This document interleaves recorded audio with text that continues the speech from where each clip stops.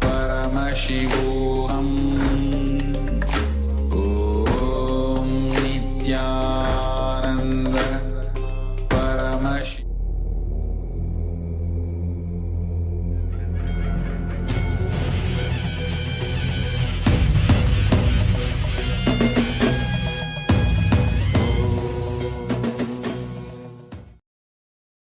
Welcome to the Pratama Vinyasa Krama 108 Asana sequence of Nityananda Yoga.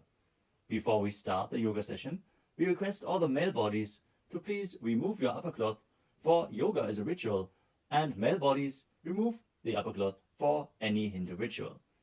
All the female bodies, please tie up your hair, and we request all the participants to please wear a black dress, apply vibhuti on your forehead. If you are a male body, apply it on the 16 places over your body. Apply kumkum and any aushadha from the Supreme Pontiff of Hinduism you have available.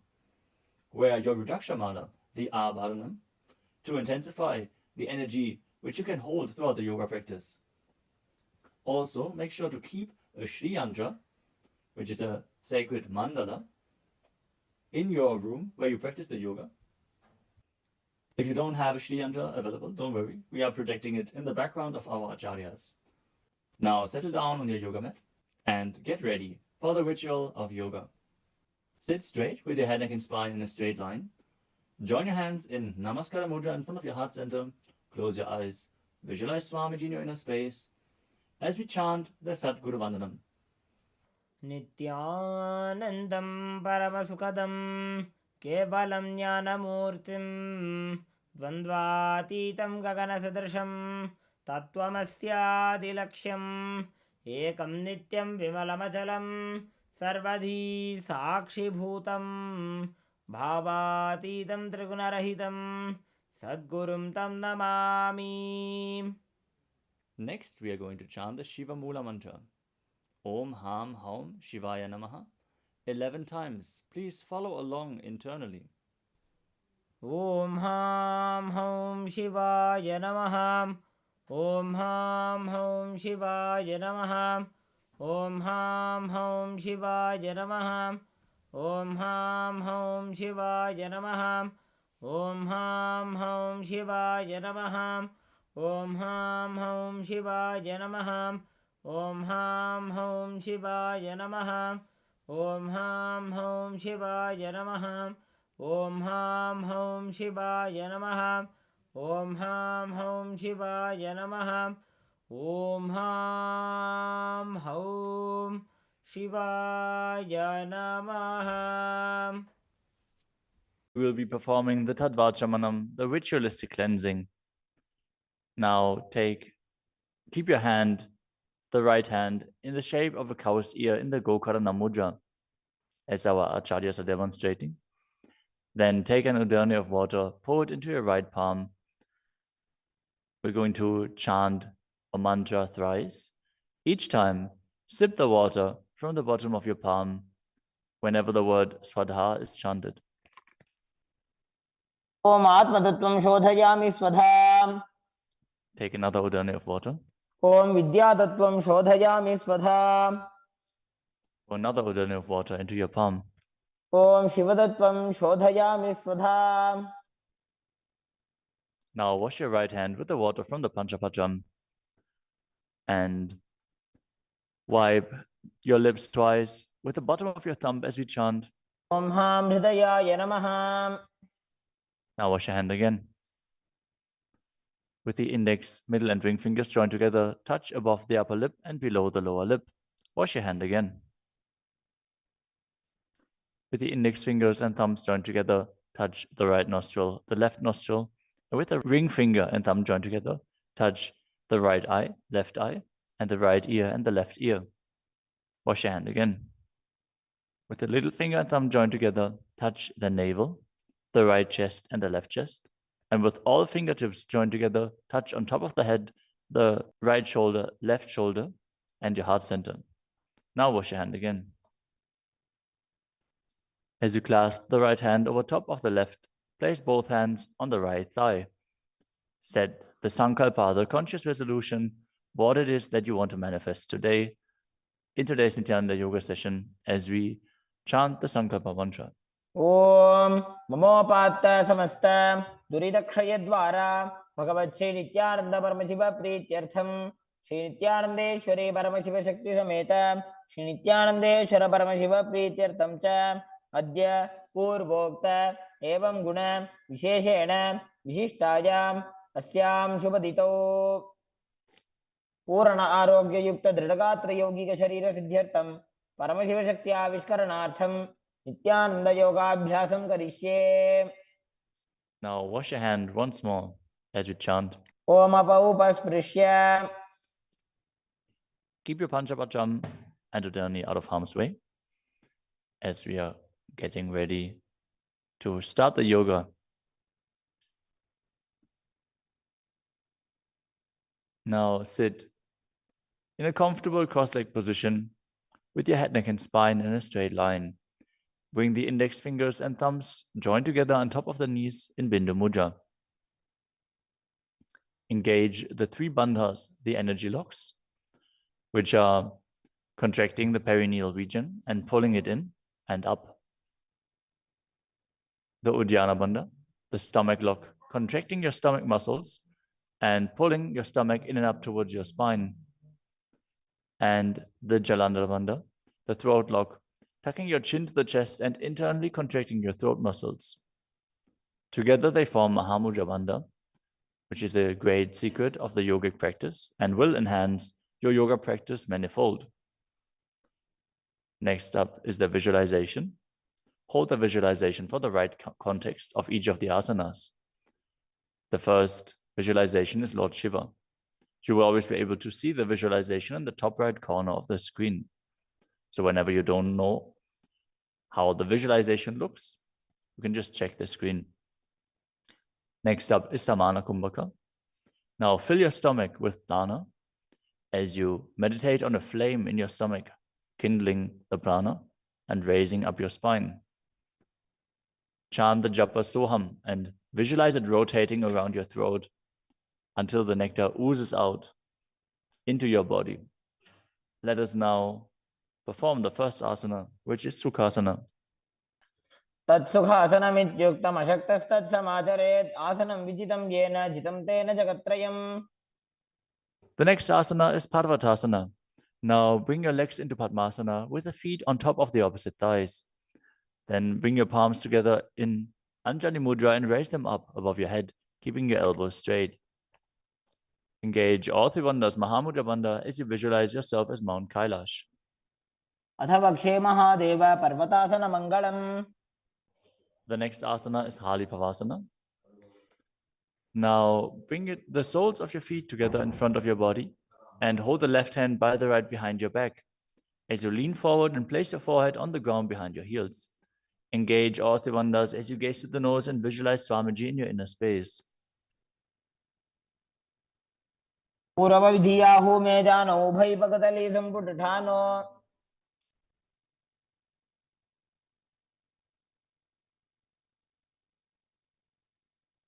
The next asana is Nagi Pavasana. Now keep the soles of your feet together and stretch your hands out in front of the feet, cupping your palms, placing them down on the ground as you place your forehead on the ground behind your heels. Engage all three bandhas and gaze to the tip of your nose, visualizing yourself as a snake. पूर्व विधि परियागाने नीचौ हो वे कहूनि फनास्यो लगाई.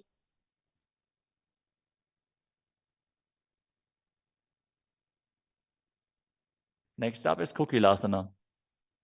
Now hold the big toes with the index and middle fingers in Prana Mudra.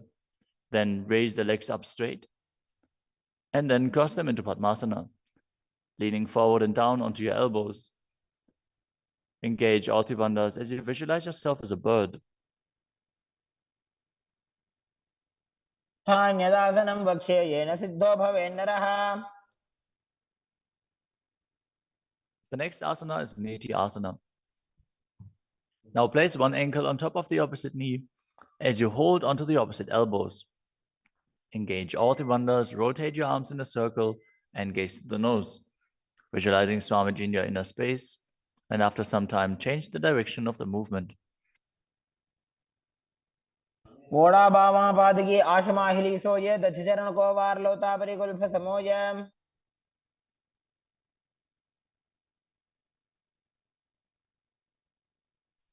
The next asana is Gajasana. Now press your hands onto the ground, lifting your hips up high. Lower your head, then your chest, scooping the body forward and down again and again as you visualize yourself as an elephant. And perform Uddiyana Bandha, the stomach lock, and Mula Bandha, the root lock, as you do so. निब्जं पादाग्रे भूमौ कृत्वा लम्बी भूया मस्तकाग्रे निधाय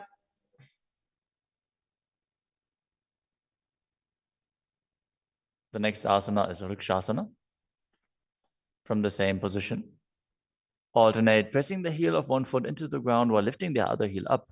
Visualize yourself as a bear as you keep Uddiyana Bandha and Mula Bandha engaged. एकैकं पादमाकुञ्च्य गजासनं कुर्यात् वृक्षासनं भवति. The next asana is Vaishyasana. Now stand tall on the mat with the tips of the on the tips of the big toes, with all other toes raised off the ground. As you keep your head, neck, and spine in a straight line, and bring your index, middle, and ring fingers to the heart center in Hridaya Mudra. Visualize Swamiji in your inner space and perform Uddiyana Bandha and Mula Bandha. केशेन पादयुगलं बद्ध्वा तिष्ठेत अधोमुखः.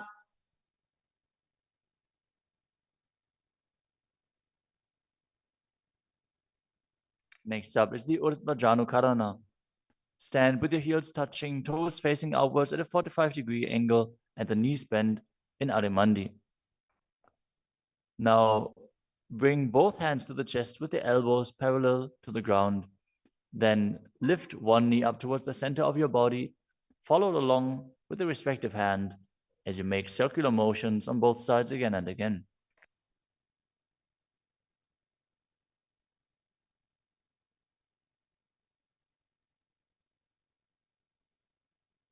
The next asana is Balalingasana.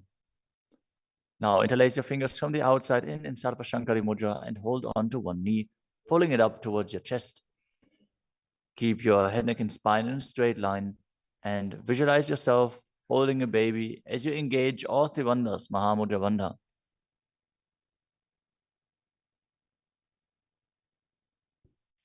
एकं जानूरधियालिङ्ग्य स्थातव्यं बाललिङ्गनं भवति.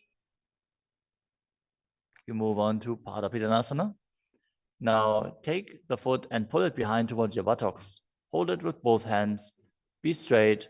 Engage all three bandhas as you visualize Swamiji in your inner space. त्वैकस्मिन् पादतले कराभ्यां वेष्टयेत्तनुम्. The next asana is Natarajasana. Standing on one leg, hold on to one foot and extend it backwards as you lean forward and stretch your arm out in front in Bindu Mudra with the index finger and thumb touching as you visualize yourself dancing as Lord Nataraja and perform the Mula Bandha. उत्तानपादं क्रौञ्चं च मरीचिं वीरभद्रकम्. Now stand on the other leg and repeat Balalingasana on the other side, pulling the knee up towards your chest and visualize yourself caressing a baby. एकं जानूरधियालिङ्ग्य स्थातव्यं बाललिङ्गनं भवति. Now repeat Padapidanasana on the other side. Pull the other foot towards your buttocks and visualize Swamiji in your inner space, engaging all three bandhas. स्थित्वैकस्मिन् पादतले कराभ्यां वेष्टयेत्तनुम्. Now repeat Natarajasana on the other side, visualizing yourself as Lord Nataraja. पादं क्रौञ्चं च मरीचिं वीरभद्रकम्.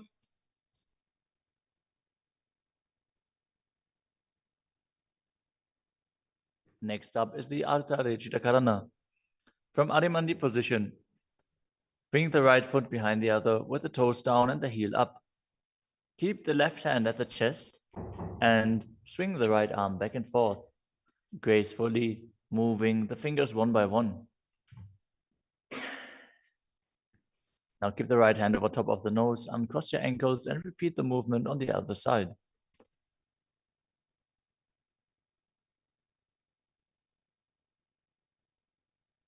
Next up is the skeleton dance. Now, visualize yourself as a skeleton as you shake your body intensely.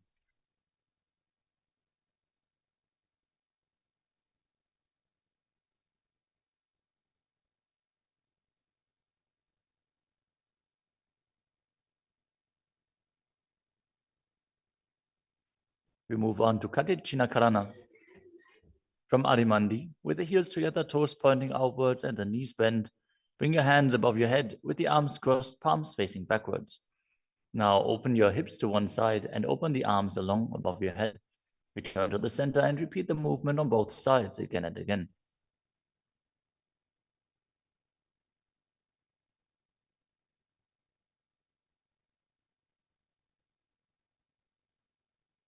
The next asana is Tadasana.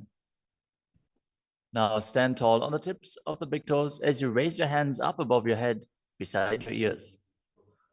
Engage all three bandhas. Visualize yourself as a palm tree as you internally chant the new japa Shivoham. महामुद्राबद्ध कोनो ताड़ासन विभेदकान. Next up is Uttanasana. From a standing position, lean forward and down, bringing your hands flat to the ground. Take precaution in the case that you are a pregnant woman. For pregnant women, shouldn't perform any of the forward bends. Now engage all three bandhas and bring your forehead towards the knees as you visualize Swamiji in your inner space.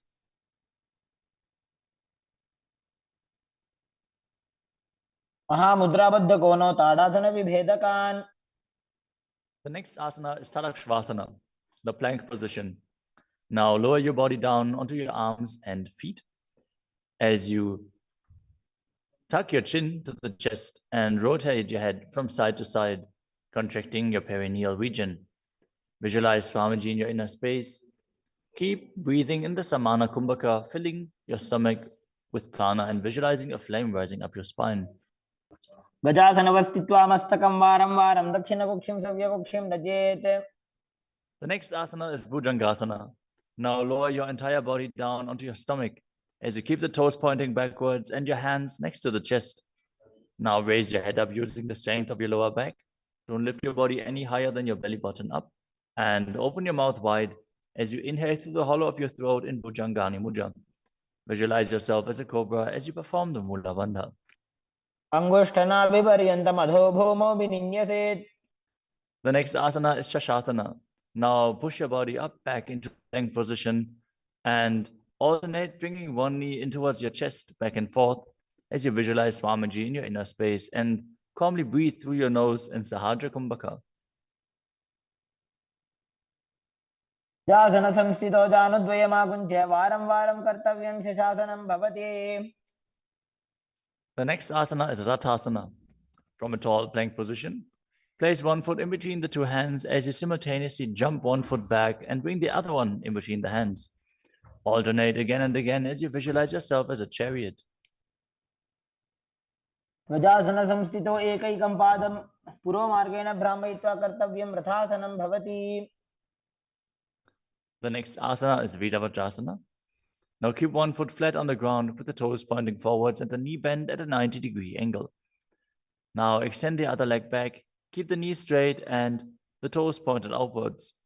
Raise your arms up parallel, pull the stomach in and up and gaze to your third eye, visualizing yourself as Lord Virabhadra as you perform Ujjana Bandha and Mula Bandha. आशिष्टमतकौण्डिन्यमूर्धकुक्कुटमेव च. Now exchange the position of your feet and repeat Viravatrasana on the other side. समतकौण्डिन्यमूर्धकुक्कुटमेव च. The next asana is Vrikshasana, the tree posture. Now stand and bring one foot to the inner thigh as you bring your palms together in Anjali Mudra and raise them up above your head. Keep your elbows straight as you gaze forward and visualize yourself as a tree. अमोरमूलदेशे च याम्यं पादं निधायतु. The next asana is Garudasana. Now bring the raised leg to the opposite hip Join your hands in Namaskara Mudra in front of your heart center as you visualize yourself as Lord Garuda and engage the Mula Bandha. गरुडासनमावक्षे येन ध्यानं स्थिरं भवेत्. Now stand on your other leg and repeat Vrikshasana on the other side. वामोरुमूलदेशे च जाम्यं पादं निधायतु. Now repeat Garudasana on the other side, keeping the standing leg as straight as a rod and visualizing yourself as Lord Garuda. गरुडासनमावक्षे येन ध्यानं स्थिरं भवेत्. The next asana is Trikonasana. Now stand and step one leg forward and the other one far back, keeping the front toes pointing forwards and the back toes facing sideways. Now bring your hands parallel to the ground and lean forward and down as you keep one hand down and the other one raised up. Gaze upwards, visualizing yourself as a triangle as you perform the Mula Bandha. उत्तानपादं क्रौञ्चं च मरीचिं वीरभद्रकम्. Exchange the position of your feet. Step the other leg forward as you repeat Trikonasana on the other side. उत्तानपादं क्रौञ्चं च मरीचिं वीरभद्रकम्. Next up is the Nikuttaka Karana. From Adimandi position, heels touching, toes pointing outwards and the knees bent, raise one heel off the ground and bring your hands in front of the heart center with the palms facing each other. Now stump the rest heel to the ground, raise the other heel up and exchange the position of your hands again and again.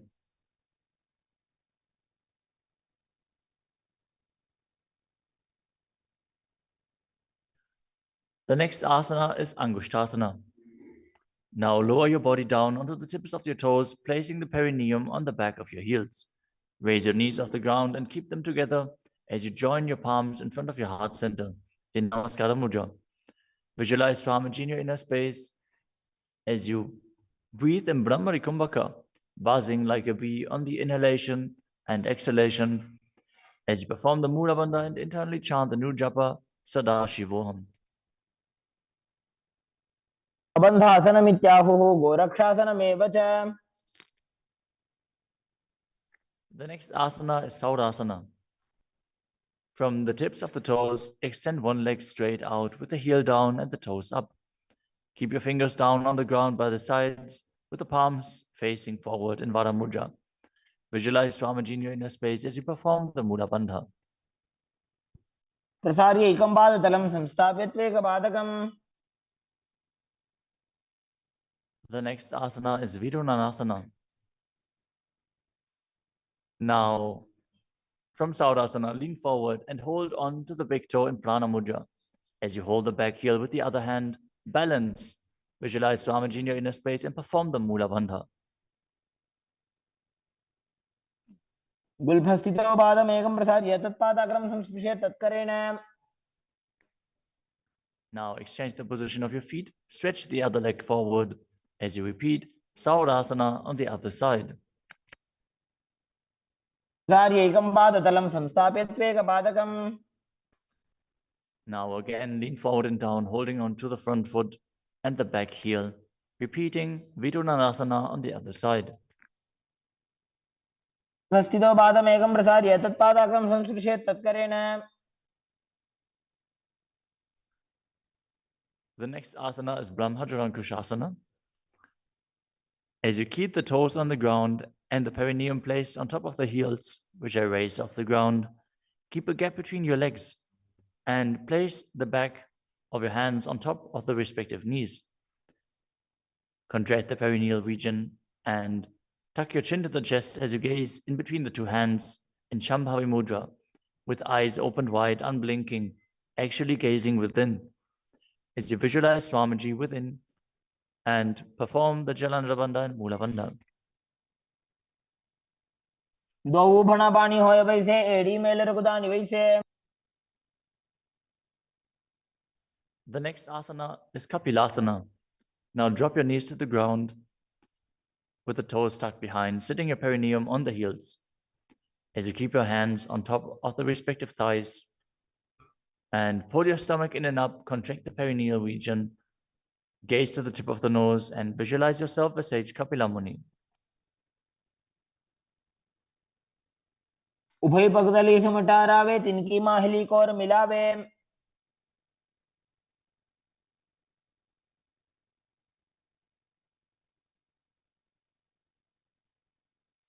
The next asana is Bhadragodakasana.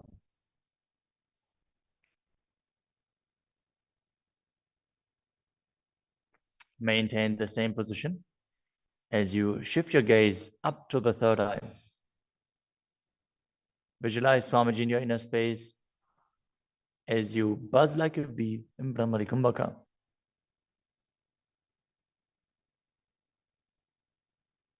दो वो पगदली संपुट करे कोरवारली भूपरि धरे.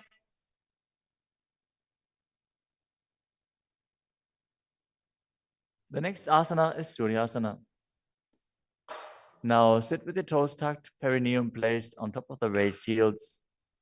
As you bring your thumbs and little fingers together in Padma Mudra, opening up the palms resembling a lotus flower. Now raise your hands up above your head as you gaze up in between the gap between the palms, visualizing yourself as Lord Surya.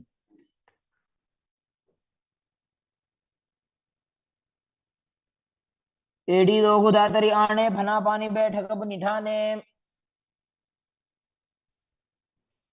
The next asana is Mandukasana.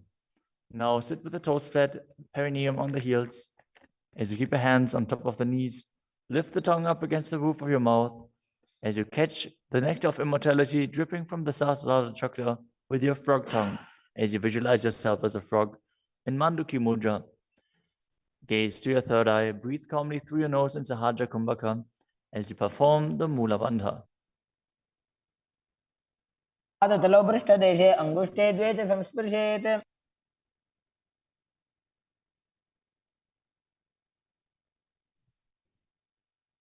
The next asana is Uttana Mandukasana. Maintain the same sitting posture, but bring your hands behind your back, holding onto the opposite shoulders. Gaze to your third eye, visualize yourself as a frog as you keep your tongue pressed against the palate of your mouth in Manduki Mudra. Perform Uddiyana Bandha and Mula Bandha as you do so.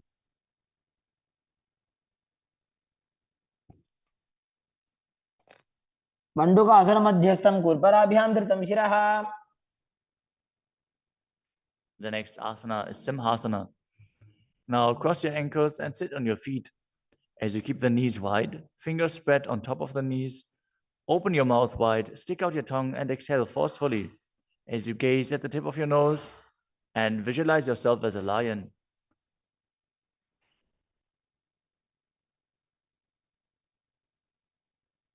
दक्षिणं सव्यगुल्फेन दक्षिणेन तदेतरम्. The next asana is Bhadrasana. Now sit with your heels under the perineum, the knees open wide, then cross your hands behind your back and hold onto the big toes in Prana Mudra. As you gaze at the tip of your nose, visualize Swamiji in your inner space and return to buzzing like a bee in Brahmari Kumbhaka. गुल्फौ च वृषणस्याधो व्युत्क्रमेण समाहितः. The next asana is Kakapusandi Asana. Now squat and keep the feet flat on the ground as you keep your knees open wide and bring your arms in and around the raised knees. Interlace your fingers behind your back if you can. As you visualize yourself as a crow and gaze to the tip of your nose as you engage the Mula Bandha.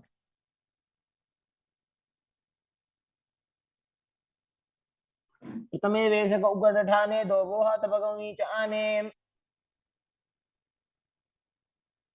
The next asana is Kanipavasana. Now keep the palms on the floor, shoulder width apart.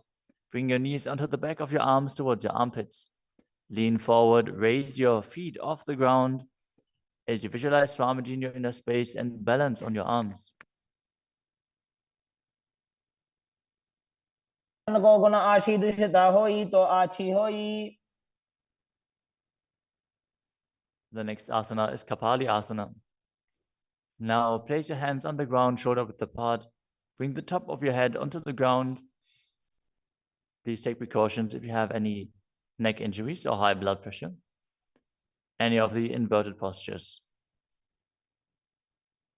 Now bring your knees onto the elbows, your hips over the shoulders, and straighten your legs up as you gaze to the nose and visualize Swamiji in your inner space. Isha धरती टेकी पग दो वो मिली बा ऊंचा को करे.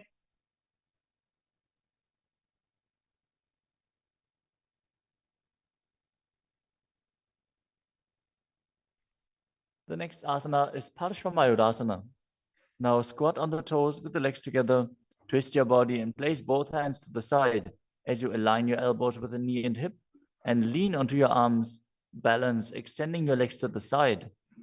Gaze to your third eye as you visualize yourself as a peacock and exhale fully in Rechaka Kumbhaka as you hold your breath in the exhaled state. Perform the Mula Bandha as you do so. मयूरम दंडवत कुर्यान मायूरम दंड नामकम. Now, twist your body in the other direction and repeat Parshvamayurasana on the other side. मयूरम दंडवत कुर्यान मायूरम दंड नामकम. The next asana is Bhairaganathasana. Now place both hands on the ground, shoulder width apart. Stretch your legs back straight into Tadakshvasana, the plank position. As you step one foot outside the respective shoulder and bring it in between the two hands. Gaze to your third eye. Visualize yourself as Lord Kala Vaidava. As you breathe in your Rechaka Kumbhaka and perform the Mula Bandha. आसन की गुण पीती जागी. Now step the front foot back and step the other foot outside the shoulder in between the hands. Gaze to your third eye in Shambhavi Mudra with the eyes open wide, unblinking, as you visualize yourself as Lord Kala Bhairava.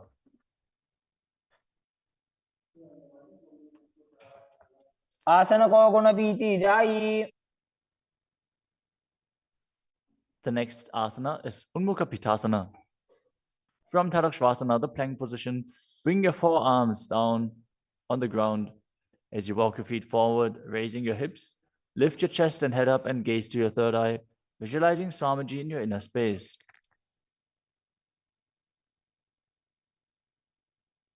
भून्यस्थो जानुनी हस्तो चतुष्पदम वाङ्मुखम.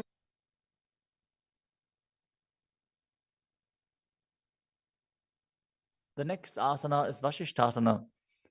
From Tadakshvasana, rotate your body onto one hand and raise the opposite hand up. Keep the balancing hand directly beneath your shoulder as you raise your hips and gaze up towards the sky, visualizing yourself as Sage Vashishta as you perform the Mula Bandha. ऊर्ध्व कुक्कुट Vasishtha Marichi हलमच्यकम. Now twist your body in the other direction. Balance on the other hand as you repeat Vashishthasana.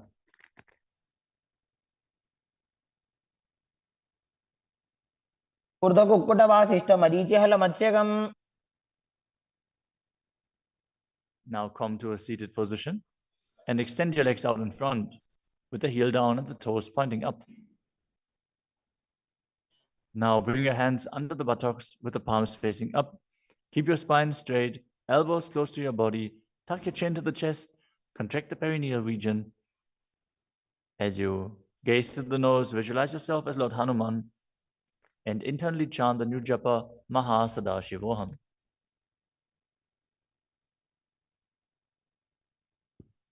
दो Booker की उभय हस्तेली कोरवारली मैले भेली.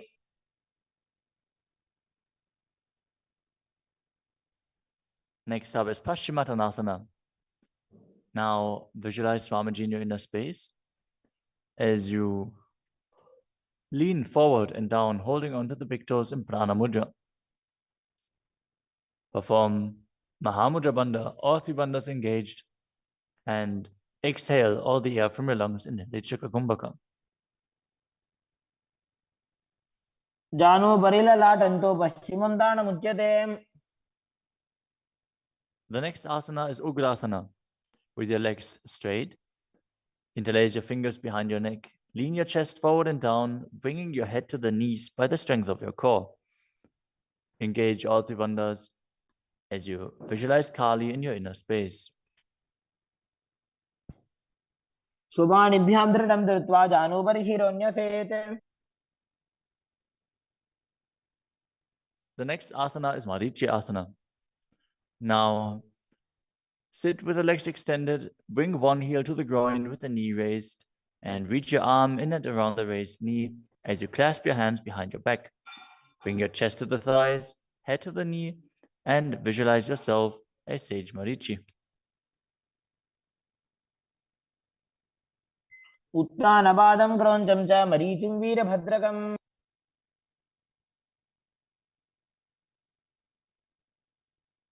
Now drop the knee down to the ground and lean forward, holding onto the front foot with both hands. As you exhale all the air from your lungs, gaze to the nose, visualize Swamiji, and perform Mahamudra Bandha in Mahamudrasana. मुद्रां प्रवक्ष्यामि तन्त्रेऽस्मिन् मम वल्लभे. Now extend the other leg out. Bring the other heel towards the perineum with the knee raised. As you lean forward and interlace your fingers behind your back, in Marichi Asana on the other side. उत्तानपादं क्रौञ्चं च मरीचिं वीरभद्रकम्. Now drop the knee down, lean forward, hold onto the foot, engage all three bandhas, repeating Mahamudrasana on the other side. महामुद्रां प्रवक्ष्यामि तन्त्रेऽस्मिन् मम वल्लभे.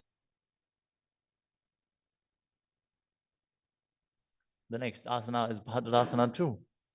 As you sit and bring the soles of the feet together, with your heels close to the perineum, keep your knees wide, hold your feet firmly with both hands, and maintain a straight spine as you gaze to the nose and visualize Swamiji in your inner space. उल्भौ तु वृषणस्यादः सीवन्त्याः पार्श्वयोः क्षिपेत्.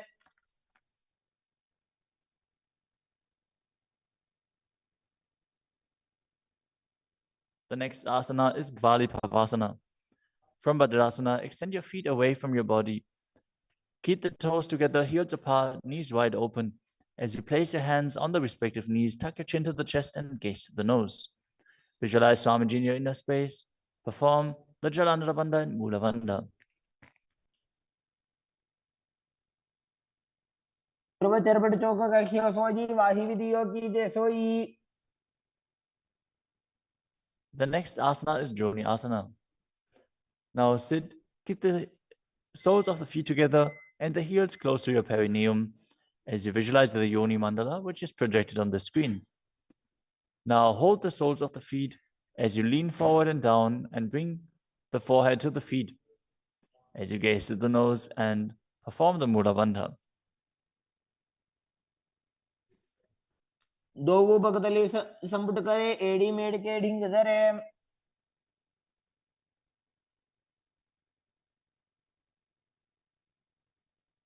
The next asana is Midakipavasana. As you sit and keep the heels together, toes apart and the knees wide, lean forward and down and extend your hands out to the side.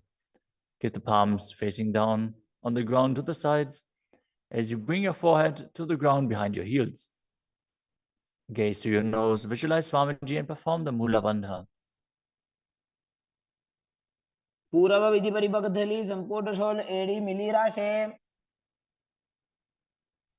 Next up is Siddha Samadhi Asana.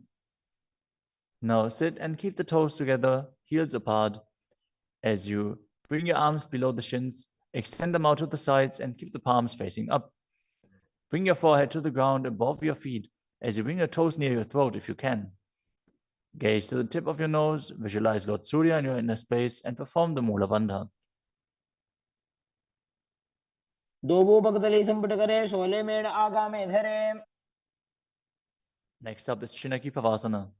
Now sit and keep the heels together, toes apart, as you hold the feet and open them up like a book, bringing the backs of your hands onto the ground and the elbows pressing down on the thighs. Gaze to the nose and visualize Swamiji in your inner space. दो बगांगी धरती मगिवा मेढ़ लगावे. The next asana is Chadapata Chukasana. Sit and bring the soles of the feet together with the heels at your perineum. Open the knees and place your hands on top of the knees as you gently press them down. Pull your stomach in and up, gaze to your third eye as you visualize Swamiji in your inner space. दो भगतली संपुट धारे आगा नेक रजार पसारे.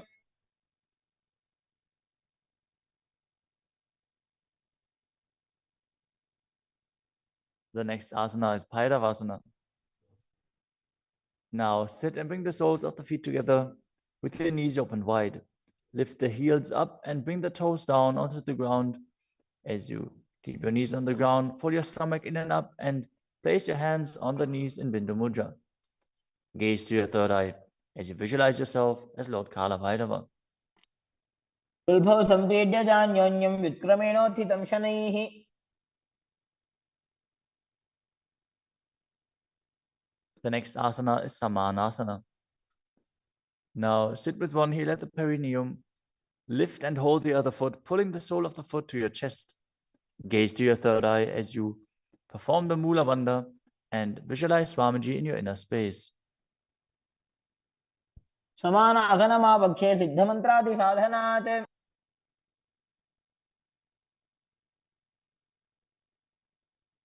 The next asana is Apanasana. As you sit, place one leg on top of the respective shoulder and raise the other foot upwards and straight. Keep the hands on the ground to the sides as you gaze to your third eye and visualize Swamiji in your inner space. परं पादमेकञ्च स्कन्धे चारोपि यत्नतः.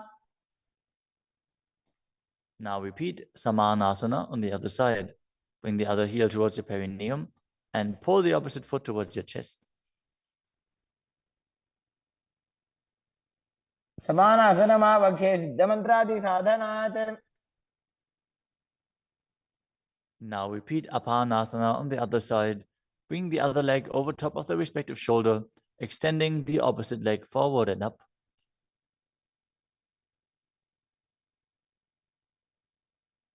परं पादमेकञ्च स्कन्धे चारोपि यत्नतः.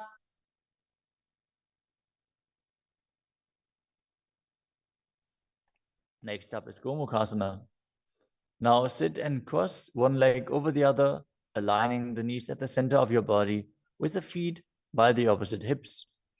Place both hands on top of the stacked knees as you gaze to the nose, visualize the face of a cow, and perform the Mula Bandha. Start breathing in Siddhkari Kumbhaka, pressing your tongue against the palate of your mouth without touching the teeth and hissing through your teeth while inhaling. Internally chant the new japa Om Nityanandoham. सव्ये दक्षिणगुल्फं तु पृष्ठपार्श्वे नियोजयेत्. The next asana is Anasuyasana.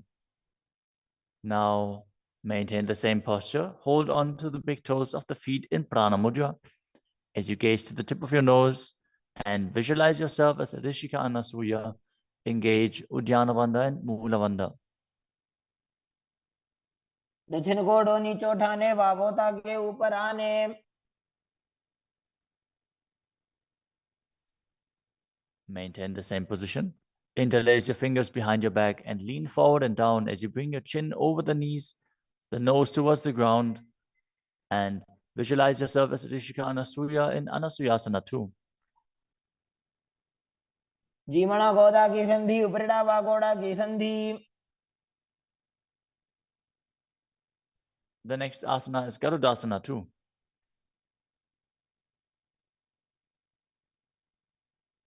Now sit on the ground with one heel pressed against the perineum. As you keep the opposite foot flat on the ground with the knee raised to your chest. Keep the hands on the respective knee. As you visualize yourself as Lord Garuda, gaze to the nose and perform the Mula Bandha. दावो बगमोडी एडी माहिलो गुल्फ मूलद्वारणी चैदे.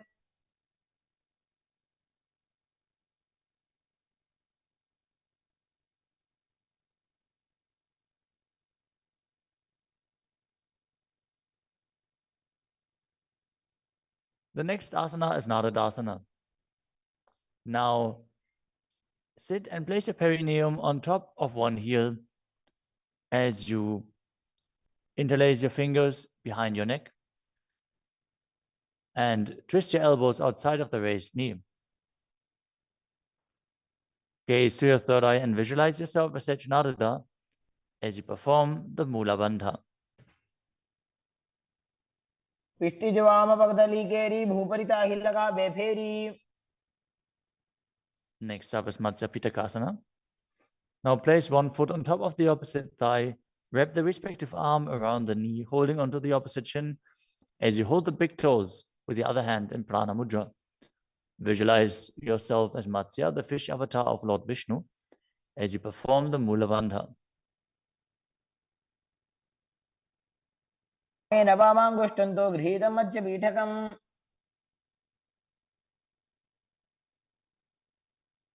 Now slide your knees over top with the other knee on top, repeating the Gomukhasana position on the other side. Gaze to the nose and visualize the face of a cow as you keep hissing through your teeth without the tongue touching your teeth in Siddhkari Kumbhaka.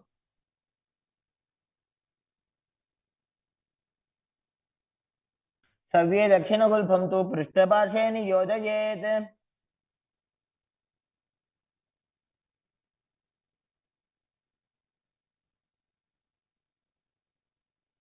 Next up is Anasuyasana on the other side. Hold onto the big toes as you visualize yourself as Rishika Anasuya.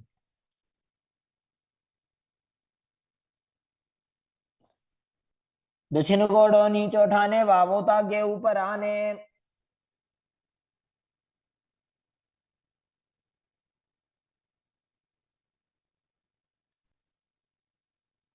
Now, from the same position, interlace your fingers behind your back and lean forward and down, chin over the knees, nose towards the ground in Anasuyasana too.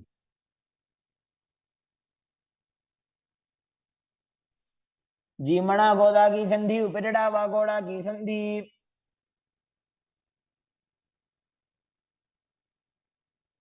Now repeat Garudasana 2 on the other side, bringing the other heel towards the perineum, knee raised, hands on the knees, as you visualize yourself as Lord Garuda.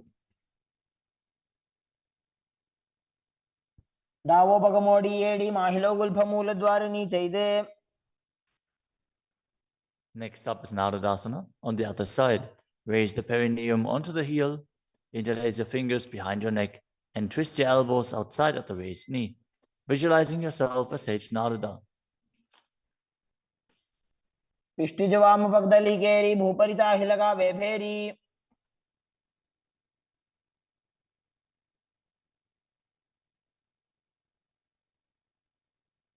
Next up is Matsya Pitakasana on the other side. Now place the other foot on top of the opposite thigh. Hold on to the shin and the big toe of that foot as you visualize Matsya, the fish avatar of Vishnu. वामे नवामाङ्गुष्टन्तो गृहीतं मध्य पीठकम्. Next up is Matsindrasana. Now place one foot on top of the opposite thighs as you place the opposite foot on the ground, flat. Twist and bring the elbow outside of the raised knee. Keep your raised arm by the neck. Turn your head back and gaze to your third eye, visualizing Matsyendranath, the great sage and master of Hatha Yoga. उदरं पश्चिमाभासं कृत्वा तिष्ठति यत्नतः.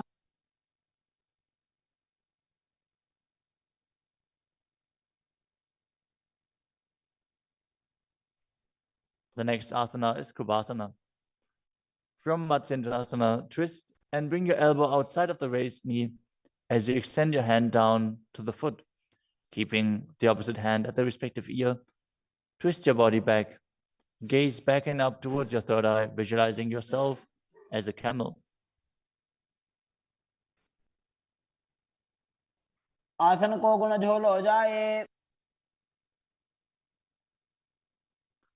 Next up is Matsyendrasana 2. Keeping the hand extended down towards the foot, place your hand behind your body onto the ground as you gaze up to your third eye and visualize Matsyendranath.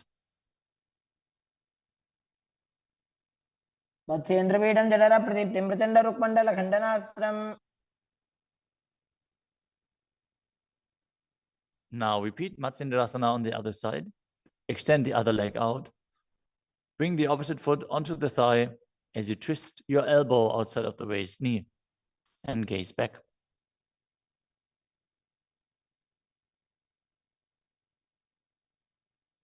उदरं पश्चिमाभासं कृत्वा तिष्ठति यत्ततः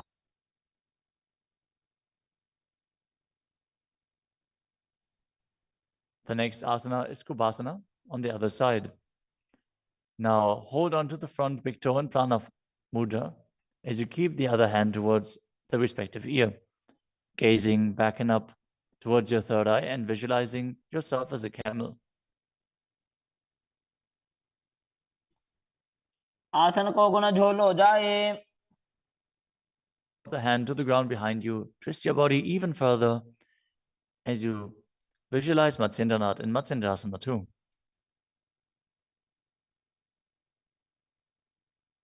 मत्स्येन्द्रपीठं जठरप्रदीप्तिं प्रचण्डरुक्मण्डलखण्डनास्त्रम् The next asana is Padmasana. Now place your feet on top of the opposite thighs as you keep your palms flat on the respective knees. Engage all three bandhas, Mahamudra Bandha, as you gaze at the tip of your nose. Visualize yourself as Lord Shiva. Breathe in Sitali Kumbhaka, now pressing your tongue against the back of the teeth, hissing while inhaling as you internally chant the new japa Om Nityananda Mahasadaशिवोहम. आसनं द्विविधं प्रोक्तं पद्मवज्रासनं तथा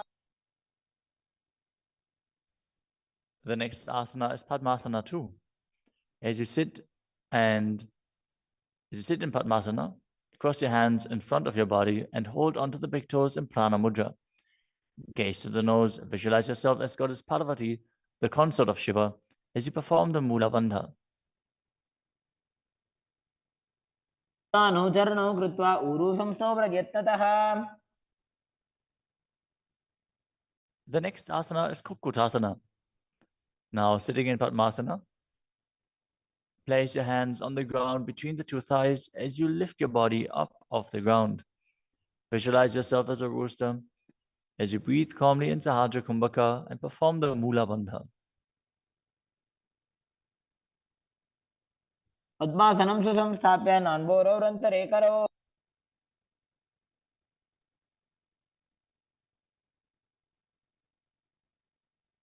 The next asana is Baddha Keki Asana. From Padmasana, raise up onto the knees as you bring your hands flat on the ground with the fingers pointing backwards. Keep the elbows together, press them against the navel, and then lean forward. Find balance and extend your knees up off the ground. Visualize Swamiji in your inner space as you perform the Mula Bandha.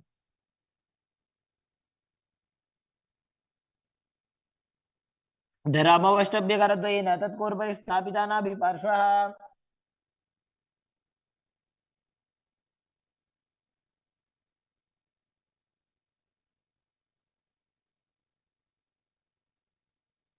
The next asana is Mayurasana. While on your knees, place your palms on the ground with the fingers pointing backwards. Keep your elbows at the navel, lean back, lean forward, find balance, and extend your legs up off the ground, visualizing yourself as a peacock as you perform the Sahajra Kumbhaka and engage the Mula Bandha.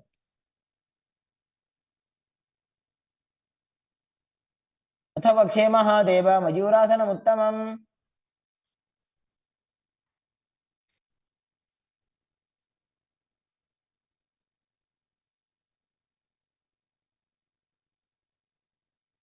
Next up is Makarasana. Lay down on your stomach with the feet pointing outwards and the forehead on the mat. Interlace your fingers behind your neck as you visualize yourself as a crocodile and perform the Mula Bandha. अध्यासश्येते हृदयं निधाय भूमौ च पादौ च प्रसाद्यमानौ As you lay on your stomach, place your hands on the ground beside your chest. Raise your legs up, bring the thighs off the ground, visualizing yourself as a locust in Shalabhasana. अध्यासशेते करयुग्मवक्षो भूमिमवष्टभ्य करयोस्तलाभ्याम्. The next asana is Ushtrasana. As you lay on your stomach, bring your hands to the feet. Pull the feet down towards the ground outside of your hips. As you visualize yourself as a camel and perform the Mula Bandha. अध्यासशेते पदयुग्मव्यस्तं पृष्ठे निधायापि धृतं कराभ्याम्.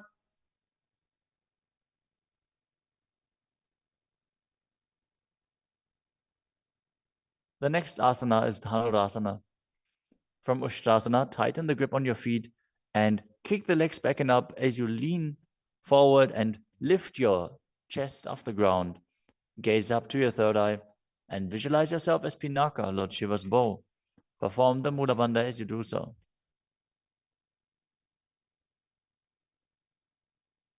त्रिसार्यपादौ भुविदण्डरूपौ करौते पृष्ठे धृतपादयुग्मम्. The next asana is Bhagasana. Now come to a kneeling position with your feet flat on the ground, sitting in between the two heels. Place your hands on top of the knees. Visualize Swamiji in your inner space. Breathe calmly through your nose in Sahasrara Kumbhaka. As you gaze to your third eye, contract the perineal region in Mula Bandha and internally chant Om Nityananda Paramashivoham.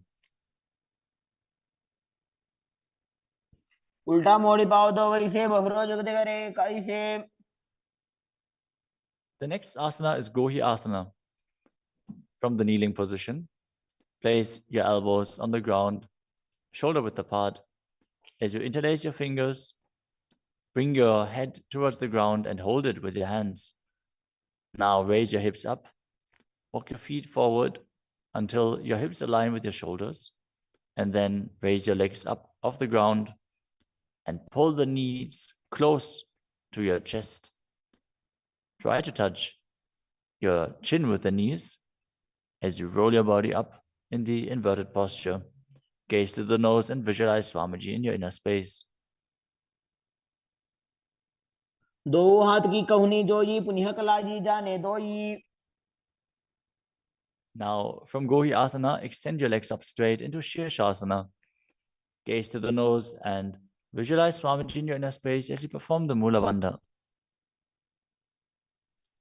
विपरीतं मण्डलं च द्विधैव विदितं हिनः. Gently lower your body down and come to a seated posture. Now sit with your hands behind your calves and stretch your legs up. Bring your forehead to the knees as you come to a vertical position with your legs. Visualize Swamiji in your inner space and perform the Bhastika Kumbhaka, rapidly exhaling from your diaphragm, pushing the air out without inhaling, like the bellows of a blacksmith. We're going to perform Bhastika Kumbhaka for the next few asanas, so keep your core engaged and rapidly breathe through your nose. दो हाथ पग बाहर आने घोड़ा तरे काकसी ठाने. The next asana is Parighasana. Now sit and extend your legs out and up at a 45-degree angle. Bring your hands behind. Hold the opposite shoulders as you keep the chest upright, legs straight, toes pointed. Gaze to your third eye as you visualize yourself as a mace.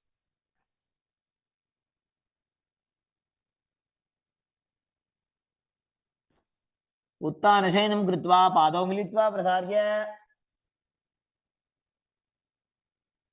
Keep breathing rapidly as you sit and extend your legs out and up at a 45-degree angle. Keep your arms parallel to the ground or bring them down to the ground as you gaze to your third eye and visualize yourself as a boat in Naukasana. तानशयनं कुर्पराभ्यां भूमिमवष्टभ्य. Next up is Rudrasana. Now sit and lift your feet up. Scoop your hands under the heels and pull the feet towards your chest. Keep your spine upright, gaze to the nose as you visualize yourself as Lord Rudra. Perform the Mula Bandha as you do so. पगदली संपुटक हाथस्य पग ऊंचाई. The next asana is Unmukha Pitasana too. Now lay down on your back with the feet flat on the ground, the knees raised up. Bring your palms down to the ground with the fingers just touching the back of your heels. Lift your hips up high, press the feet into the ground. As you tuck your chin to the chest, gaze to the nose and visualize Swamiji in your inner space.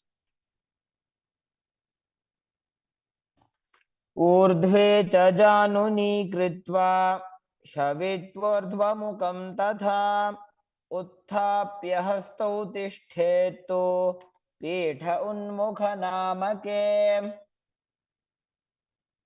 Now lower your body down flat onto the ground. Keep the palms facing up next to your hips. As you contract the perineal region and forcefully pull the Kundalini Shakti up along your spine towards your Sahasrara chakra in Shakti Chalan Mudra. Relax. Completely unclutch from any micro movements of the body and mind. As you visualize that your body is dead and the Supreme Pontiff of Hinduism, Swamiji, is liberating you. Internally chant the Mahavakya, Om Nityananda Paramashivoham.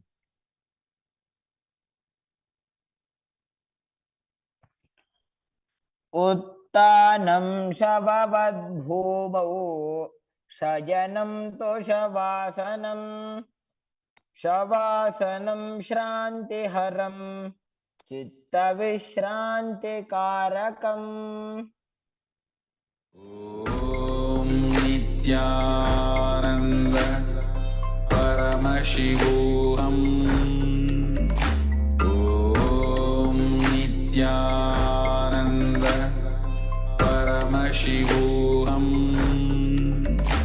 ॐ नित्यानन्द परमशिवोऽहम् ॐ नित्यानन्द परमशिवोऽहम् ॐ नित्यानन्द परमशिवोऽहम् ॐ नित्यानन्द परमशिवोऽहम् ॐ नित्यानन्द परमशिवोऽहम् ॐ नित्यानन्द परमशिवोऽहम् ॐ नित्यानन्द परमशिवोऽहम् ॐ नित्यानन्द परमशिवोऽहम् ॐ नित्यानन्द परमशिवोऽहम् ॐ नित्यानन्द परमशिवोऽहम् ॐ नित्यानन्द परमशिवोऽहम्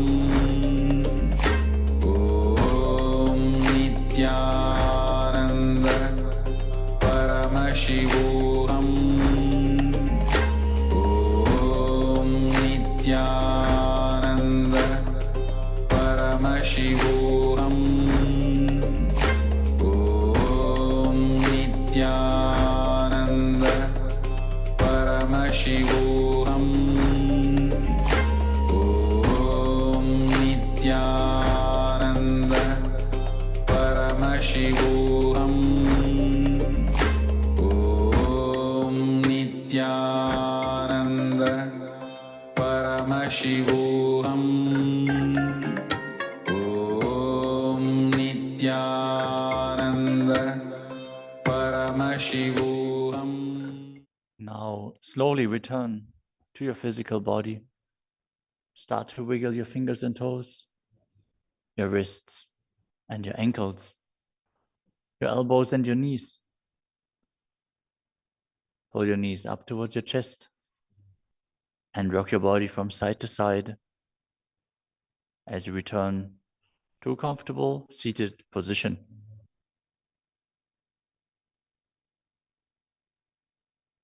Congratulations, you completed the first 108 asanas of the sequence, which are the Pratama Vinyasa Krama. We are now going to continue the sequence with the next asana, which is Yathasana Nishthasana. Now sit in a posture that brings ease to your physical and mental space. Bring your hands on top of the knees in Bindu Mudra. Visualize Swamiji in your inner space. Breathe in Samana Kumbhaka, filling your stomach with prana and meditating on the flame kindling in your stomach as you perform the Mula Bandha and internally chant the Mahavakya, Om Nityananda Paramashivoham.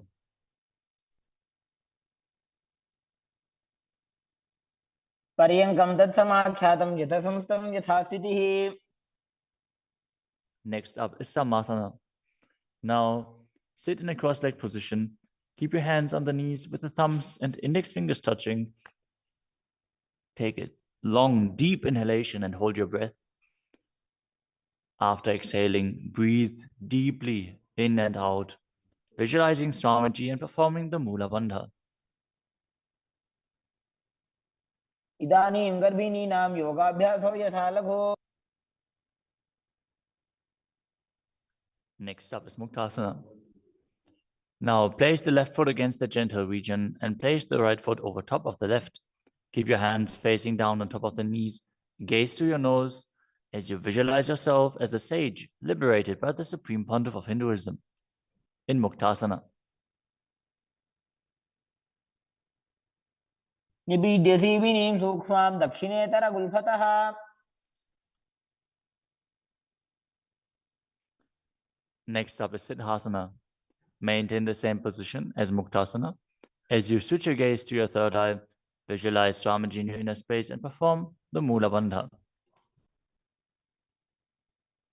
स्थानुसंयमितेन्द्रियो तलदशा पश्यन् भ्रुवोरन्तरं चैतन्मोक्षकपातभेदजनकं सिद्धासनं प्रोच्यते. The next asana is Siddhi Asana.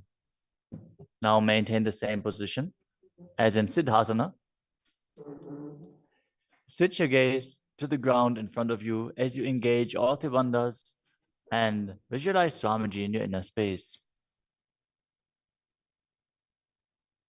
वामपादके इडीजानो सीवनिमधितासुकोठानो. The next asana is Rudrasana too. Keep your legs in the same position as Siddhi Asana. Rotate your hands on top of the knees into Bindu Mudra. Switch your gaze to the third eye. Visualize yourself as Lord Rudra as you perform the Mula Bandha. वामचरण परिदक्षिण दाखे एकजुगति ऐसे विधि दाखे. Next up is Santadunasana. Now maintain the same position. Switch your gaze to the nose and embody tranquility and an unshakable nature. आसन की गुण मन की चंचलता मीटे. Next up is Siddhasana too. Maintain one heel on top of the other as you bring your hands to the navel, cupping your palms over the other, resembling a lotus flower in Samputa Mudra as you visualize Swamiji in your inner space and perform the Mula Bandha. ऋजुकाय समासीन सिद्धासनमुदीरितम्. The next asana is Bandha Yoni Asana. In this asana, we are going to perform the Shanmukhi Mudra, which can increase blood pressure. So if you have blood pressure related issues, don't perform this asana. At least pay attention to your body and practice caution.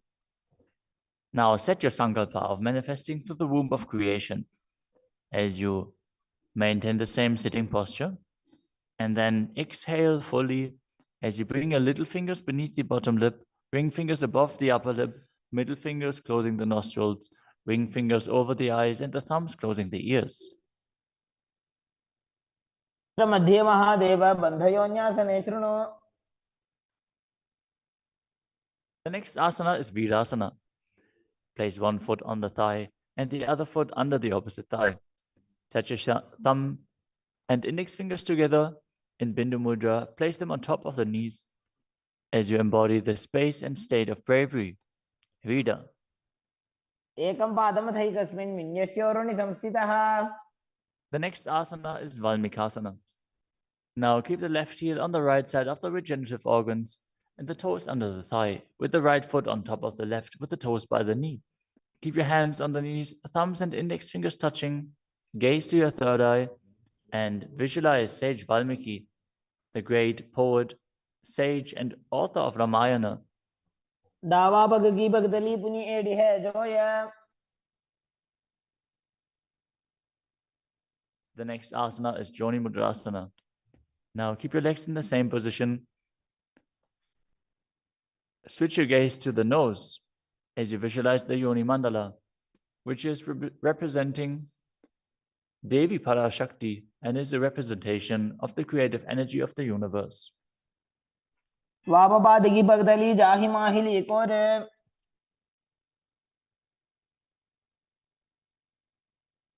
Next up is Yoni Asana. Keep your feet and hands in the same position as you switch your gaze to the third eye and keep visualizing the Yoni Mandala, which is projected on the screen. योन्यासनं पर्वतेन योगं योगफलेनिलम्. The next asana is Bhadrasana 3. As you sit and bring the soles of the feet together, holding them with both hands, bring your knees down towards the ground, gazing to the tip of your nose, visualizing Lord Virata in your inner space as you perform Uddiyana Bandha and Mula Bandha. गुल्भौ च वृषणस्यादः सीवन्त्याः पार्श्वयोः क्षिपेत्.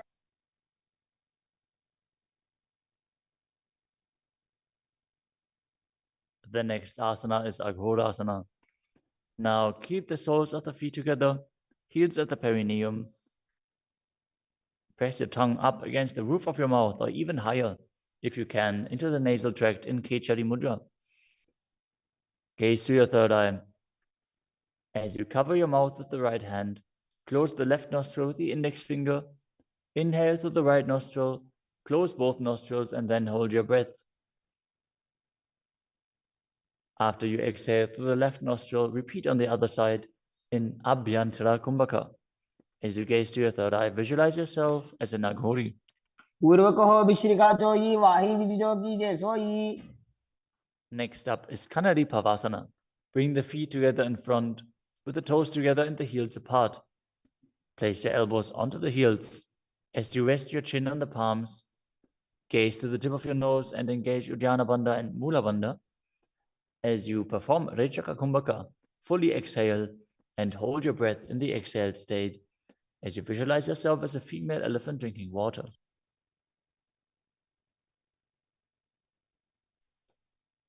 ग्वाली पाव आसन कख्यो है जैसे Yahoo में जाने विधि जैसे.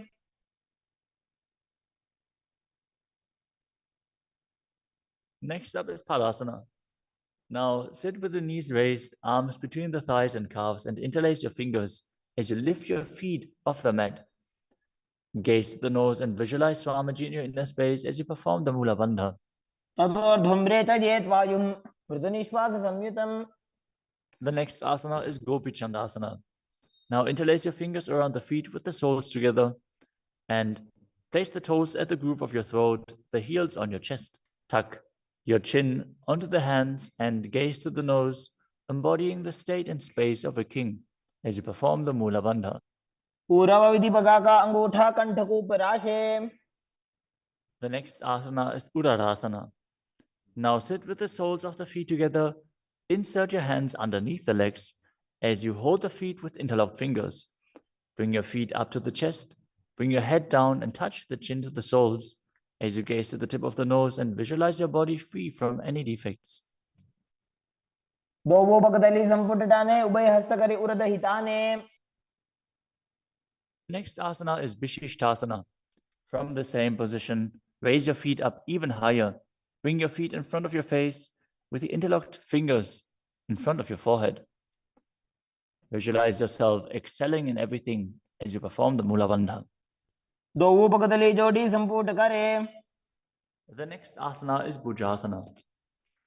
From a seated position, lift both legs over top of the respective shoulders as you bring your arms underneath the legs and up, interlacing your fingers around the back of your neck.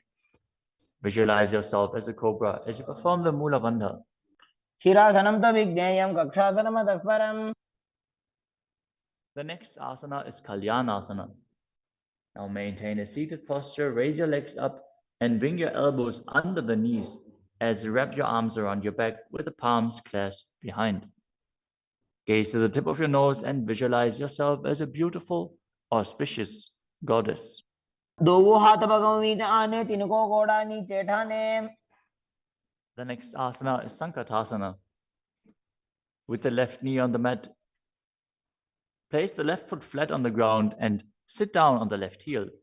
As you bring the right leg over top of the left, heel close to the hip. Visualize yourself as a swan as you perform the Ujjayi Pranayama, making an ocean-like sound with your mouth as you perform the Mula Bandha. वामपादं जितेर्मूलं संन्यस्य धरणीतले. The next asana is Dhenukasana. Now slide the heel outside of the hip. Visualize a cow in your inner space as you keep your hands on top of the knees. Perform Uddiyana Bandha and Mula Bandha. अनुषागी Nagar पंचडम ऋषिरिंदगल्यम्नि. The next asana is Machandrasana. Now place the right foot on the left thigh and the left foot on the right knee. Bring the left hand behind your back and hold onto the right thigh. As you place the right hand on the left thigh, twist your body and gaze to your third eye, visualizing Swamiji in your inner space and performing the Mula Bandha. वामजंगभरदचिनटाने वामहस्तभिष्टि दिशा आने. Next up is Machandrasana 2. From Machandrasana, untwist and hold onto the respective big toes in Prana Mudra. As you lean your forehead down so it touches the ground, as you place your chest down on the heels, visualize Swamiji in your inner space and perform the Mula Bandha. प्रथमजी मनो चरणजुजोयि वामजंगभरिराखे सोयि. Now interlace your fingers and place them on the top knee. Engage all three bandhas, Mahamudra Bandha. As you visualize Swamiji, your Guru, in your inner space in Guru Asana. ऊर्मूलेतरपादस्य निष्ठिका प्रदेशगुल्भं संस्थाप्य. Now again, sit down on the heel, this time on the right foot. As you keep the top of the foot on the ground and interlace your fingers on top of the other knees, visualizing yourself as a swan. वामपादं जितेर्मूलं संन्यस्य धरणीतले. Now slide the heel outside the hip. Place both hands on top of the up knee as you visualize a cow in your inner space in Dhenukasana on the other side. अनुषागी Nagar पंचडम ऋषिरिंदगल्यम्नि. Next up is Machandrasana on the other side.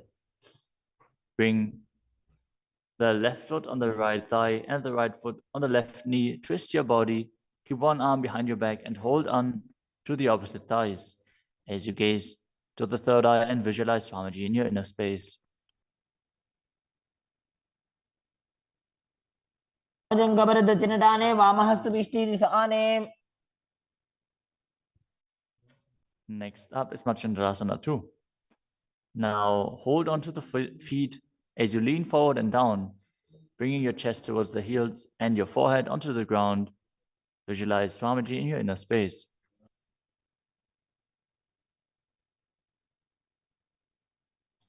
प्रथमजी मनो चरणजुजोयि वामजंगभरिराखे सोयि. Now place your hands interlaced on the top knee as you visualize Swamiji, your Guru, in Guru Asana, engaging all three bandhas.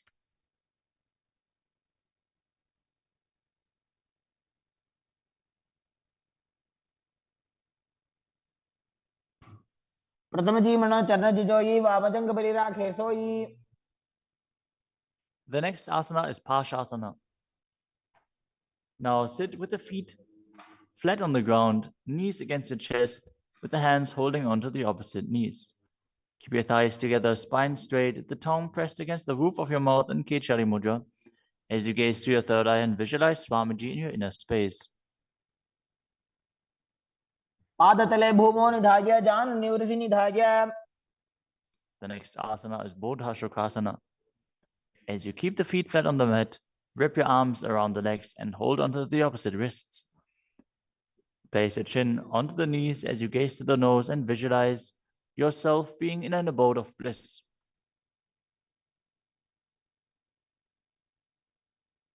तो वो भगतली भूपति धरे कोरमा हिरी ऐसे करे. The next asana is Kurakatasana. Maintain the same position, but place your arms under the knees and hold onto the opposite elbows. Gaze to your nose. Keep your tongue pressed up in Kechari Mudra, visualizing Swamiji in your inner space. दोवो हाथ पग बाहर ले आवे, गोडा नीचे ले टहरावे. Maintaining the same hold beneath the knees, bring the right foot over top of the left so the heels cross with the toes pointing up. Gaze to your nose and visualize the great sage and Maharishi Sumati in Sumati Asana. मूलद्वारी धरती परिठाने, डावा पग परिदच पद आने.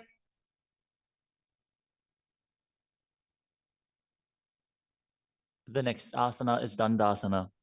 Now extend your feet out straight with the arms raised straight above your head. Interlace the fingers with the wrists pointed outwards. As you engage all three bandhas, gaze to the nose. Visualize Swamiji in your inner space. Perform Mahamudra Bandha. इदानीं गर्भिणीनां योगाभ्यासो यथा लघो. The next asana is Arambhasana. Now sit with your legs straight. Hold the big toes in Prana Mudra with index and middle fingers. As you lean your chest forward and down, bring your head to the knees. Inhale through the left nostril and exhale through the right. Perform Nadi Shodhana as you visualize Swamiji in your inner space.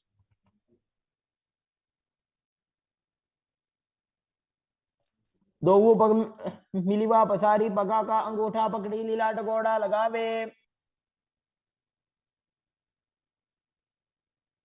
The next asana is Bhidokasana. Now sit with the legs straight. Extend the knees slightly up. Bring one hand distance between the heels. As you bring your shoulders down, wrap your hands in and around the legs. Hold the soles of the feet as you gaze to your third eye and visualize Swamiji in your inner space. प्रथम बैसी दोवो पाव पसारी, कछुक ऊर्धको गुरडो डारे. The next asana is Jalandhari Pavasana. Now extend both legs out with the heels together. Place your chin on the heels as you insert your hands below the legs. Keep the elbows together on the ground along with your fingers, palms facing up. Gaze to the nose, visualizing Swamiji in your inner space.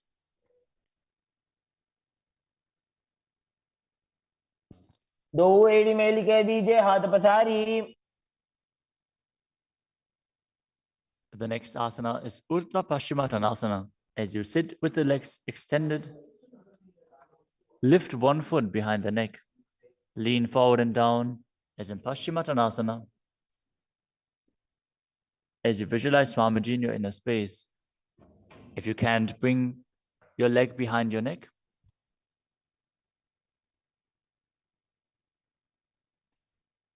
Focus on the prana flowing up from the Muladhara to the Brahmarandha, through the 9 various points within the body, which are the soles of the feet, the regenerative organs, the navel, the heart, the throat, the uvula, the middle of the eyebrows, the forehead, and the Brahmarandha, the crown of the head. Now engage the Mula Bandha as you perform Urdhva Paschimottanasana. पश्चिमतानवत् संस्थितिं कृत्वा एकं पादं ग्रीवायां धृत्वा तिष्ठेत्. The next asana is Anantasana. Now lie on your back, lift the right leg behind the neck.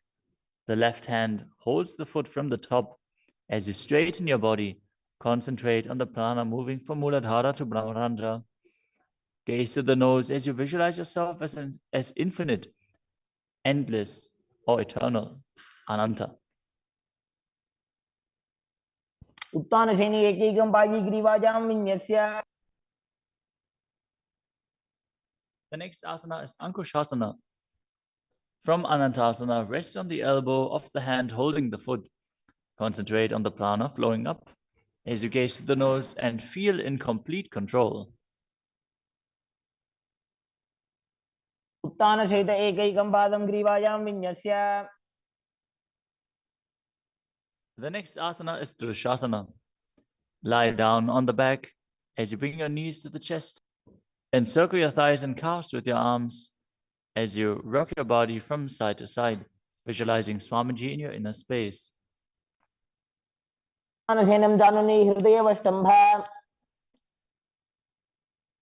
Now bring the other leg behind your neck.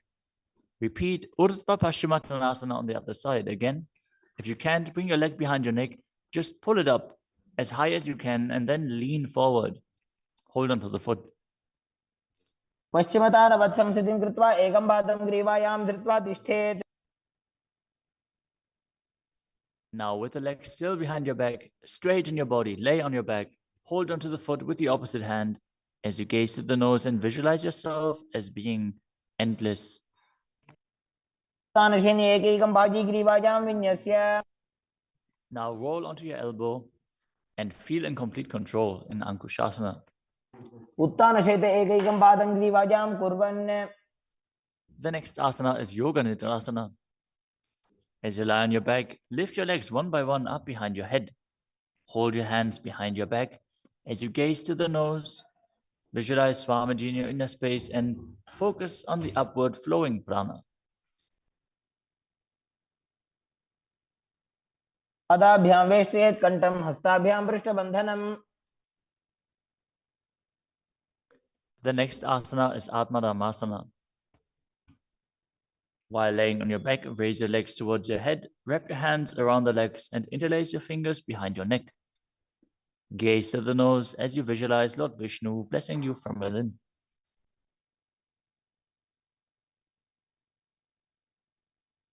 आत्मा राम आसन प्रथम सुधो सोवे.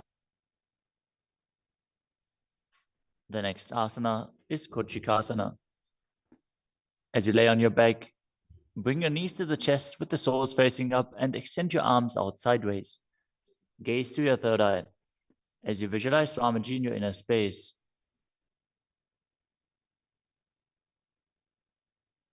हाथ सीधा सा करे 300 उभय सभा करे. Next up is the Jatara Parivritti. This asana consists of 3 steps. We are going to perform all 3 steps and then repeat them on the other side. Let us first enter a neutral position, which is laying on your back with the knees to your chest and the arms reaching out to the sides at shoulder level. Now visualize Swamiji in your inner space, perform the Mula Bandha and focus on the upward flowing prana in Pratyahara Kumbhaka. As you perform the first step, which is bringing one knee to the side onto the ground while extending the other leg down. Now bring both knees bent to the side. Straighten both knees to the side, hold onto the feet and gaze in the opposite direction. परिवृत्ति कोक्षिभागे त्रिधाहि परिकीर्तितः. Now come back to the neutral position, arms extended out to the sides and the knees pulled to your chest. As you drop the other knee towards the ground, extending the other leg down. Now bring both knees to the side and extend both knees to the side, gazing in the opposite direction. परिवृत्ति कोक्षिभागे त्रिधाहि परिकीर्तितः. Next up is the Dvipadapitam. As you lay on your back, bend your knees and place your feet flat on the ground. Hold onto your ankles and lift your hips up, gazing to the nose and visualizing yourself as sturdy as a bridge. As you start breathing in the Mocha Kumbhaka, as you keep the Jalandhara Bandha engaged while exhaling, force the air out through the throat lock gently. This will bring about a state of swooning in the yogi. Perform the Mula Bandha as you do so. प्रतिक्रियायुतं द्वन्द्वपीठः सर्वबलप्रदम्.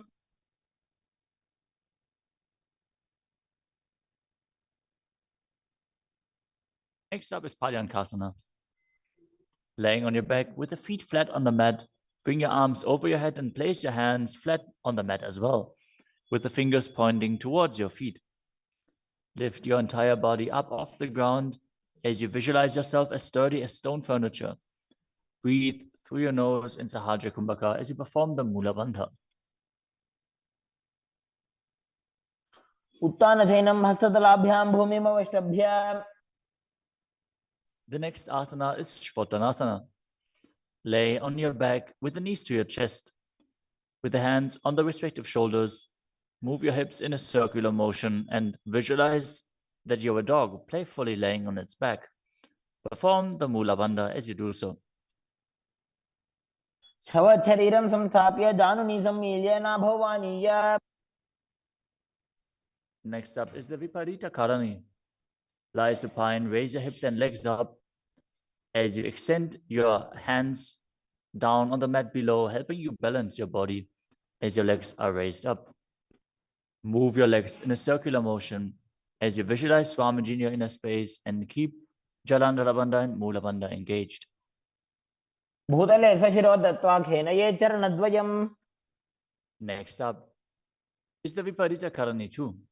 Now stop the movement of your legs. Keep them pointing up straight as you visualize Swamiji in your inner space. करणी विपरीताख्या सर्वाधिव्याधिनाशिनी. Next up is Langdalasana. As you lay on your back, lift your hips and take your feet over the head with the toes on the floor. Stretch your hands out on the ground behind your back. Clasp your palms, rest on your neck and shoulders as you visualize yourself as a plow. Breathe in Mocha Kumbhaka with Jalandhara Bandha and Mula Bandha engaged.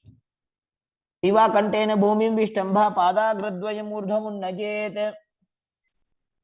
The next asana is Sajita Paschimottanasana.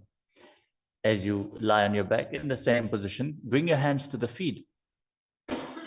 Pull your thighs to the chest and hold on to the toes as you keep your arms and legs straight. This is one of the 84 different asanas revealed directly by Lord Paramashiva himself. Visualize Paramashiva as you perform Jalandhara Bandha and Mula Bandha. तानं शयित्वात् कुर्वीत शयितपश्चिमतानकम्. Next up is Supta Konasana. Maintaining the same position, bring your hip over top of the shoulder level and open your legs wide apart. Visualize Swamiji in your inner space. Perform Jalandhara Bandha and Mula Bandha. परिवृत्ति कोक्ष भागे त्रिदाहि परिकीर्तितः. The next asana is Chakrasana. Now bring your legs over top of your head, toes on the ground, hold onto the ankles of the feet and roll onto your back, keeping your legs straight. Visualize yourself as a chakra, a wheel, as you perform Jalandhara Bandha and Mula Bandha. पासनस्तद्वौ पादौ कुर्यान्मस्तकतः परो. Next up is Supta Prasarita Parangushtasana. As you lay on your back with the legs vertical, hold on to the big toes in Prana Mudra and then open your legs wide to the side. Visualize Swamiji in your inner space as you return to breathing in Ujjayi Pranayama, making an ocean-like sound with your mouth. उत्तानपादं क्रौञ्चं च मरीचिं वीरभद्रकम्. The next asana is Supta Parangushtasana. Now, hold onto the big toes and join your feet together above your body, keeping your legs straight and your arms straight as well. Visualize Swamiji in your inner space and perform the Mula Bandha. उत्तानपादं क्रौञ्चं च मरीचिं वीरभद्रकम्. The next asana is Matsyasana. From Supta Parangushtasana, move your legs into Padmasana and lay on your back, holding onto the opposite elbows over your head. Gaze to the nose and visualize Matsya, the fish avatar of Vishnu. Matsyasana. मुक्तपद्मासनं कृत्वा उत्तानशैलं चरेत्. The next asana is Parasharamasana. Laying on your back with the legs in Padmasana, place the backside of the right hand onto the left palm. Gaze to the nose and visualize Rama in your inner space as you perform the Mula Bandha. प्रथमकरे पद्मासन आचे सुदोषो वे भूपरिपाचे. The next asana is Sarvangasana. While laying on your back, legs in Padmasana, lift your hips and legs up Bring your hands to the hips, supporting you with the elbows on the floor. As you tuck your chin to the chest in Jalandhara Bandha, contract the perineal region in Mula Bandha. Gaze to the nose and visualize Swamiji in your inner space. अथ वक्षेत्र संक्षेपात् सर्वांगासनम् उत्तमम्. Next up is Vrishchikasana. As you lay on your back, one foot on the opposite thigh, lift the other knee towards your head. Extend both arms up above your head and hook the fingers forward, gazing to your third eye and visualizing yourself as a scorpion. प्रथमशेन सूधो शीशिकेशिकी सन्धि सुदाखे. Now exchange the position of your feet. Repeat Vrishchikasana on the other side. प्रथमशेन सूधो शीशिकेशिकी सन्धि सुदाखे. The next asana is Vrishabhadakshipasana. Now lay on your back and interlace your fingers around the neck as you lift both feet off the ground, extending one leg straight and the other knee pulled to the chest. Alternate extending and raising the knee again and again, visualizing Swamiji in your inner space and breathing calmly through your nose in Sahajra Kumbhaka. उत्तानशयनं कृत्वा अङ्गुलिभिः कन्द्रां बद्ध्वा. The next asana is Marottanasana. Lay on your back and lift your legs one by one up, touching the knees to your ears as you visualize Swamiji in your inner space. शोत्तानवत् संस्थितिः कृत्वा जानुद्वयं पर्यायेन कर्णयोः संस्पृशेत्. Next up is Vrikasana. While laying on your back, place the sole of the feet flat on the ground. Stand up and then sit back down, visualizing yourself as a wolf. अथ उत्तानशयनं कृत्वा पादतलाभ्यां भूमिं धृत्वा. The next asana is Luddhasana. Lay on your back and quickly throw your legs up above your head. Completely roll over. Repeat this again and again, visualizing Swamiji in your inner space. Finish in a prone position. उत्तानशयनं पादौ शिर उल्लङ्घ्य. As you lay flat on your belly with the toes extended and the hands on the ground by your shoulders, contract your lips and make the sound of a flute, whistling while inhaling in Saladhasana Pranayama. Visualize yourself as a chariot, carrying warriors into a battle for Dharma on your chariot back. युज्यशयनं कृत्वा नाभिं भूमौ निधाय. The next asana is Dehalyulanganasana. Now push your body up into Tadakshvasana, the plank position, as you jump your legs forward and back between the arms again and again. Visualize yourself go beyond the body and mind.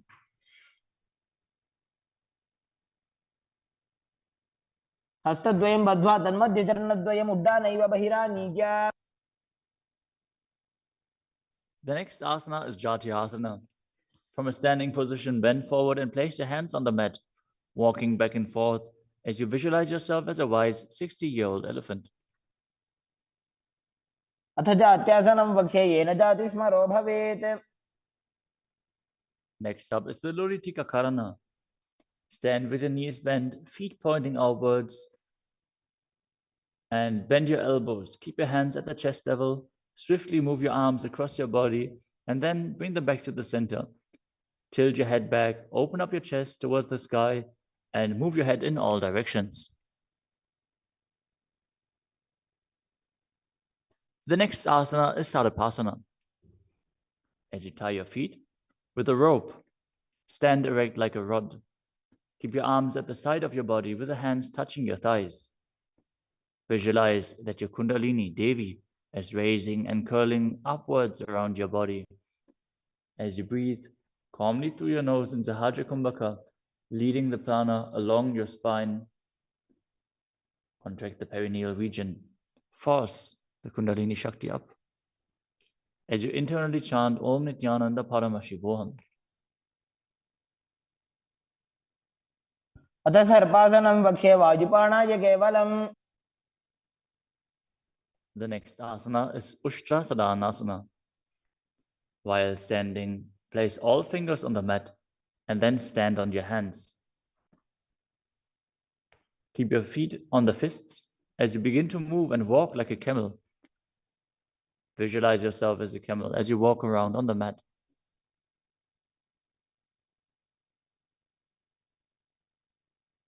मुष्टिकनिष्ठिका प्रदेशेन भूमौ निधाय उपरि पादतले संस्थाप्य. The next asana is Ashvasana. Maintain the same position. Walk around on the hands as you visualize yourself as a horse.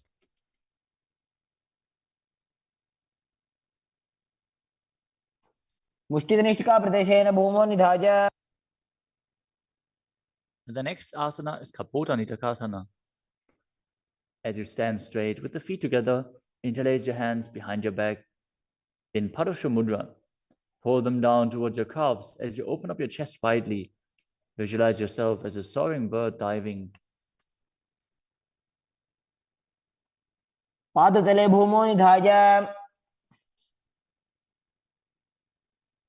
Next up is the Tala Pushpa Putam Karana. Stand tall with the palms together in Namaskara Mudra as you gently bend your knees and keep the toes pointing outwards. Simultaneously open up the palms and raise one heel off the ground as you slightly lower the waist and shoulder of the respective heel, bowing to both sides. As you visualize you're holding a bouquet of flowers and offering it to Paramashiva.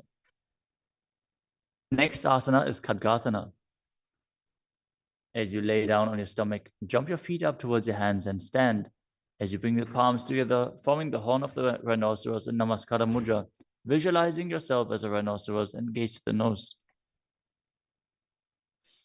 लुजसरतमासनं कृत्वा पादतलाभ्यां भूमिम् अवष्टभ्य. Next up is the Uttanottanam. Hold onto weights if you want to intensify this asana. Now sit down all the way or as low as you can to the ground and stand back up. Do this again and again as you visualize Swamiji in your inner space. पुनः उत्थातव्यम् असितव्यम् इति उत्थानोत्थानं भवति. The next asana is Musalasana. Now stand up straight, raise your arms up over your head and jump repeatedly as you visualize yourself as a mace. सरलं स्थित्वा ऊर्ध्वं बाहु नयेत्. The next asana is Utshesakasana. From a standing position, pull the sole of the foot towards your chest, while with the other leg sit down and stand back up. Alternate on both sides as you gaze to the nose and visualize Swamiji in your inner space. एकैकं पादतलं कुक्षौ निधाय. Next up is the Parshvajanu Karana. Now stand and keep one leg slightly bent with the toes pointing to the side. Bend and lift the opposite knee towards your chest, pointing the toes downwards. Keep your arms holding the knee with a hand in a fist as you place the other hand on top of the respective thigh with the fingers pointing inwards. The next asana is Tandavasana. You can hold weights to intensify this asana. Visualize yourself fiercely dancing as Lord Shiva as you stand on one leg with the opposite leg extended forward. Lower your body down to the mat and then stand back up straight. एकेन पादेन स्थातव्यं ताण्डवासनं भवति. The next asana is Brahmanasana. Now place one foot onto the opposite thigh as you stand erect on the mat like a rod. Keep your hands by the sides, visualizing yourself being blessed by Lord Brahma. ब्राह्मणासनमावक्ष्ये यत्कृत्वा ब्राह्मणो भवेत्. The next asana is Garudasana 3. Stand tall and wrap the left leg over and around the right knee as you tuck the left toes on the other side of the right calf. Simultaneously cross the left arm below the right and bring the palms together in Namaskara Mudra in front of your heart as you visualize yourself as Lord Garuda. उत्तानकूर्मपीठं च संहिमस्गारुडमेव च. The next asana is Ekapadasana. Now bring the leg to the other thigh as you keep the hands hanging down by the sides towards the knees. Visualize Swamiji in your inner space. दक्षाङ्घ्रिं वामपादस्य जङ्घोपरि निधाय च. The next asana is Dhruvasana. Stand on the right leg and hold onto the big toes of the left foot as you straighten the left leg out to the side and visualize yourself as the North Pole star as you rotate on the standing leg. एकेन हस्तेन दण्डरूपस्य एकस्य पादस्य अग्रं धृत्वा. The next asana is Trivikramasana. Stand on the right leg and lift the left foot behind your neck if you can. Then stand tall. Otherwise, you can pull the leg towards your chest. Then alternate standing and sitting. Perform the 3 steps of Vishnu as you visualize Lord Vishnu in your inner space. एकेन पादेन स्थातव्यम् उत्थातव्यम्. Now repeat the Parshvajanukarana on the other side. Now visualize yourself fiercely dancing as Lord Shiva as you repeat Tandavasana on the other side. पादेन स्थातव्यं ताण्डवासनं भवति. Now repeat Brahmanasana on the other side. ब्राह्मणासनम् आवक्ष्ये यत्कृत्वा ब्राह्मणो भवेत्. And repeat Garudasana 3 on the other side. नगुर्मपीठं च सिंहस्गारुडमेव च. Now bring your foot to the opposite hip with the hands hanging down as you repeat Ekapadasana on the other side. दक्षाङ्घ्रिं वामपादस्य जङ्घोपरि निधाय च. Now hold on to the opposite foot, holding the big toe in Prana Mudra as you rotate your body on the mat, visualizing yourself as the North Pole star in Dhruvasana. एकेन हस्तेन दण्डरूपस्य एकस्य पादस्य अग्रं धृत्वा. Now repeat Trivikramasana on the other side. Bring the other leg behind your neck if you can. Sit down and stand back up while visualizing Lord Vishnu blessing you from within. ग्रीवायां पादं संस्थाप्य स्थातव्यम् उत्थातव्यं त्रिविक्रमासनं भवति. Next up is the Samanaka Karana. Stand with the feet close together, toes pointed slightly out. Keep both hands to the sides of your body as you stand straight on the mat and relax. After this intense asana practice, this intense sequence, breathe deeply as we enter into the final 100 asanas of the sequence. The next asana is Gora Kajali Asana. Stand erect and then bend forward. Bring both hands underneath the knees and make a finger lock in Padusha Mudra as you sit in a squatting posture, and then let the finger lock touch your navel. Visualize Sage Goraknath, the founder of the Nata Yoga Hindu Sampradaya, as you perform the Jivachala Kumbhaka, forcefully moving the retained prana up and down within your body and throughout your limbs, along with the mind. Perform the Mula Bandha as you do so and internally chant Om Nityananda Paramashivoham. प्रथम ही उभं होय बाहुरी नीचो पुनि होवे. The next asana is Kanchira Asana. Now insert your hands between the thighs and calves and then wrap them around behind your butt, interlacing your fingers behind your back. Keep your chest upright. Visualize Swamiji in your inner space. ऊर्ध्वमध्यात् हस्तौ निवेशय नितम्बं धृत्वा. The next asana is Bhairu Asana. Now bring your feet together and sit in a squatting posture with the heels touching the perineum. Hold the hands at the back. In Parusha Mudra, sit upright and gaze to your navel, visualizing Bhagavan Kala Bhairava, the Lord of Time. दोवों पग की थलिया की माहिली core मिलाई. Next up is Varahasana. Now squat all the way down to the ground. Keep your feet together, toes apart. Bring your elbows up close to your head and join your palms behind your back with fingers pointing down. Gaze to the nose and visualize a boar, which is one of the 10 incarnations of Mahavishnu. पागदली की माहिली core मिलाई फना पानी उकड़ बई से.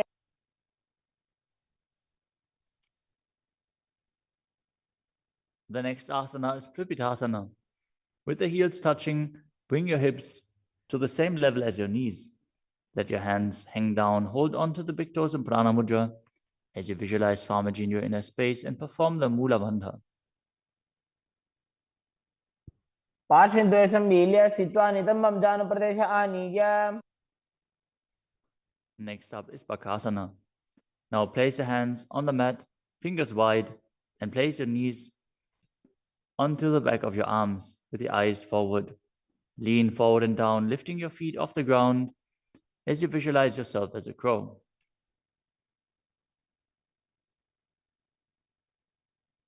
हस्ताभ्याम अवनिमवष्टभ्याम.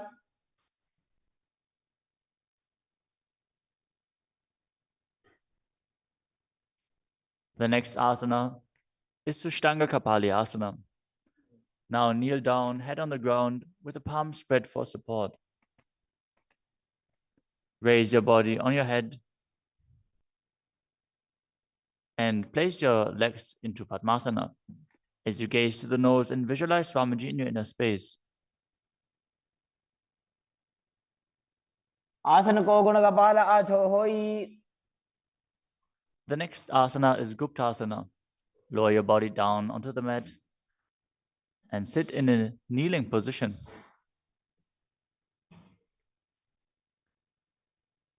Keep your toes touching behind and sit in between the heels. As you place your hands on the knees, sit straight and gaze to the nose as you visualize you are sitting in the secret seat with Paramashiva and Guru.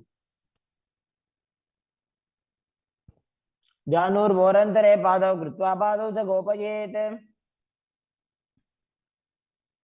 The next asana is Vrikshasana too. This is another inverted posture.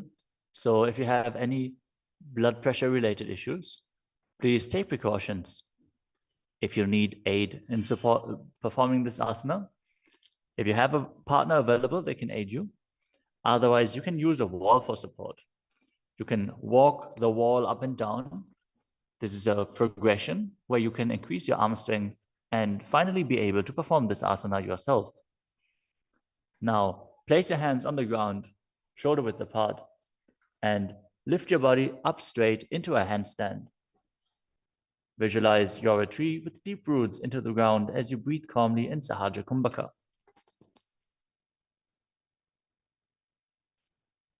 सप्तचक्रक्षालनाद्य vrikshasana विशेषकान्. Next up is Shiva Asana. Move your hands closer together and again enter the handstand posture. Visualize Tejas energy is flowing to your third eye. As you gaze up to your third eye, the Tejas energy will rejuvenate your body. दो पग जोड़ी माही Gulf मिलाए. The next asana is Matsyasana too. Now visualize yourself as a fish as you enter a plank position. Lower your body down to the mat and push it back up again and again as you engage the Mula Bandha. दिव्यं शयनं कूर्परो पार्श्वभागायाम् ऊर्ध्वकृत्य. Next up is Sarpasana too. Lie prone on your belly with the hands on the hips and lift your chest to the left and right, visualizing and moving your body like a snake. दिव्यं शयनं कृत्वा हस्तौ नितम्बं संस्थाप्य. Next up is Nidalambanasana. Lay prone on your belly with the hands in Padma Mudra, the lotus mudra, holding onto the chin. Keep the toes pointing backwards, feet together, as you feel self-supported and completely independent. कराभ्यां पंकजं कृत्वा तिष्ठेत् कूर्परया सुधीः. The next asana is Chaturasana. As you lay on your stomach, place your hands flat on the mat in front. Straighten your arms and bend your knees. Bring the feet towards the upper back and lift your head and chest up, visualizing yourself as an umbrella protecting your guru from the sun rays. अर्ध्यासनवत् स्थित्वा हस्ततलाभ्यां भूमिं वष्टभ्य. The next asana is Vajrasana. Now sit on the knees, With the tops of the feet flat on the mat, bring your butt onto the heels. Stretch your arms out in front and place the palms facing down as you bring your forehead to the mat. Gaze to the nose. Visualize yourself as Vajra, the weapon of Indra, symbolizing your indestructibility. इदानीं गर्भिणीनां योगाभ्यासो यथा लघु. Next asana is Meshasana. Now place your hands flat on the ground, shoulder width apart, and raise your hips up high into Gajasana. Then alternate striking the ground with your hands as you experience yourself as powerful as a ram. गजासन संस्थितो एकैकं बाहुं भूमौ ताडयेत्. The next asana is Ajasana. From Gajasana position, lift your legs up into the air and slowly bring your forehead to the ground. Visualize yourself as unborn, existing for all eternity. गजासन संस्थितो पादद्वयम् अन्तराले कृत्य. The next asana is Dhanantarasana. As you sit on your heels with the legs together, interlace your fingers around the toes, pull the feet towards your perineum, and then place your hands on the respective knees. Keep your spine straight, gaze to the nose as you visualize Swamiji in your inner space and return to breathing in Ujjayi Pranayama, making an ocean-like sound with your mouth. पूर्व विधि परिहाता की काकसीस्यो भणा शरामोडी. Next up is the Angamotanam. Interlace your fingers in front of your body and then behind you, stretching your arms forward to the sides and backwards as you give massage to various different joints and muscles within your body. Visualize Swamiji as you do so. हस्तयोः अङ्गुले बद्ध्वा हस्तयोर्मध्यात् सर्वमङ्गं निष्कासयित्वा. Next up is Garudasana form. Now sit on your heels in Vajrasana as you turn your feet out to the sides. Keep your thighs and knees resting on the ground. Keep your spine straight, hands on the knees. Visualize yourself as Lord Garuda, flying Lord Vishnu and Lakshmi on his back. जङ्घोरुभ्यां धरां पीड्य स्थिरकायो द्विजानुनाम्. Next up is Ananda Mandirasana. Now sit with your legs folded back, the toes pointing backwards, the knees wide, with the hands below the ankles. Keep the front of your buttocks on the ground as you gaze to your third eye and visualize yourself residing in the blissful space of a temple. अथ वक्षे वीरनाथ आनन्दमन्दिरासनम्. Next up is Mandukasana 2. Now sit with the knees wide, the feet overlapping on top of your ankles. Keep your hands underneath the knees, gaze to the nose, and visualize yourself as a frog as you perform Uddiyana Bandha and Mula Bandha. पृष्ठं सम्पीड्य गुल्फाभ्यां जान्वङ्गे सवलयाकृतिः. The next asana is Narasimhasana. As you keep your toes on the mat with the heels up and together, place your perineum on top of the heels. Keep your palms on the ground with the fingers spread wide apart, thumbs touching the base of the hand, touching the toes. Gaze to your nose, stick your tongue out and exhale forcefully. Visualize Narasimha, one of the 10 avatars of Vishnu, as you perform the Mula Bandha.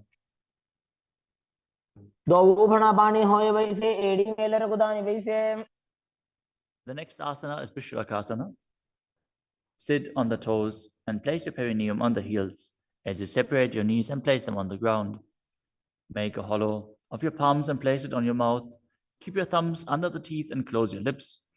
Gaze to your nose. Inhale through the right nostril and exhale through your mouth as per your capacity in Vishraka Pranayama. Visualize yourself as Devi, presiding over any and all minuscule fears you might have.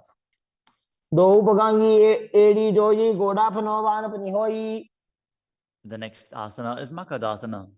Now bring the soles together, the top of the feet on the ground. As you sit on the heels, bend your elbows, bring your fingers to the armpits, and imitate as if you were a monkey stretching itself. Visualize yourself as a playful monkey as you gaze to your third eye and perform the Mula Bandha.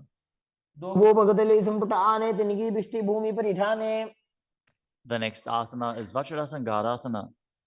Stand on the toes with the soles of the feet together. Sit on the heels, keep your knees wide and off the floor. Hold your elbows behind your back as you gaze to the nose Embody a diamond-like strength for yourself and your Sangha, your spiritual community. प्रथम बना पानी होई बैसे दो एड़ी गुदानी बैसे. The next asana is Kanjanasana. Now keep the toes down, ankles crossed behind, and sit on the heels. Place your palms on the mat to the sides as you gaze to the nose and visualize perfect health beyond any and all physical or mental ailments. Anjanasana yat kritva susthiro bhavet. The next asana is Kurmasana, the turtle posture. With your toes flat, cross your feet and place your perineum onto the back of the heels. Keep your knees wide and on the floor. Rest your hands on the knees. Gaze to the nose and visualize a turtle with a stable body and mind to live for hundreds of years. गुल्फौ च वृषणस्याधो व्युत्क्रमेण समाहितौ. The next asana is Yogasana. With the toes flat, cross your feet and place your perineum onto the back of the heels. Gaze to your nose and visualize Swamiji in your inner space. गुदं नियम्य गुल्फाभ्यां जान्वङ्गे सवलयाकृतिः. The next asana is Vijogasana. Now stand on your knees. Cross your ankles behind with the feet near the opposite knee. Hold the calves with the fingers inside and the thumbs outside as you gaze to your third eye and visualize a space of eternal oneness, Advaita, with your Guru. घोड़ा वामो उभय होई घोड़ा आड़ा राखे दोई. The next asana is Ushtrasana 2. In a kneeling position, bend backwards, hold your ankles with your hands and keep your arms straight. Push your hips forward and tilt your head back as you visualize yourself as a camel. मेरुदंड ग्रंथि दाढ्य संविपादय शिष्पुमान. Next up is Jatyasana 2. With the heels together and the hands on the soles of the feet, slowly lean back. Bring the elbows down to the mat, followed by the back of your head. Gaze to the nose and experience yourself as a lotus blooming.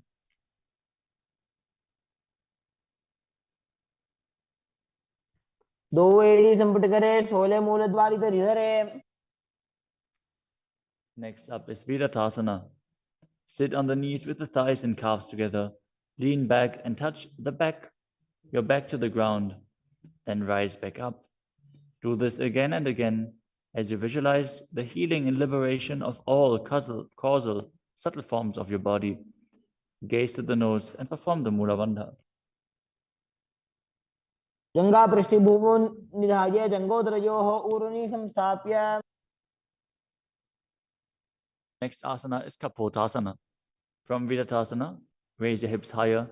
Bring your forearms to the mat and hold the back of the heels. As you bring your head in between the feet, visualize yourself as a beautiful dove and perform the Mula Bandha. मेरुदंड ग्रंथि दाढ्य संविपादय शिष्पुमान. The next asana is Vadasana. Now stand upright on the knees with the toes tucked. Hold your arms with opposite hands and gaze to the nose. This is the boon-fulfilling posture. Receive your boon from Paramashiva. जानुनि भूमौ संस्थाप्य हस्ताभ्यां बाहु परस्परं धृत्वा. Next up is Vadahasana 2. Keep your knees together, toes tucked behind. Lean forward as you bring the elbows to the mat. With your hands holding the head, rest your buttocks on the heels and visualize yourself as Varaha, the boar incarnation of Mahavishnu. सूर्यं चन्द्रं भेदनानि आसनानि निकथ्यते. The next asana is Mundasana. This is another inverted posture. Use a wall for support if needed. Now kneel down, place your elbows on the mat, shoulder width apart. Interlace your fingers and place your head onto the mat, supporting it with both hands. Walk your feet forward until your hips align with the shoulders and then raise your legs straight up. Be stable. Gaze to the nose. Visualize yourself as a lopped tree as you breathe calmly through your nose in Sahadra Kumbhaka in Mundasana. अधो मुंडासनं वक्षे सर्वेषां प्राणिनां सुखम्. Next asana is Andhasana. In a kneeling position, place your head in between the knees and the elbows outside of the knees. Hold your head with both hands, gaze the nose, and visualize Swamiji in your inner space as you breathe through your mouth and perform the Mula Bandha. प्रथम पगदली समठहरावे कोरमा हिली उभे मिलावे. The next asana is Viparita Shalabhasana. You can hold weights to intensify this asana. As you lie on your belly with the arms extended straight out, lift your thighs, arms, and chest off the ground. Visualize yourself as a locust and perform the Mula Bandha. शलभासन भेदाश्च नटभेरुंड नामके. The next asana is Kapalasana. Lie on your belly with the arms at the side, palms facing down. Keep your forehead on the ground and keep your chest on the mat as you lift your legs up together. Visualize yourself as a skull, representing the mind with purified thoughts and the strong will to attain enlightenment. कपालं भूमो निधाय ऊर्ध्वं पादौ नजेत्. The next asana is Akasha Kapotasana. As you lay on your stomach, keep your hands by the sides and lift your legs up over your head. As you slowly place your feet on the mat in front of your head, keep the palms flat on the mat behind, visualizing yourself as a free and open dove. As you breathe in Sahajra Kumbhaka and perform the Mula Bandha. उष्ट्रासने स्थित्वा चरणौ भूमेरुत्थाप्य. The next asana is Chatakasana. As you sit on your knees, bring the chest down so the navel touches the knees and keep your hands and elbows flat on the ground. Be sturdy. Visualize yourself as a sparrow as you perform the Mula Bandha. पुरपरपर्यन्तौ हस्तौ धरामवष्टभ्य. The next asana is a Vrishchikasana too. Now kneel down, keep your hands and elbows on the mat as you raise your legs, bend your back to touch the feet onto your head. Lift your chin and hold as you visualize yourself as a scorpion. विच्छेव पुच्छ प्रतिमाङ्घ्रिपार्ष्णे धृत्वा स्वशीर्षे चिबुकं विधार्यकौ. Now place the perineum down on the right heel as you keep the left foot outside of the hip with the toes pointing outwards. Now visualize yourself as a bull as you start breathing in the Antaranga Kumbhaka, forcefully inhaling through your nose, holding the breath for a short while and then exhaling slowly. याम्यगुल्फे पादमूले वामभागे पदेतरम्. The next asana is Lulasana. From the kneeling position, place your hands flat on the mat in front. Lift your knees off the ground and cross the toes over the left. The left toes over the right as you balance above the mat and visualize Swamiji in your inner space. लोलासनं सदा कुर्यात् वायुलोलापघातनात्. Now directly place your perineum down on the other heel as you repeat Vrishasana on the other side. याम्यगुल्फे पादमूले वामभागे पदेतरम्. Next up is Balagunasana. Now place the left toes on the ground and sit on the heel of the left foot. Place the right foot flat on the ground with the knee raised against the chest. Keep your palms on the respective knees as you maintain an upright position. Visualize Balagunahai, one of the 84 siddhas in your inner space. आसन को गुण जल विकार जाई. Next up is Grahasana. Squat with the feet flat on the mat. As you bring your elbows under the thighs, wrap your hands around the shins and hold onto your ankles from the outside. Visualize yourself as the entire planet. पादतले भूमौ संस्थाप्य जानुमध्ये हस्तगुर्परौ स्थाप्य.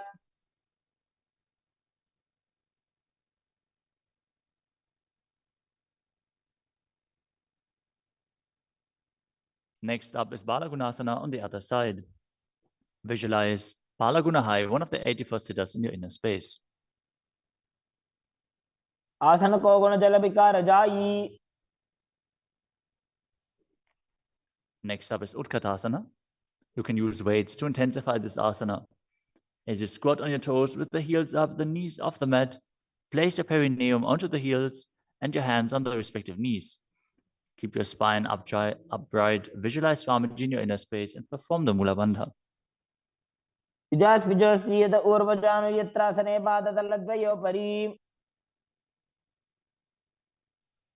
Next up is Vajrasangarasana 2. Now sit on the toes with the perineum on the heels, the soles of the feet together. Keep the knees wide and off the ground as you hold the opposite elbows behind your back. Gaze forward as you visualize Swamiji in your inner space. प्रथम पाणी होय जैसे दो एडिकुदा निवैसे. The next asana is Anilasana. Now squat or sit with the feet hip width apart, with the hands under the soles of the feet from the inside, palms facing down. Keep your arms straight, elbows at the navel, and gaze to the nose as you visualize you are able to consume and live off of air alone. दो हाथ भूमि पर ठाने, कहनी जाड़ी ना भी लगाने.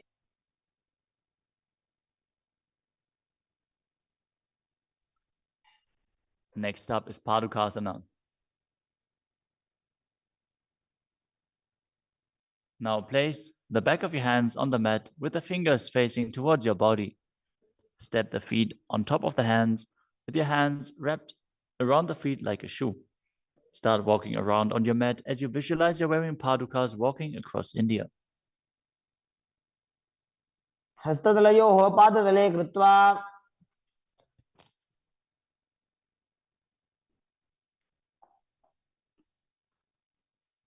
Next up is Kukkuttanasana.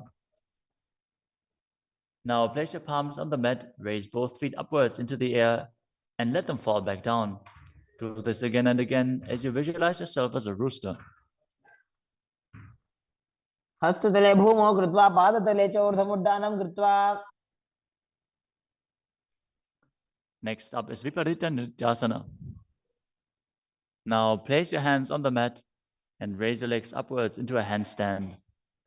As you move around on two hands dancing, feel yourself become free of all inhibitions. हस्ततलाभ्यां भूमिं वष्टभ्याम्. Next up is Kunjarasana. Now separate your feet and place one palm down on the mat with the arm straight. Bring the opposite arm towards your head. Be stable. Visualize Swamiji in your inner space. Breathe calmly in Sahadra Kumbhaka and perform the Mula Bandha. अथ पक्षे Mahadev कुञ्जरासनमुत्तमम्. Now exchange the position of your hands. Repeat Kunjarasana on the other side. पक्षे Mahadev कुञ्जरासनमुत्तमम्. Next asana is Kadambasana. Sit on the ground with your feet flat and the heels close to your body. Hold the respective ankles with your hands as you lift your feet off the ground and visualize yourself as a Kadamba tree, a pious tree that promotes a long life. पार्श्वभ्यां भूमिं वष्टभ्य हस्तद्वयेन गुल्फौ धृत्वा. Next up is Bhavana Muktasana. Now sit with the heels at the perineum, hold the knees with your hands and press them towards your chest. Visualize any excess vata being released or balanced within your system as you perform the Mula Bandha. स्तुपादयोः पाणिं लात्वा स्वस्वनितम्बके. The next asana is Chakodasana. Now sit and lift one leg behind your head as you place both hands flat on the mat. Extend the opposite leg up with the knee straight as you lift your entire body up off the ground. Keep your chin up, gaze to your third eye, and visualize yourself as a powerful source of energy. पूर्वदानं च दुष्पादपीठं वज्रासनं तथा. The next asana is Dhanurasana 2. As you sit on the ground, hold the respective big toes in Prana Mudra. As you keep one leg straight and pull the other foot towards your ear, visualizing yourself as a bow. पादाङ्गुष्ठौ तु पाणिभ्यां गृहीत्वा श्रवणावधि. The next asana is Ashtavakrasana. Now lift the left leg over top of the left shoulder and bring the right foot across. Hook it over the left foot. Lean forward and down while extending the legs out to the side. Lift up your head and chest, find balance and visualize yourself as a flying crane. पाशिष्ठमदकौण्डिन्यम् ऊर्ध्वकुक्कुटमेव च. The next asana is Pranasana. Now place the right foot on the left thigh and bring the left foot flat on the ground as you have the left shoulder underneath the raised left leg and place your hands flat on the ground. Press the right knee down with the right hand as you gaze to your third eye and visualize you're immortal and able to exist solely from prana.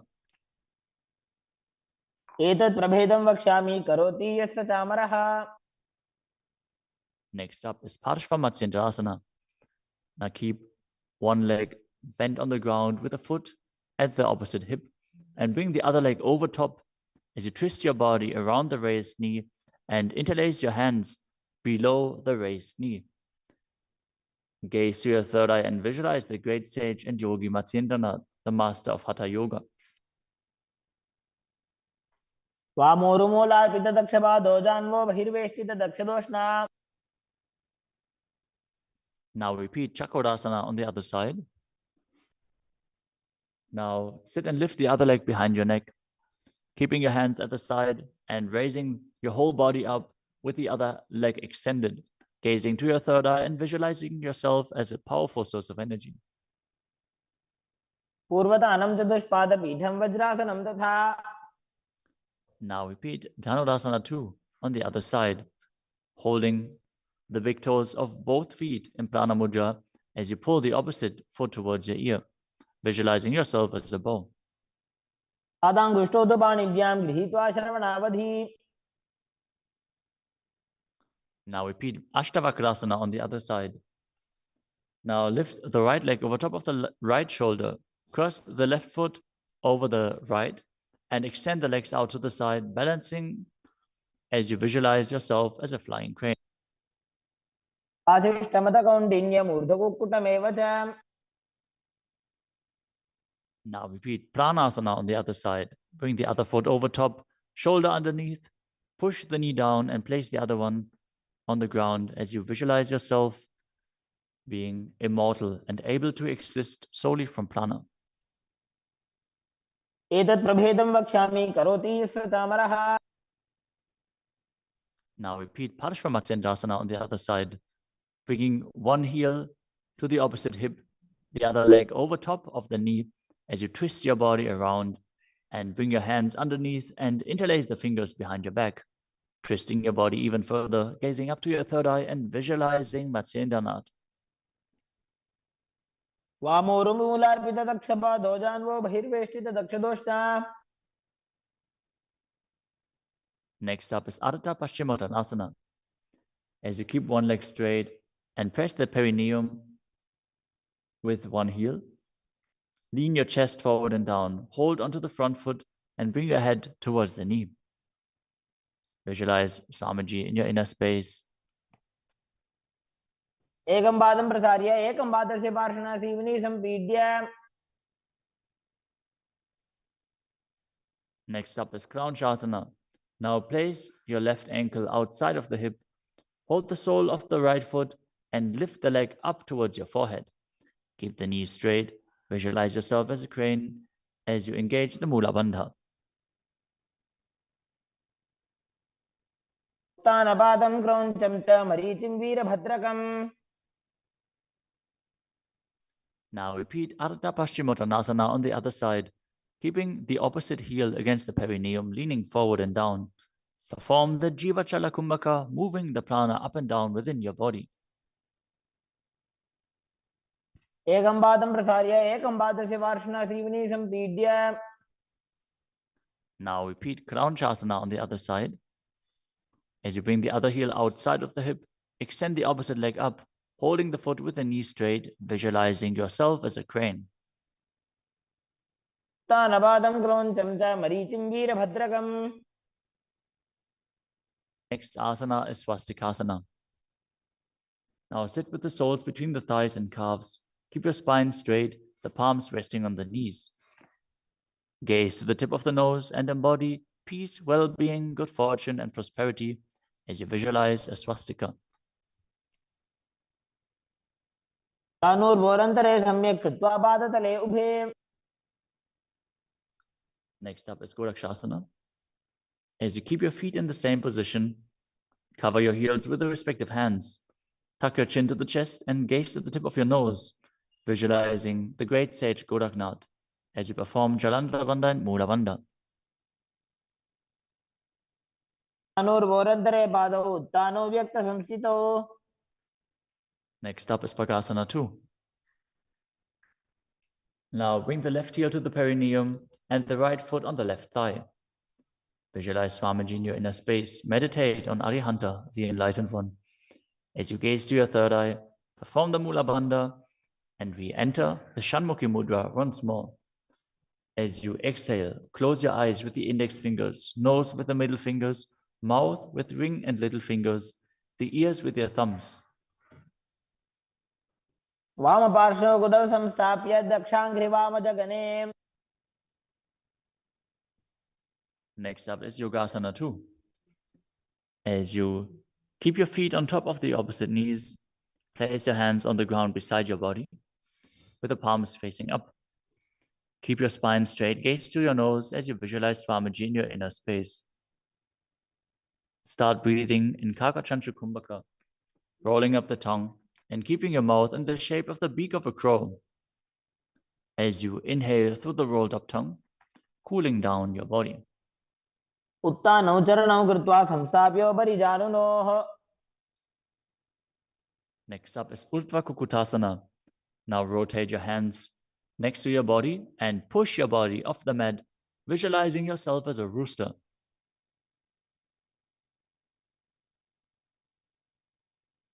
वासिष्ठमदकौण्डिन्यम् ऊर्ध्वकुक्कुटमेव च. Next up is Siddha Haratali Asana. From Padmasana, insert both hands through the knees and place them on the mat. Avoid lifting your body up. Stay seated in this position as you gaze to the nose and visualize Swamiji in your inner space.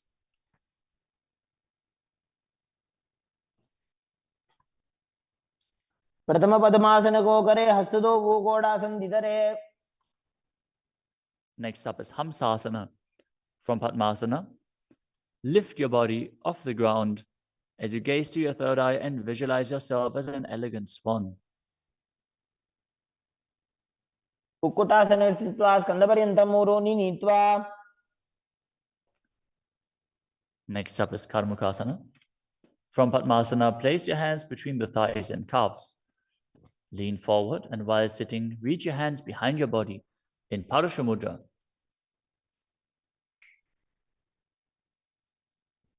As you bring your forehead to the floor, gaze to the nose, visualize yourself as Lord Shiva's bowl.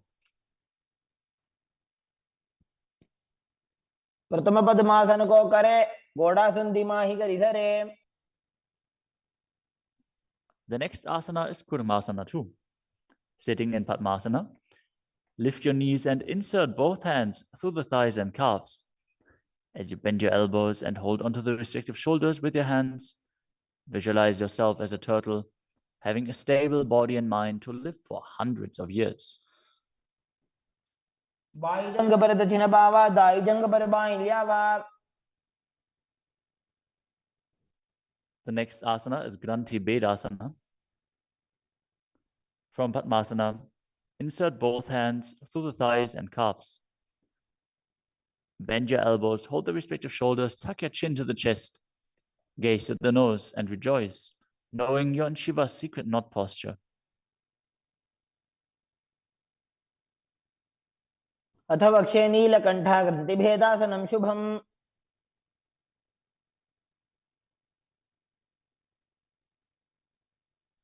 The next asana is Uttana Kurmasana. From Padmasana, insert both hands through the thighs and calves. As you roll onto your back, Hold onto the respective shoulders with your hands and gaze to the nose, embodying a turtle laying on its back.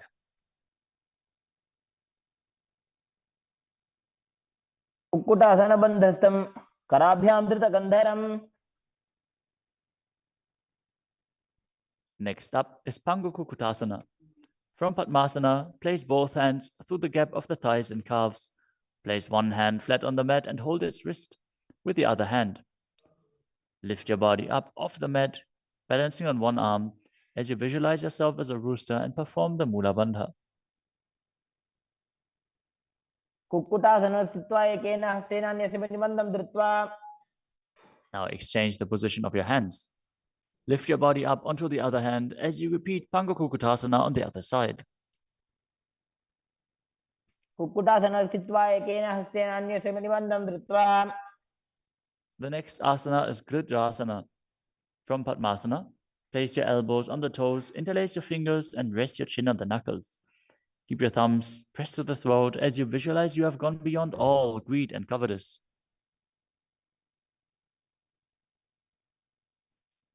जानोर्भोरन्तरे पादौ उत्तानो व्यक्त संस्थितौ. Next up is Padmasana 3. From Padmasana, hold one hand over the other with the palms facing upwards. Keep your spine straight, gaze to the nose, and visualize Swamiji in your inner space as you perform Mahamudra Bandha. All three bandhas engaged. उत्तानौ चरणौ विधाय विधिवत् शक्ति स्थितौ योगिरात्. Next up is Padmasana 4. From Padmasana, place your palms on top of the knees. Keep your spine straight, gaze to the nose, engage the Mula Bandha, and visualize Paramashiva in your inner space. एतत् पद्मासनं कुर्यात् प्राणवायु प्रसिद्धये.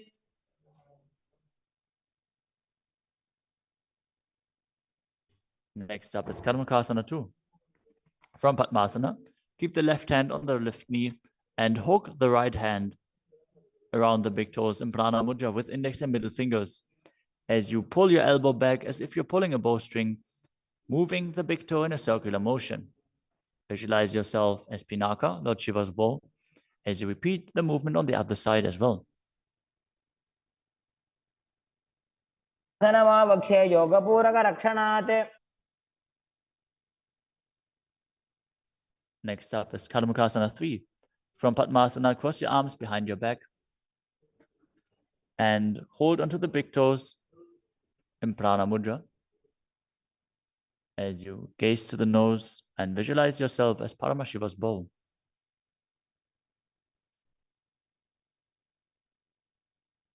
मुखासनमाक्षित्य उदरे पूरयेत् सुखम्.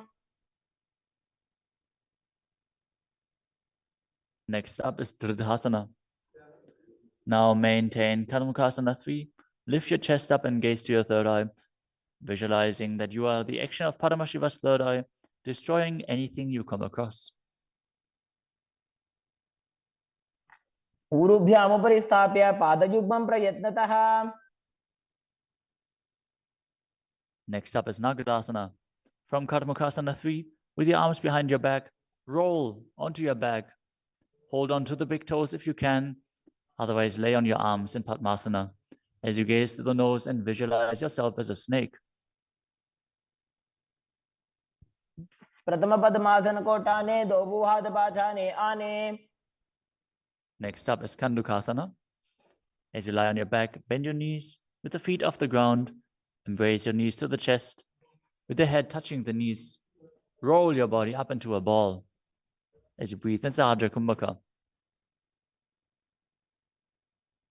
पित्रासने स्थित्वा हस्तपादान् निष्कुष्य. Next up is Urdhva Pavanasana. Lay on your back with the knees raised together, feet flat on the ground. Interlace your fingers behind your neck as you gaze to the nose and visualize Swamiji in your inner space.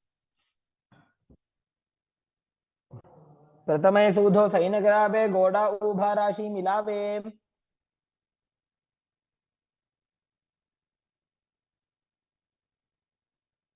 Next up is Marakata Pitasana.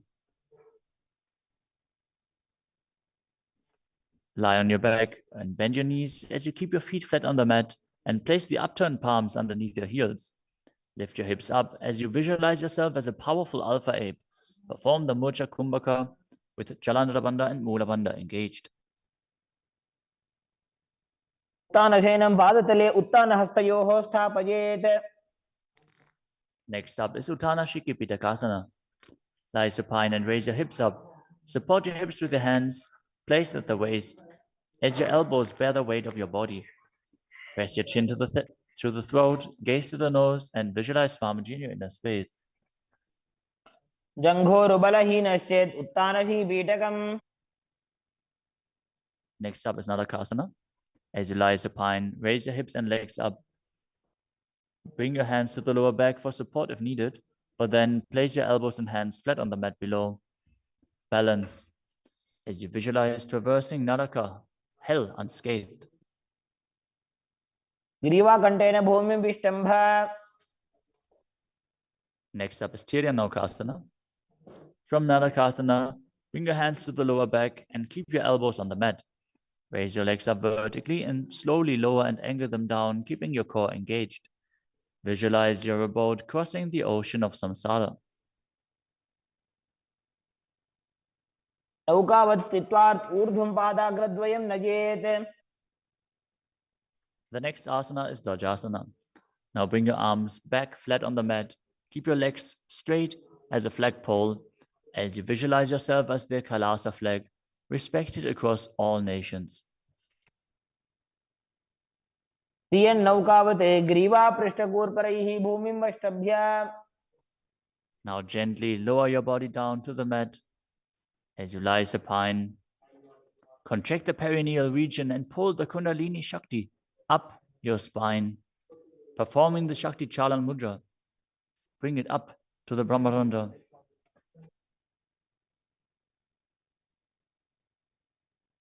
As you completely relax, unclutch from any micro movements of your body and mind, visualize your body as dead and the Supreme Pontiff of Hinduism, Swamiji, is liberating you as you internally chant the japa Om Nityananda Paramashivoham. उत्तानं शववद्भूमौ शयनं तोषवासनं शवासनं श्रमहरं चित्तविश्रान्तिकारणम्.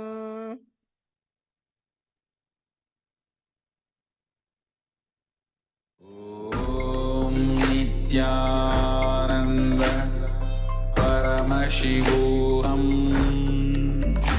ॐ नित्यानन्द परमशिवोऽहम्. ॐ नित्यानन्द परमशिवोऽहम्. ॐ नित्यानन्द परमशिवोऽहम्. ॐ नित्यानन्द परमशिवोऽहम्. ॐ नित्यानन्द परमशिवोऽहम्. ॐ नित्यानन्द परमशिवोऽहम्. ॐ नित्यानन्द परमशिवोऽहम्.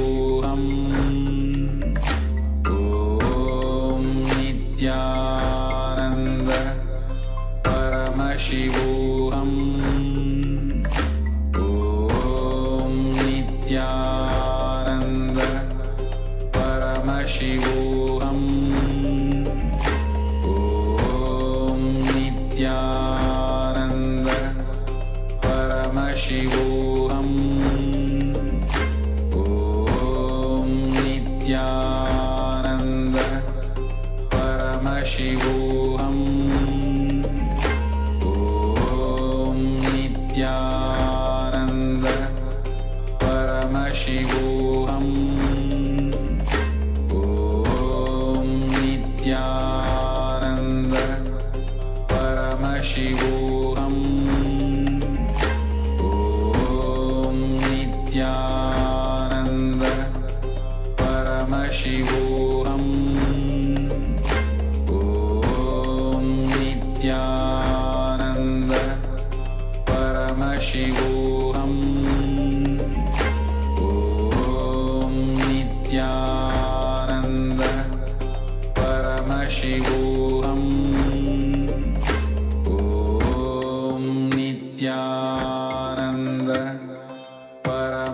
Paramashivoham Om Nityananda Paramashivoham Om Nityananda Paramashivoham Om Nityananda Paramashivoham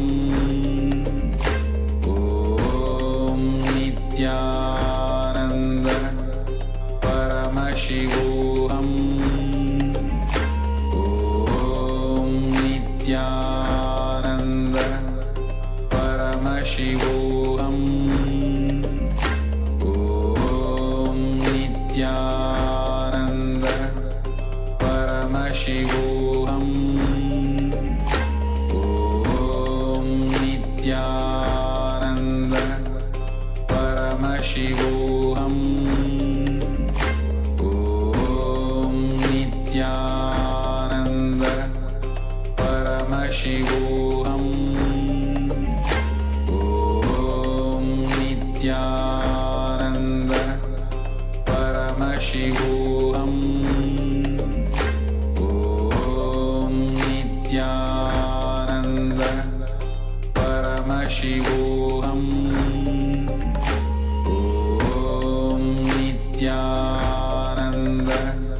Paramashivoham Om Nityananda Paramashivoham Om Nityananda Paramashivoham Om Nityananda Paramashivoham Om Nityananda Paramashivoham Om Nityananda Paramashivoham Om Nityananda Paramashivoham Om Nityananda. Now slowly return to your physical body. Start wiggling your fingers and toes, your wrists and your ankles, your elbows and your knees. Raise your knees up towards your chest and circle them with your hands, rocking your body from side to side. As you slowly return to a comfortable seated position.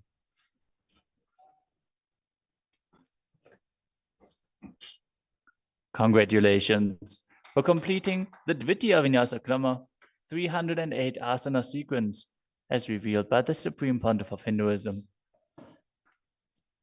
With this, let us conclude the Nityananda Yoga session. As you sit straight with your head, neck, and spine in a straight line, place your hands in Anjali Mudra in front of your heart center. Close your eyes, take a deep breath, visualize Swamiji, and chant the Purna Mantra. ॐ पूर्णमदः पूर्णमिदं पूर्णात् पूर्णमुदच्यते पूर्णस्य पूर्णमादाय पूर्णमेवावशिष्यते ॐ शान्ति शान्ति शान्तिः हरिः ॐ तत्सत् सर्वं भगवत् श्री नित्यानंद परमशिव पादुकार्पणमस्तु ॐ नित्यानन्दम् Nityanandam. Thank you for watching, and if you found the video enlightening, Please give it a like, share it with your loved ones, and subscribe to stay connected with us. don't forget to click the bell icon to receive the notifications.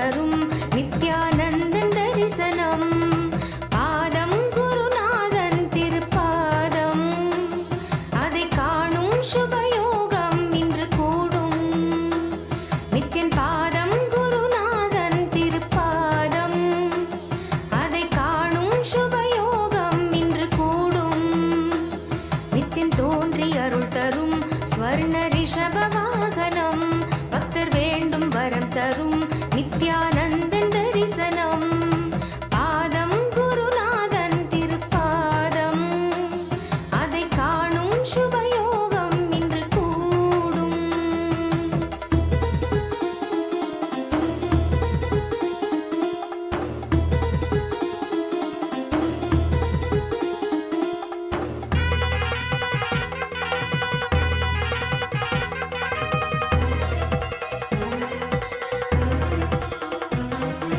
கருணை எனும் கோலால் மோகம் தனை வீழ்த்தும், உருக்கும் என் பாசங்களை இல்லாமலே நீக்கும் நித்யானந்தன் அவன் ரூபம், அது காணும் உயர் தியானம். மெய்ஞானம் எனும் வாழ்வில் உன்னை தானாய் கொண்டு சேர்க்கும். குருவே சிவமாகும் நித்ய குருவே இறை ரூபம், குருவே சிவமாகும் குருவே இறை ரூபம். யுகம் யாவிலும் குருநாதன் என்றே தோன்றி கரை சேர்க்கும். பாதம் குருநாதன் திருப்பாதம், அதை காணும் சுபயோகம் இன்று கூடும். நித்தின் பாதம் குருநாதன் திருப்பாதம், அதை காணும் சுபயோகம் இன்று கூடும்.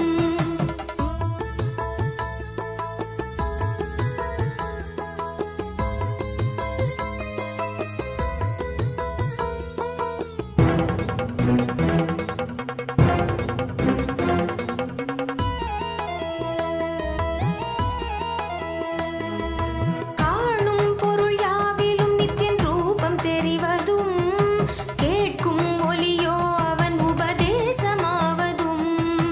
காணும் பொருள் யாவிலும் நித்தியன் ரூபம் தெரிவதும், கேட்கும் ஒலியோ அவன் உபதேசமாவதும். பிறவி கொண்டதன் பொருள் யாவும் உணர்த்திடும், ஜீவன் முக்தனாய் நம்மை வாழ வைத்திடும். ரிஷப வாகனத்தில் நித்யானந்தன் தரிசனம், உயிர் யாவையுமே வேறென்ன வேண்டிடும். பாதம் குருநாதன் திருப்பாதம், அதை காணும் சுபயோகம் இன்று கூடும். நித்தியன் பாதம் குருநாதன் திருப்பாதம், அதை காணும் சுபயோகம் இன்று கூடும். நித்தியன் தோன்றி அருள் தரும் ஸ்வர்ண ரிஷப வாகனம், பக்தர் வேண்டும் வரம் தரும் நித்யானந்தன் தரிசனம். பாதம் குருநாதன் திருப்பாதம், அதை காணும் சுபயோகம் இன்று கூடும். நித்தியன் பாதம் குருநாதன் திருப்பாதம், அதை காணும் சுபயோகம் இன்று கூடும்.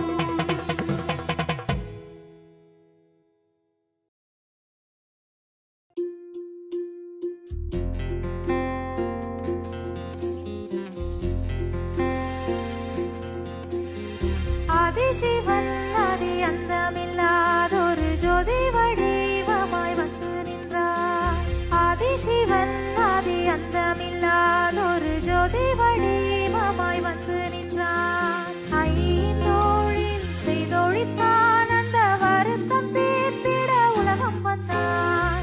ஆக்கைக்கு தீக்கைகள் அளித்திடும் போது சதாசிவன் என்னும் நினைவு கொண்டார். மாயை மக்களை மயக்கும் போது ஈசானன் தான் என்னும் நினைப்பும் கொண்டான். கண்கள் ககனம் காத்திடும் வேளையில் விட்டுருவாய் வந்து தானாய் நின்றான். ஆகாத மனிதரை அழித்திடும் வேளையில் ஆகி நின்றான் அவன் ருத்திரனான். ஆதிசிவன் ஆதி அந்தமில்லாதொரு ஜோதி வடிவமாய் வந்து நின்றான்.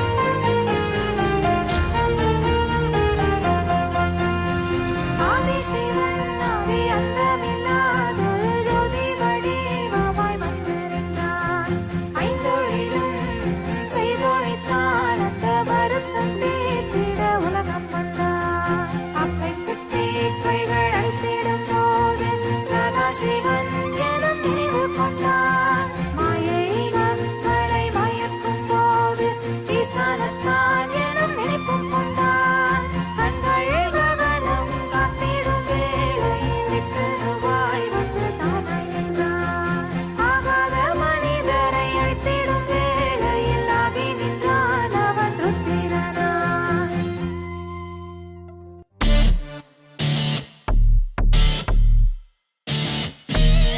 Paramashiva, Paramashiva, Paramashiva, Nityananda. Paramashiva, Paramashiva, Paramashiva, Nityananda. No worries, be happy intensely. Enjoy life, enjoy life. No worries, be happy intensely. Enjoy life, enjoy life. Enjoy every moment of life with pure excitement. Always auspicious, always auspicious, always right strategic planning. Ultimate experience every moment. No study, just download from the cosmic archives. No study, just download from the cosmic archives. No greed, no fear, and clutching is the fastest gear. Paramashiva, Paramashiva, Paramashiva, Nityananda. Being God, being God, being God. Being God, being God, being God. Nityananda, Paramashiva, hey. Nityananda, Paramashiva, hey. Master of your destiny. Create your reality. Master of your destiny. Create your reality. Beyond space, time, mind, mind. Beyond space, time, mind, mind. Enjoy being in the lap of eternal bliss, eternal bliss. Enjoying being in the lap of eternal bliss. Nityananda Paramashiva, you are eternal bliss. Nityananda Paramashiva, Paramashiva, Paramashiva, Paramashiva, Nityananda. Paramashiva, Paramashiva, Paramashiva, Nityananda. Paramashiva, Paramashiva, Paramashiva, Paramashiva, Paramashiva, Paramashiva, Nityananda. Paramashiva, Paramashiva, Paramashiva, Nityananda.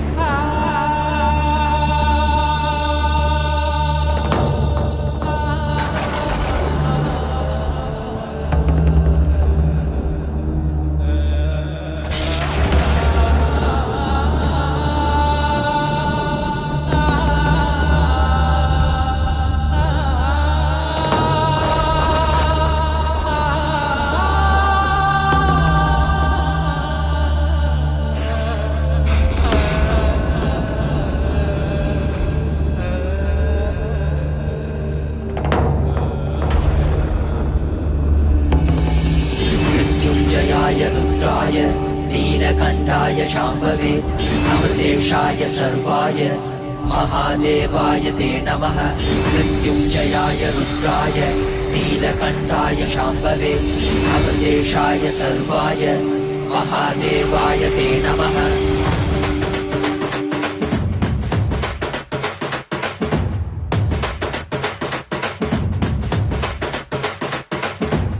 ఏమీ భాగ్యమురా మనది ఎంతటి మోదమురా, ఏమీ సౌఖ్యమురా మనది ఎంతటి మోక్షమురా, ఏమీ భాగ్యమురా మనది ఎంతటి మోదమురా, ఏమీ సౌఖ్యమురా మనది ఎంతటి మోక్షమురా. పరమశివుడేరా స్వామి మనవాడేరా, కైలాస నుంచి వచ్చిన మన తోడేరా, నిత్యానంద పరమ శివమేరా, నిత్యానంద పరమ శివమేరా. మనవాడే మన తోడి మన స్వామి వచ్చాడురా, మనవాడే మన తోడి మన స్వామి పాద కమల శరణం.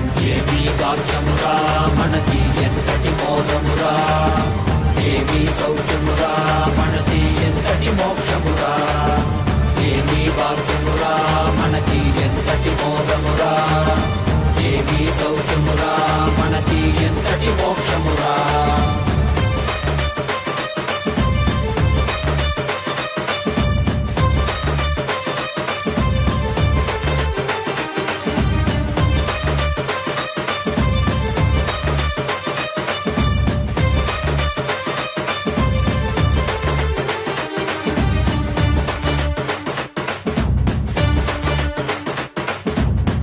ఎంతటి కష్టమైనా మనకి స్వామి నీ తలవరా, ఏమీ లేకుండా నీకు స్వామి ఉన్నాడురా. ఎంతటి కష్టమైనా మనకి స్వామి నీ తలవరా, ఏమీ లేకుండా నీకు స్వామి ఉన్నాడురా. దర్శనమిచ్చాడురా స్వామి దివిలో నీకెళ్ళామురా, దివ్య శరీర స్వామి మన భాగ్య విధాతరా. దర్శనమిచ్చాడురా స్వామి దివిలో నీకెళ్ళామురా, దివ్య శరీర స్వామి మన భాగ్య విధాతరా. கலியுகத்தை காக்க வந்த நித்யானந்த சாமி அவரே அவதரிச்ச இந்த நாள உலகமெல்லாம் கூடி மேளதாளம் முழங்க கச்சேரி வச்சு ஆனந்தமா போற்றி பாடி கொண்டாடுங்கடி.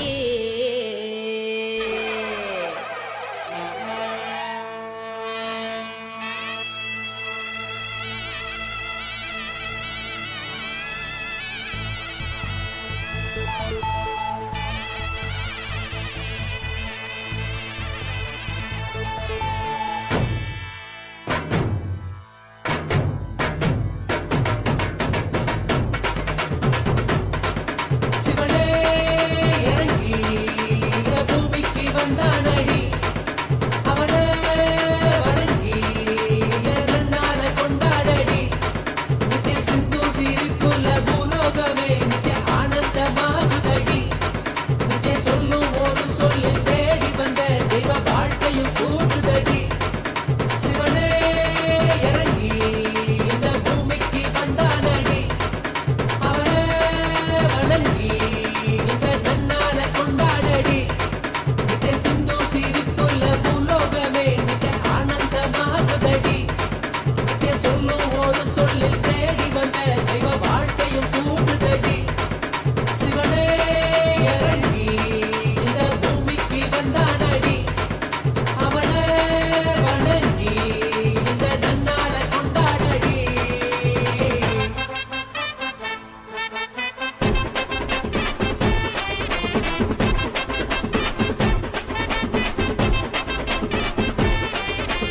உள்ளுலகும் வெளியுலகும் ஏற்ற முகமாக வாழும் நம்ம வாழ்க்கையில் தியானம் அது தேவை. கூடி கொஞ்சம் தியானம் அதை செய்துவிட நாம பிறந்த இந்த பூமிக்கு தான் செய்யும் பெரும் சேவை. சத்தியம் யாரு சொன்னா நம்ம சாமி நித்யானந்த, சத்தியம் யாரு சொன்னா நம்ம சாமி நித்யானந்த. அவ சொல்லும் ஒரு சொல்லால் நம்ம தெய்வீகமா மாற்றிவிட, மற எண்ணும் அந்த எண்ணம் அதை தாண்டும் நிலை காட்டிவிட. சிவனே இறங்கி இந்த பூமிக்கு வந்தானடி, அவனே வணங்கி இந்த நன்னால கொண்டாடடி. நித்திய சிந்து சிரிப்புள்ள பூலோகமே நித்திய ஆனந்தமாகுதடி. நித்திய சொல்லும் ஒரு சொல்லு தேடி வந்த தெய்வ வாழ்க்கையும் கூடுதடி.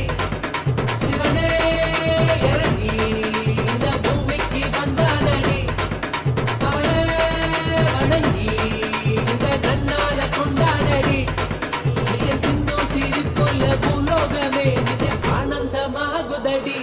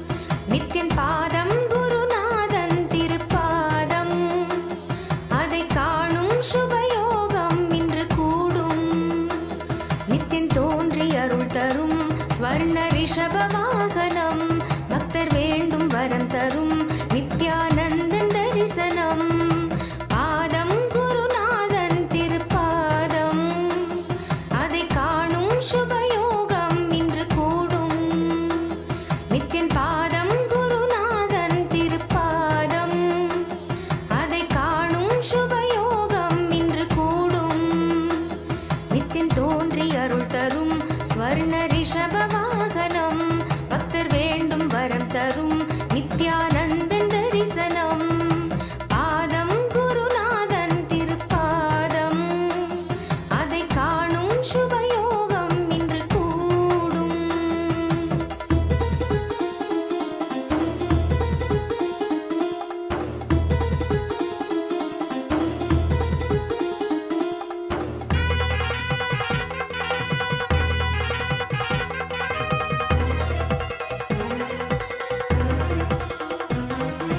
கருணை எனும் கோலால் மோகம் தனை வீழ்த்தும் உருக்கும் என் பாசங்களை இல்லாமலே நீக்கும் நித்யானந்தன் அவன் ரூபம் அது காணும் உயர் தியானம் மெய்ஞானம் எனும் வாழ்வில் உன்னை தானாய் கொண்டு சேர்க்கும் குருவே சிவமாகும் நித்ய குருவே இறை ரூபம் குருவே சிவமாகும் குருவே இறை ரூபம் யுகம் யாவிலும் குருநாதன் என்றே தோன்றி கரை சேர்க்கும் பாதம் குருநாதன் திருப்பாதம் அதை காணும் சுபயோகம் இன்று கூடும் நித்தியன் பாதம் குருநாதன் திருப்பாதம் அதை காணும் சுபயோகம் இன்று கூடும்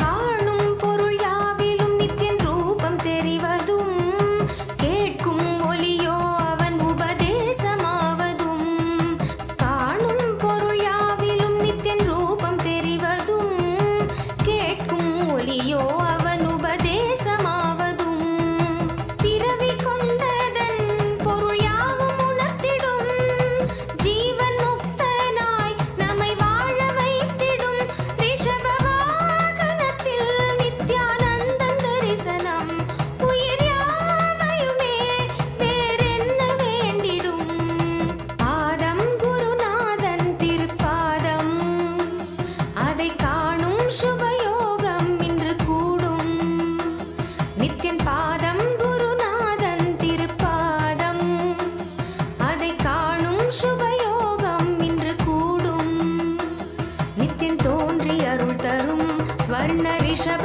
வாகனம் பக்தர் வேண்டும் வரம் தரும் நித்யானந்தன் தரிசனம் பாதம் குருநாதன் திருப்பாதம் அதை காணும் சுபயோகம் இன்று கூடும் நித்தியன் பாதம் குருநாதன் திருப்பாதம் அதை காணும் சுபயோகம் இன்று கூடும்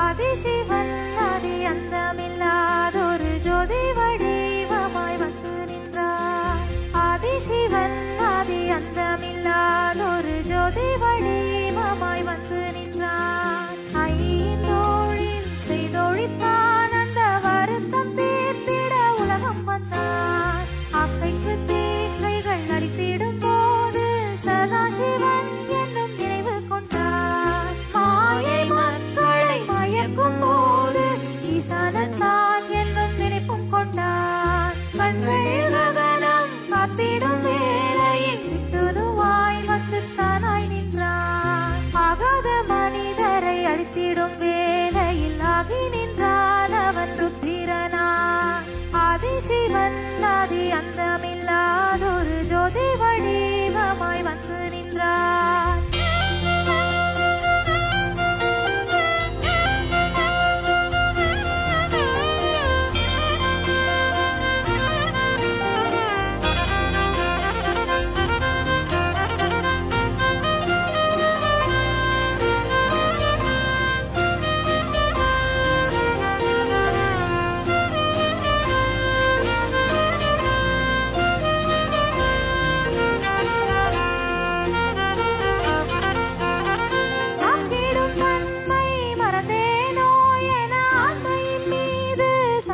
உலகம் கொண்டான். சந்தேகம் தீர்த்து அப்பன் நீயே என்று சொல்லிடவே வந்த மகள்கள் நாங்கள். புவிக்கு பூரணமாய் வந்த நாதனின் பூரணத்துவத்தின் காரணம் நாம். புவிக்கு பூரணமாய் வந்த நாதனின் பூரணத்துவத்தின் காரணம் நாம்.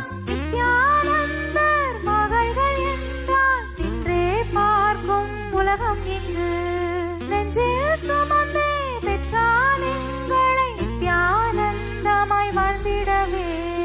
ஆதிசிவன் ஆதி அந்தமில்லாதொரு ஜோதி வடிவமாய் வந்து நின்றார். ஆதிசிவன் ஆதி அந்தமில்லாதொரு ஜோதி வடிவமாய் வந்து நின்றார்.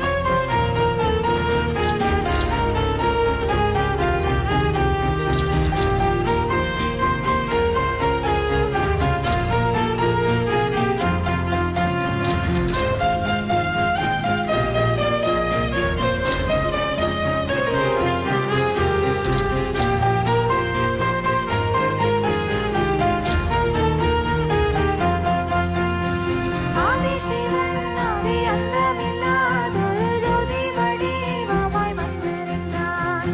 ஐந்தொழிலும் செய்தொழித்தான் அந்த வருத்தம் தீர்த்திட உலகம் வந்தான்.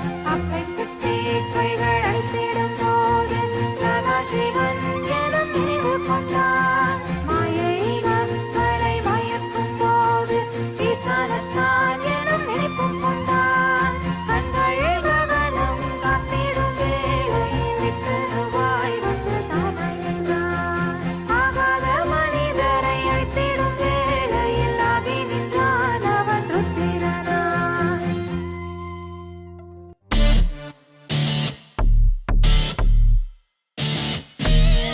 Paramashiva, Paramashiva, Paramashiva, Nityananda. Paramashiva, Paramashiva, Paramashiva, Nityananda. No worries, be happy intensely, enjoy life, enjoy life. No worries, be happy intensely, enjoy life, enjoy life. Enjoy every moment of life with pure excitement. Always auspicious, always right strategic plan. Ultimate experience every moment. No study, just download from the cosmic archives. No study, just download from the cosmic archives. No greed, no fear, and clutching is the fastest gear. Paramashiva, Paramashiva, Paramashiva, Nityananda. Being God, being God, being God. Being God, being God, being God. Paramashiva, Paramashiva, hey. Paramashiva, Paramashiva, hey. Master of your destiny. Create your reality. Master of your destiny. Create your reality. Beyond space, time, mind. Beyond space, time, mind. Enjoy being in the lap of eternal bliss, eternal bliss.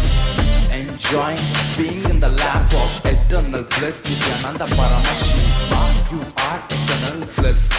Nityananda Paramashiva, Paramashiva, Paramashiva, Paramashiva, Nityananda Paramashiva, Paramashiva, Paramashiva, Nityananda Paramashiva, Paramashiva, Paramashiva, Paramashiva, Paramashiva, Paramashiva, Nityananda Paramashiva, Paramashiva, Paramashiva, Nityananda.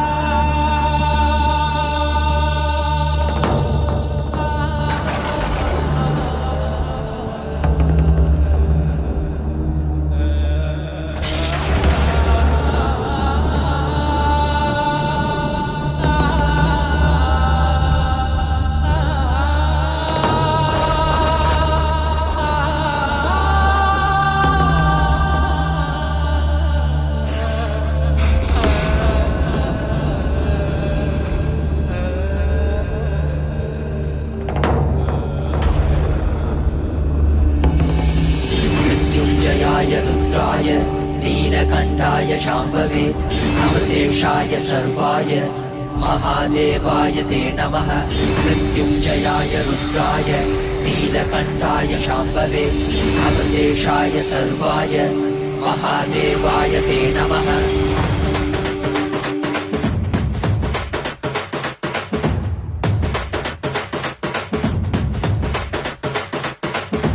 ఏమీ భాగ్యమురా మనకి ఎంతటి మోదమురా ఏమీ సౌఖ్యమురా మనకి ఎంతటి మోక్షమురా ఏమీ భాగ్యమురా మనకి ఎంతటి మోదమురా ఏమీ సౌఖ్యమురా మనకి ఎంతటి మోక్షమురా పరమశివుడేరా స్వామి మనవాడేరా కైలాస నుంచి వచ్చిన మన తోడేరా నిత్యానంద పరమ శివమేరా నిత్యానంద పరమ శివమేరా మనవాడే మన తోడి మన స్వామి వచ్చాడురా మనవాడే మన తోడి మన స్వామి పాద కమల శరణం ఏమీ భాగ్యమురా మనకి ఎంతటి మోదమురా ఏమీ సౌఖ్యమురా మనకి ఎంతటి మోక్షమురా ఏమీ భాగ్యమురా మనకి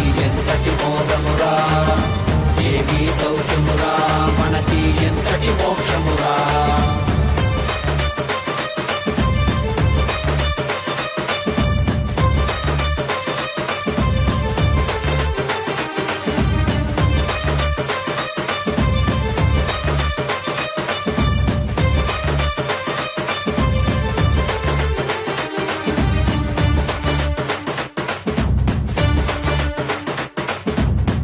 ఎంతటి కష్టమైనా మనకి స్వామి నీ తలవరా ఏమీ లేకున్నా నీకు స్వామి ఉన్నాడురా ఎంతటి కష్టమైనా మనకి స్వామి నీ తలవరా ఏమీ లేకున్నా నీకు స్వామి ఉన్నాడురా దర్శనమిచ్చాడురా స్వామి దివిలో నీకెళ్ళామురా దివ్య శరీర స్వామి మన భాగ్య విధాతరా దర్శనమిచ్చాడురా స్వామి దివిలో నీకెళ్ళామురా దివ్య శరీర స్వామి మన భాగ్య విధాతరా கலியுகத்தை காக்க வந்த நித்யானந்த சாமி அவரே அவதரிச்ச இந்த நாள உலகமெல்லாம் கூடி மேளதாளம் முழங்க கச்சேரி வச்சு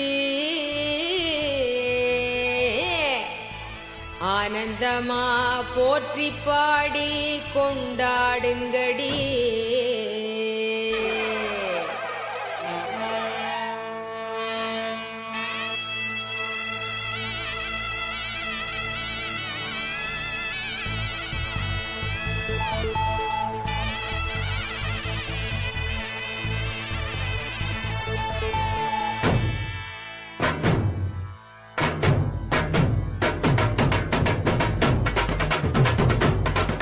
சிவனே இறங்கி இந்த பூமிக்கு வந்தானடி அவனே வணங்கி எதனால கொண்டாடடி நித்திய சிந்து சிரிப்புல பூலோகமே நித்திய ஆனந்தமாகுதடி நித்திய சொல்லும் ஒரு சொல்லு தேடி வந்த தெய்வ வாழ்க்கையும் கூடுதடி சிவனே இறங்கி இந்த பூமிக்கு வந்தானடி அவனே வணங்கி இந்த நன்னால கொண்டாடடி நித்திய சிந்து சிரிப்புல பூலோகமே நித்திய ஆனந்தமாகுதடி நித்திய சொல்லும் ஒரு சொல்லில் தேடி வந்த தெய்வ வாழ்க்கையும் கூடுதடி சிவனே இறங்கி இந்த பூமிக்கு வந்தானடி அவனே வணங்கி இந்த நன்னால கொண்டாடடி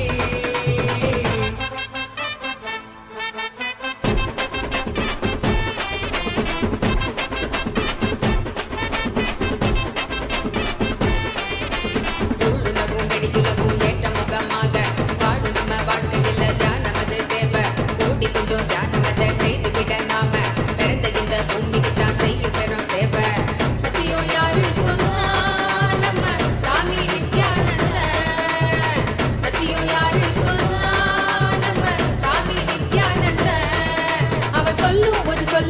தெய்வீகமா மாற்றிவிட மன எண்ணும் அந்த எண்ணும் அதை தாண்டும் நிலை காட்டிவிட சிவனே இறங்கி இந்த பூமிக்கு வந்தானடி அவனே வணங்கி இந்த நன்னால கொண்டாடடி நித்திய சிந்து சிரிப்புள்ள பூலோகமே நித்திய ஆனந்தமாகுதடி நித்திய சொல்லும் ஒரு சொல்லு தேடி வந்த தெய்வ வாழ்க்கையும் கூடுதடி சிவனே இறங்கி இந்த பூமிக்கு வந்தானடி அவனே வணங்கி இந்த நன்னால கொண்டாடடி நித்திய சிந்து சிரிப்புள்ள பூலோகமே நித்திய ஆனந்தமாகுதடி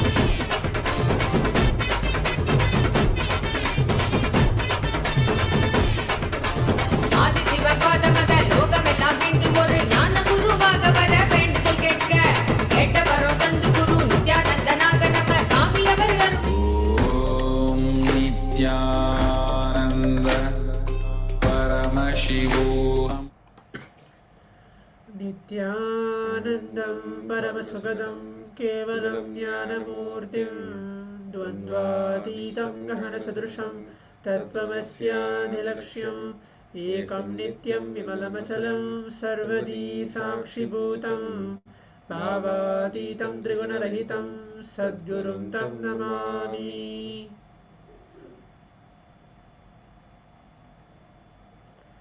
Nityananda? Welcome all the Paramashivoham Level-2 participants back to another glimpse of the Paramashivoham today. So, hope all the participants are doing well, sitting with us in the Zoom rooms and the live from the various social media platforms. Yes, requesting all the participants to please keep your cameras turned on and you should be visible on the camera.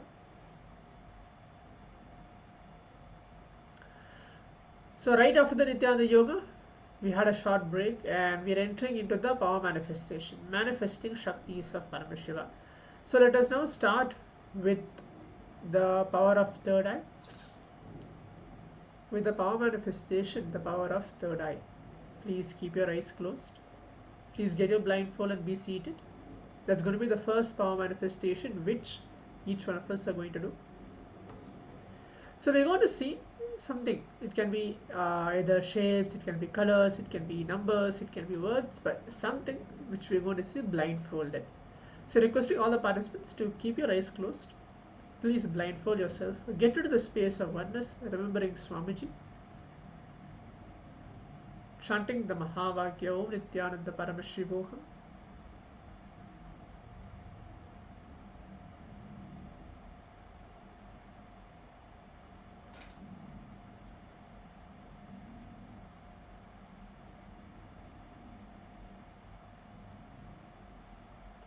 Remember Swamiji now.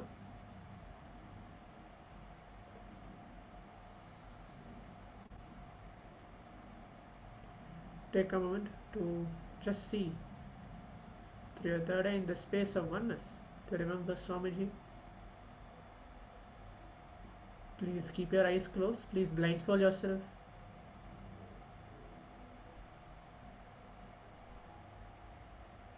Yes. I'm going to project the image. Please keep your eyes blindfolded for the next few minutes and request Paramashiva to Swamiji to show each one of us what is there in front of us through our third eye. Please keep your eyes closed.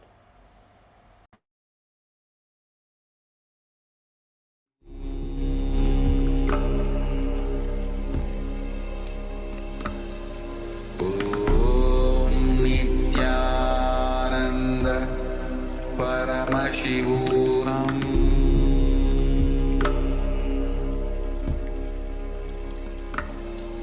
ॐ नित्यानन्द परमशिवोऽहम्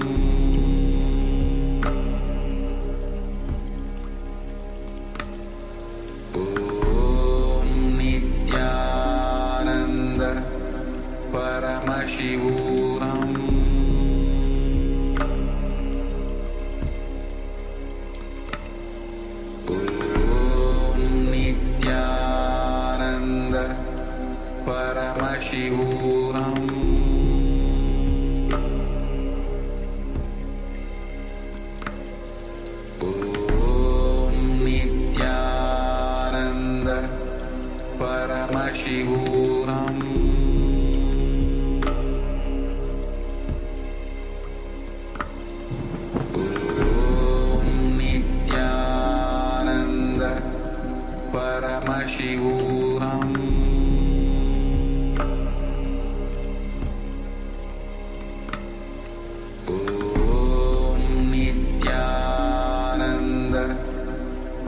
Paramashivoham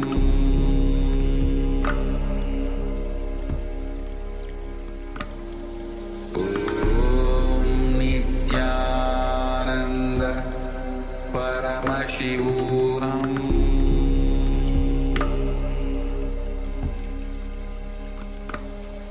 Om Nityananda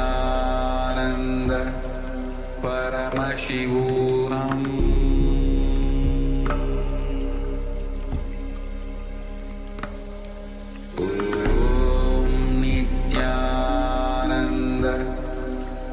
Paramashivoham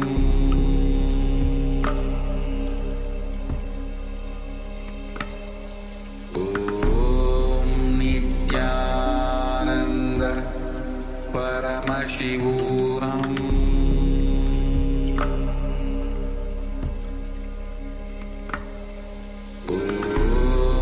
Nityananda Paramashivoham Paramashivoham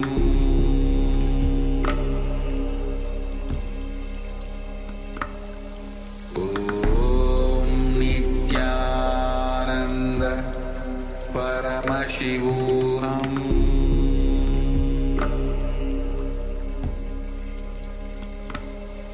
Om Nityananda Paramashivoham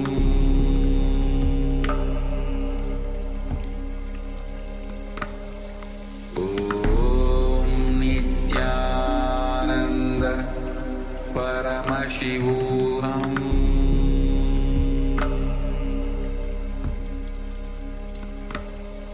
Om Nityananda Paramashivoham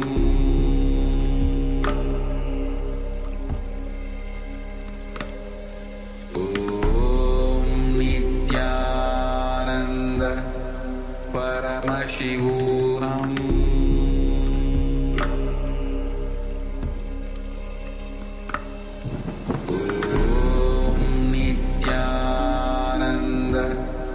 Paramashivoham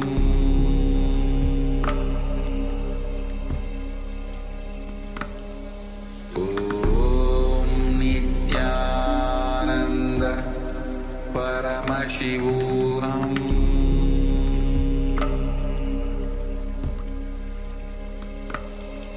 Om Nityananda Paramashivoham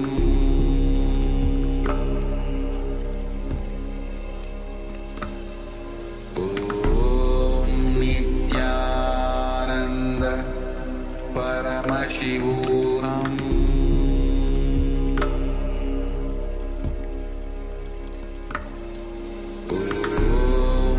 Nityananda Paramashivoham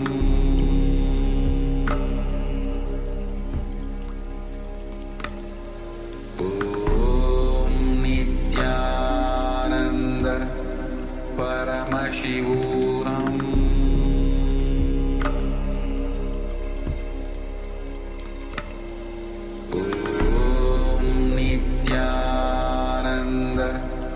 Paramashivoham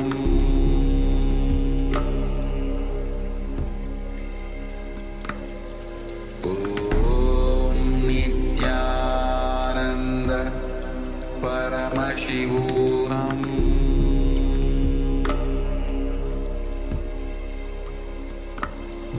Om Nityananda Paramashivoham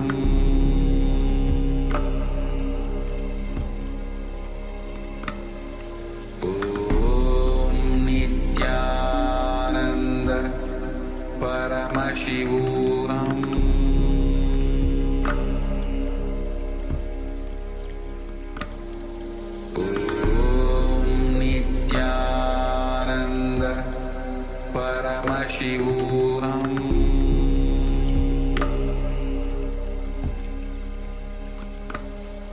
Om Nityananda Paramashivoham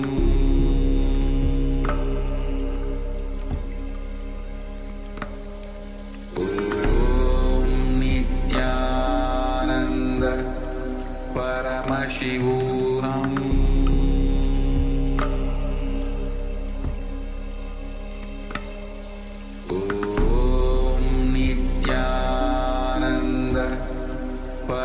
Paramashivoham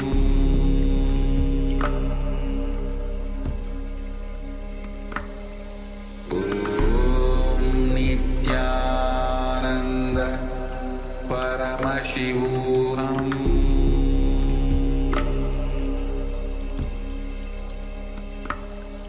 Om Nityananda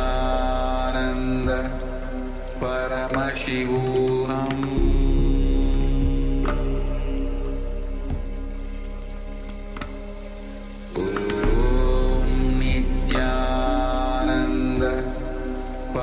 Paramashivoham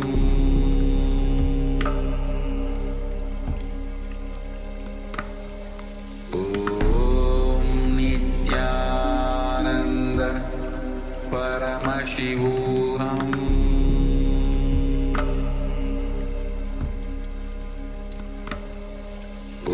Om Nityananda Paramashivoham Paramashivoham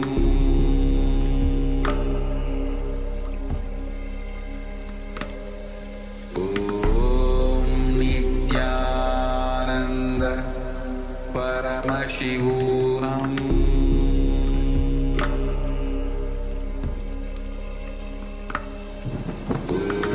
Om Nityananda Paramashivoham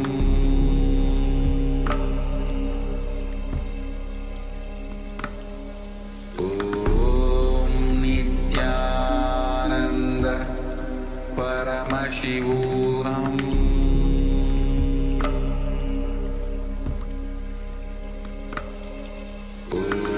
Om Nityananda Paramashivoham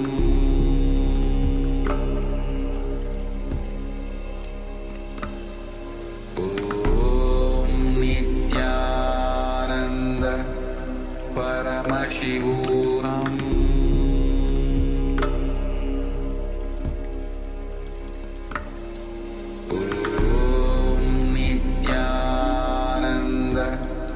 Paramashivoham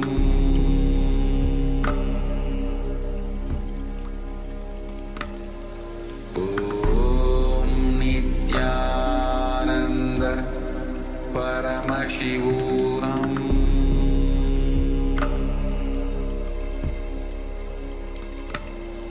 Om Nityananda Paramashivoham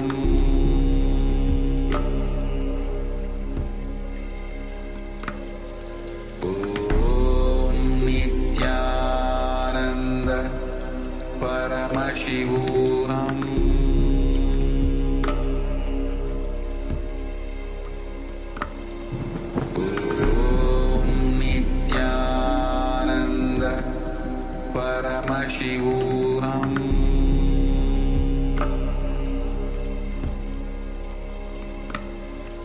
Om Nityananda Paramashivoham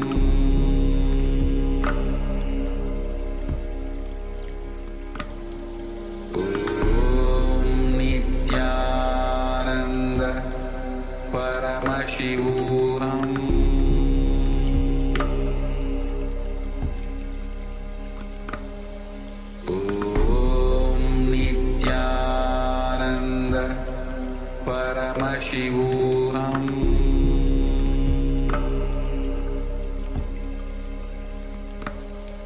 Om Nityananda Paramashivoham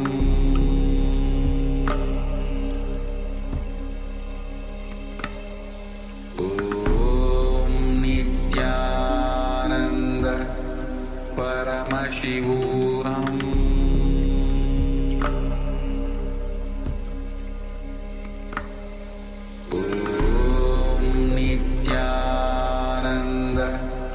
Paramashivoham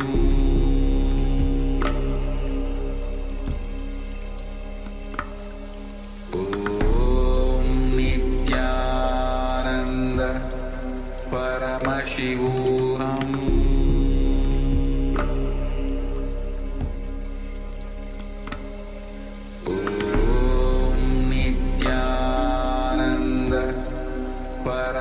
Paramashivoham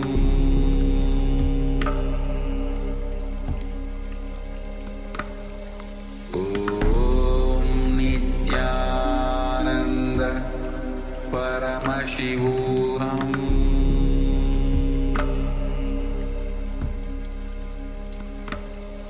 Om Nityananda Paramashivoham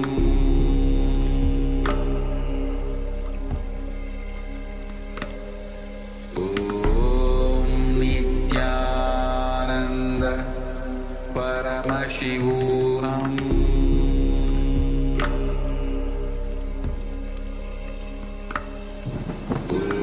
Om Nityananda Paramashivoham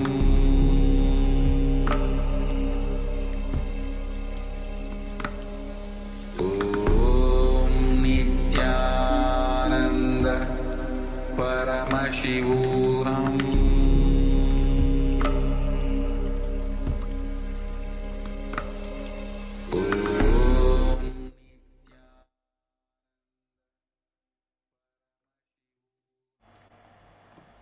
Yes, now I request all the participants to take a few minutes to share what did each one of us see in the through a third eye.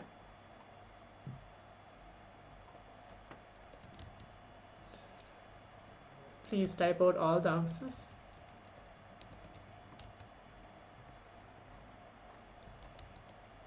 So with a deep gratitude towards Swamiji, whatever Swamiji is shown through the third eye, you can type out in the Zoom chat, or you can pen down in your notebook, or you can share through the Zoom.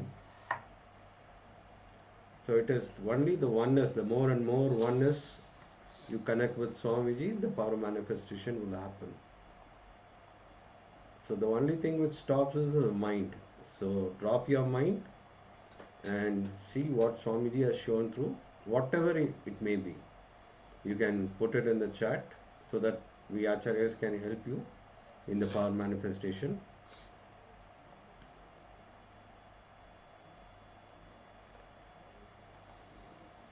Yes, so now let's take a minute to see what actually there in this round of the power manifestation. So all the participants can see it is the shape of an arrow, and the shape of a the kind of a plus which is there, which is a blue in color and pink as well. There's a red background and there's a pink and a blue color. So this is the image, which is actually a shape coming down to a shape. So the participants can go ahead and share what did they manifest in this round of the power manifestation. So now let's enter into the first session of the day. So today's whole theme is going to be surrendering and practicing the presence of the Guru, presence of Paramashiva. We're going to receive the Bhava Samaya Darshan of Chandesha Anugraha Murti of Swamiji. And we're going to manifest throughout the day the power of changing the weight of an object. So that's going to be the power which we are going to manifest. So let's take a moment. We're going to learn about surrender. What is surrender? How to practice surrender in our lives. So that is a theme, that is a session which we're going to listen to from the Supreme Pontiff of Hinduism, the first session. Please give a complete listening as we're going to begin the session now.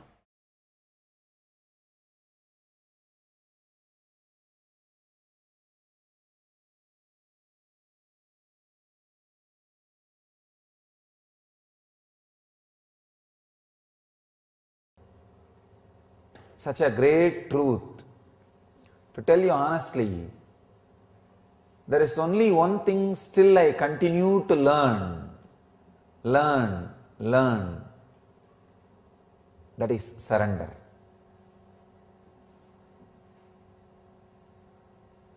There is one thing in the cosmos which you can't say you finished learning.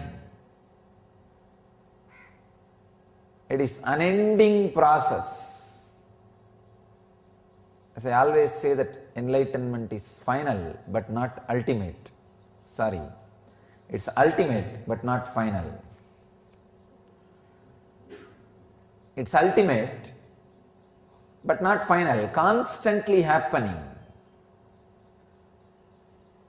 surrender is ultimate but not final. When you surrender,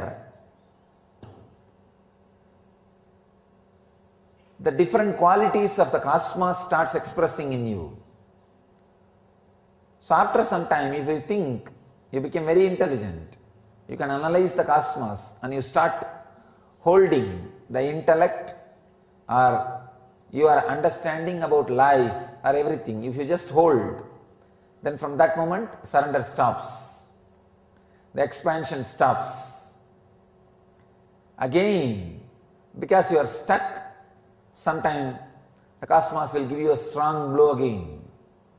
When it gives a blow, when you don't have anything to look out, there is no solution in the outer world, then you look in again.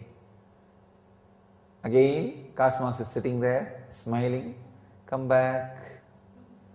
Welcome back. Then you will see, you melt.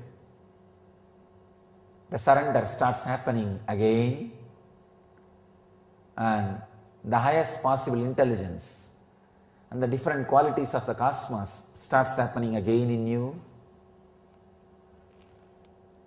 And ultimate but not final, as I said. The ultimate again and again and again happens in the higher and higher dimensions. I tell you, this is the same story exactly gets repeated with masters. People come, surrender, they experience the beautiful, intense period of ecstasy and expansion. Suddenly, after a certain intellectual, emotional, being level expansion, unfortunately their intellect starts judging the very source to which they surrendered and the expansion happened. They start judging the master. And when they start judging means they are stuck with that expansion. Means the moment they lift their surrender, they hold the life, they remove the surrender, then the expansion, growth stops. They are just stuck. It's almost like having bridge which can be lifted to the other shore. First they make a bridge, that is what is surrender. Then from the master's side, so much of intelligence, energy, compassion, expansion, everything is sent to the disciple's side. When a disciple receives too much, suddenly his ego, it just starts judging the other side, the master's side. The moment you judge, the bridge of surrender is lifted. No more transportation is possible. No more receiving gifts is possible. You are stuck. But one nice thing with life is it forgives you. It waits for you. Even though you are stuck, when the sufferings happen in your life, understand, when you are stuck, whatever suffering is given to you is just a reminder. Suffering comes, and you try to solve in all possible ways in the outer world, because the logic with which you judge the master is so strong, so arrogant. It tries to find its own solutions without bending, without resting, without putting the bridge again back. It just wants to say, no, I know, I'll handle, I'll do it. But Cosmos is so compassionate, it gives you such a strong sufferings which can never be answered, solved by the outer solutions. Then no other way, with a lot of reluctance, slowly you lower the bridge again. The other side, he is just sitting with a smile and waiting for your bridge to land, and he says, okay, come on, let's start the work again. Where we left, 7th lesson, start the 8th. And again the energy, expansion, ecstasy, everything starts flowing towards the bridge, through the bridge towards you, and next level of happening starts happening. Unfortunately, sometimes The disciple side, it takes even few janmas, few births to lower the bridge, to put the bridge again. And fortunate are those who is able to put the bridge back again within few days. Intelligent are those who can understand the arrogant and cunning games of the mind and put the bridge back again and restart, refresh, reconnect with the Master, with the cosmos, so that all that flow of intelligence, expansion, ecstasy, everything starts happening. The flow becomes alive again. I tell you, it is such a unfortunate thing. I saw one funny thing even during this whole scandal. Many of these ex-disciples who are judging me, they use exactly the logic gifted by me. And they do not understand, if I can gift that level of logic, I operate from the higher level of logic. Any day, simply I can break the logic with which they judged me.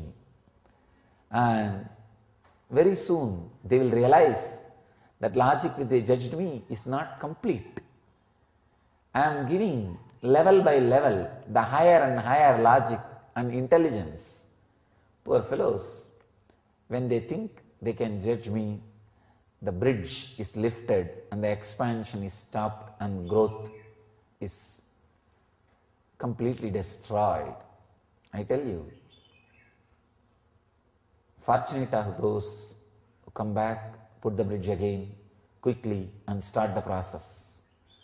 Unfortunate are those who may need to wait for births and births and births. And most unfortunate are those who will wait for births, and when they put the bridge again, the Master will not be sitting there with the body. He will be without the body. He will be in the form of the formlessness, the cosmos. Then the process and the work, whole thing becomes too difficult. The difficulty becomes more. It's like trying to work with deities without having physical master. It's possible, but needs so much of intensity, takes so much of time, needs so much of tapas, means effort from your side. So naturally, the process is delayed and time is getting wasted. Again and again and again, the same cycle, same rut, people are stuck. I tell you, surrender is the one thing even an incarnation goes on learning. There is no end. Nobody can say, I surrendered. No more receiving gifts is possible. You are stuck. But one nice thing with life is it forgives you. It waits for you. Even though you are stuck, when the sufferings happen in your life, understand, when you are stuck, whatever suffering is given to you is just a reminder. Suffering comes and you try to solve in all possible ways in the outer world, because the logic with which you judge the Master is so strong, so arrogant. It tries to find its own solutions without bending, without resting, without putting the bridge again back. It just wants to say, no, I know, I'll handle, I'll do it. But Cosmos is so compassionate, it gives you such a strong sufferings which can never be answered, solved by the outer solutions. Then no other way, with a lot of reluctance, slowly you lower the bridge again. The other side is just sitting with a smile and waiting for your bridge to land And he says, okay, come on, let's start the work again. Where we left, 7th lesson, start the 8th. And again the energy, expansion, ecstasy, everything starts flowing towards the bridge, through the bridge towards you. And next level of happening starts happening. Unfortunately, sometimes the disciple's side, it takes even few janmas, few births to lower the bridge, to put the bridge again. And fortunate are those who is able to put the bridge back again within few days. Intelligent are those who can understand the arrogant and cunning games of the mind and put the bridge back again and restart, refresh, reconnect with the Master, with the cosmos, so that all that flow of intelligence, expansion, ecstasy, everything starts happening. The flow becomes alive again. I tell you, it is such a unfortunate thing. I saw one funny thing even during this scandal, whole scandal. Many of these ex-disciples who are judging me, they use exactly the logic gifted by me. And they do not understand, if I can gift that level of logic, I operate from the higher level of logic. Any day, simply I can break the logic with which they judged me. And very soon they will realize that logic that they judged me is not complete. I am giving level by level the higher and higher logic and intelligence. Poor fellows, when they think they can judge me, the bridge is lifted and the expansion is stopped and growth is completely destroyed. I tell you, fortunate are those who come back, put the bridge again quickly and start the process. Unfortunate are those who may need to wait for births and births and births. And most unfortunate are those who will wait for births, and when they put the bridge again, the Master will not be sitting there with the body. He will be without the body. He will be in the form of the formlessness, the cosmos. Then the process and the work, whole thing becomes too difficult. The difficulty becomes more. It's like trying to work with deities without having physical master. It's possible, but needs so much of intensity, takes so much of time, needs so much of tapas, means effort from your side. So naturally, the process is delayed and time is getting wasted.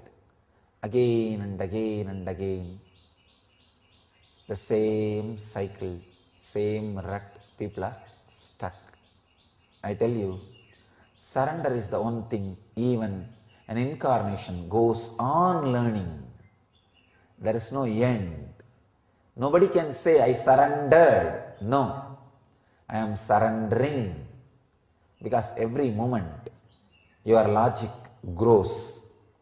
Your inner space expands. The possibility of ego and surrender is again presented in front of you. And again and again and again, you have to choose surrender. When you choose surrender, again one more step of expansion. A new logic is gifted to you.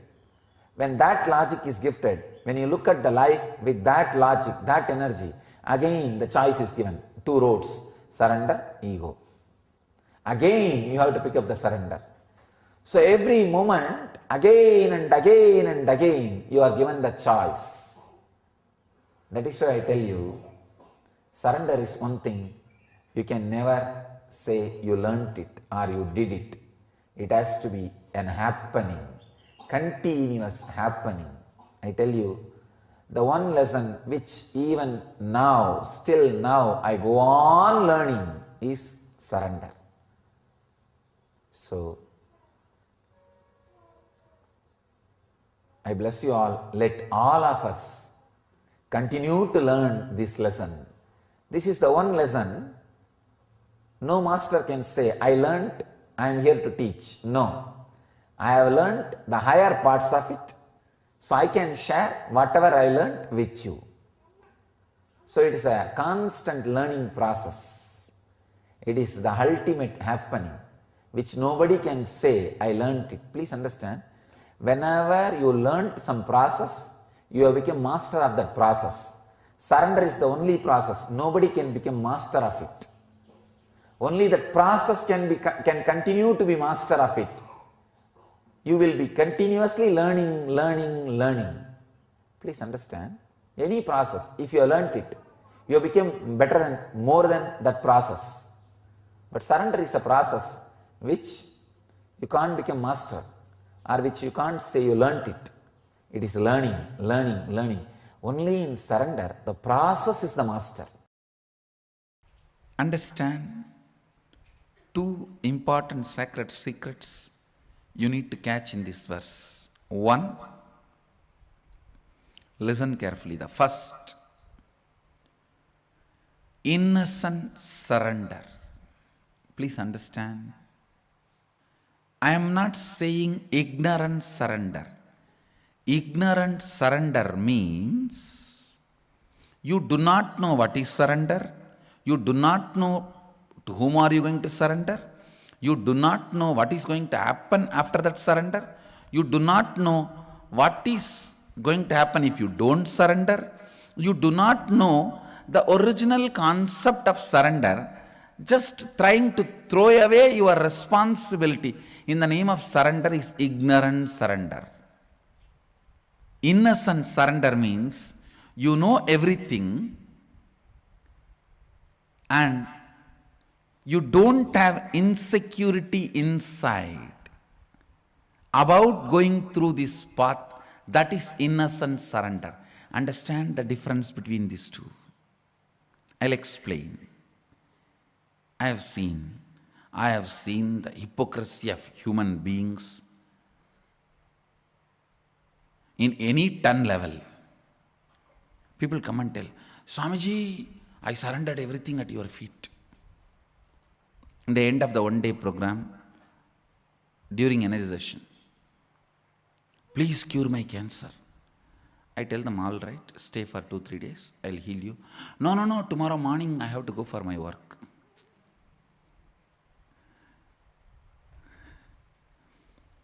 See the stupidity.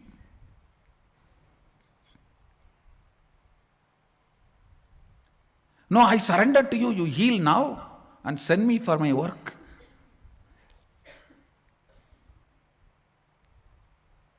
Extreme hypocrisy. Here, the person doesn't know what is surrender, doesn't care about what is surrender. He is using the word for some bargain.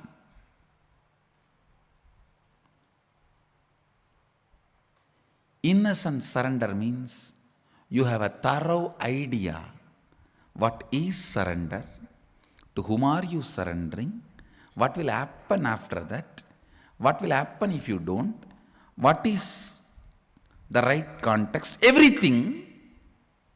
You know the whole thing and you do not have the fear of transformation it is going to bring inside you. Understand? You do not have the fear, the transformation it is going to bring inside you. What is exactly you are afraid? With surrender, suddenly your own taste about life may change, which you are afraid of. Oh God, I may suddenly start liking something else. Then what will happen to all the things for which I worked for 10 years? What will happen to that house which I brought designing, which I built designing every room? What will happen to the car which I bought, enjoying the mirror, side mirror, front mirror, clock, these, that, so many things? What will happen to all that? Suddenly my desires may change, my fears may change, my thinking may change. Understand, when you mature, your desires do mature. If you decide your desires should not get matured, you stop your maturity. You stop your maturity. Maturity of the desires and fears is what I call renunciation. Renunciation is not denunciation. Understand? In Hindu tradition, Vairagya is not aragya. Viraga is not araga. Renunciation is not denunciation. Maturity getting added to your desires and fears. Understand? You might have heard thousands of conspiracy theories.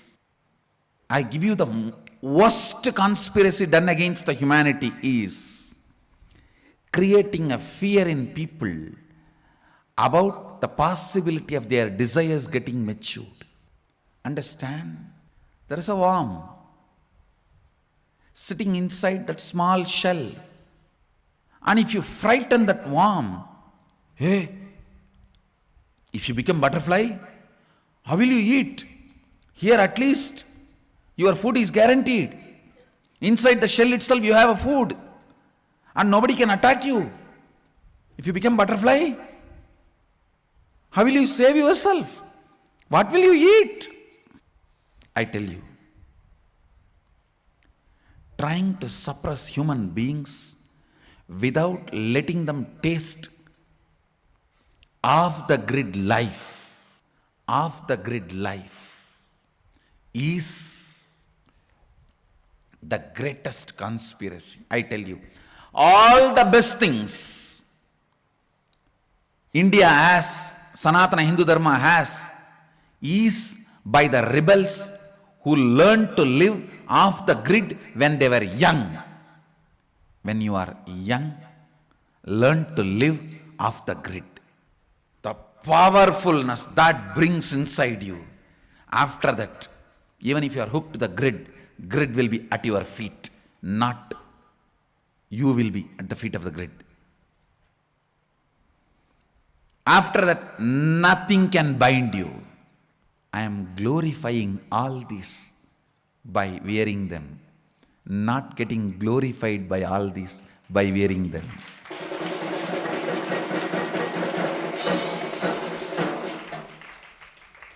I am decorating the throne, not decorated by the throne.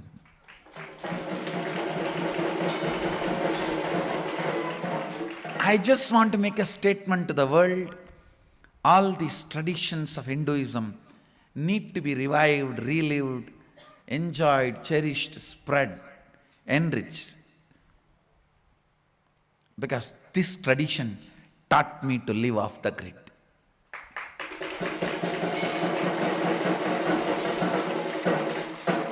And no society is more compassionate in the world than the Bharat Indian society, which loves, respects, reveres the people who decide to live off the grid. In any other country, if you decide to live off the grid, it is illegal. In this country, decide to live off the grid, the people will wash your feet and give you food. I am waiting for my Balasans to become 18. First batch I am sending to live off the grid.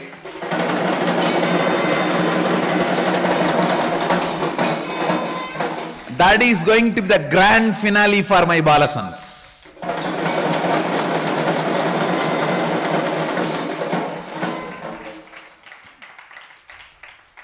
And in the march, all the Krama Brahmacharis and Naishtika Brahmacharis are going to enjoy the off-the-grid life in March. I have plans. All the Krama and Naishtika and the Ashramites are going to enjoy off-the-grid life in March.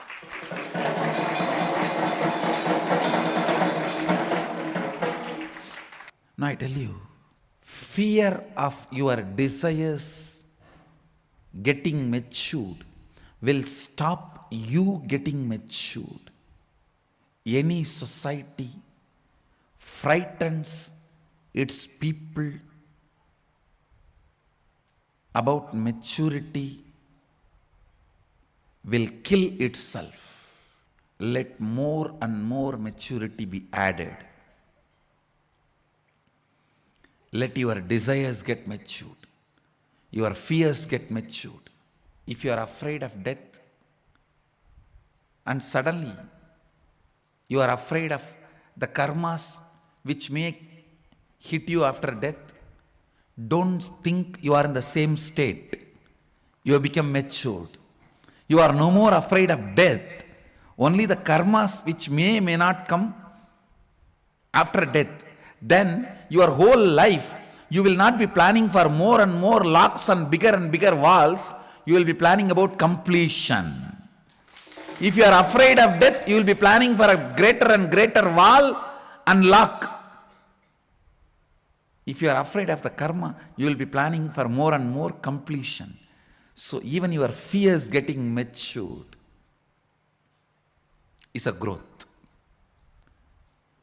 With surrender, the first thing you will experience is your desires and fears will get matured.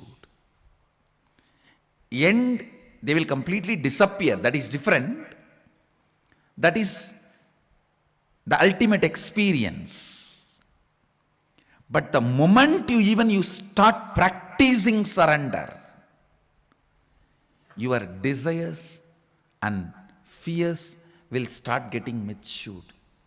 Your anxiety, your fear, whatever emotions with which you are struggling, your incompletions, all these will start getting matured. You may not have incompletion with the people who are living with you or with the day-to-day life. You may have incompletion with incompletion itself, that why I am not able to complete you. That can never be equated to the incompletion you are having with the next person because she did not smile at you or he did not smile at you, they did not respond to you, they poured water on you. Your incompletion about they poured water on you is totally different than your incompletion that why still you are not able to complete. I can say here, even your incompletion and anxiety has become more matured.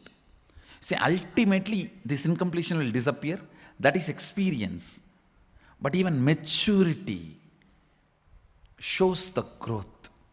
The moment you start practicing surrender, the first thing will happen to you is maturity in your desires, in your anxiety, in your fears, in your greed, in your everything.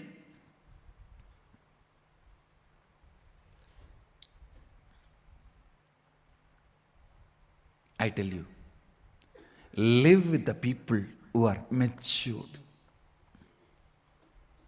You will love the life. You will love the life. This whole prayer, you see, such matured prayer, matured surrender. If you are surrendering to somebody to save your life or to have 2 square meal, it is stupid surrender. You are becoming slave. If you are surrendering to somebody, asking for enlightenment, leading you to beyond coming and going, birth and death, that is matured surrender. Even in surrender, there is maturity. The context, understand? That is why I always insist. Some people use me only as an orphanage head. Very few use me as the head of a monastery, Guru Maha Sannidhanam. Understand?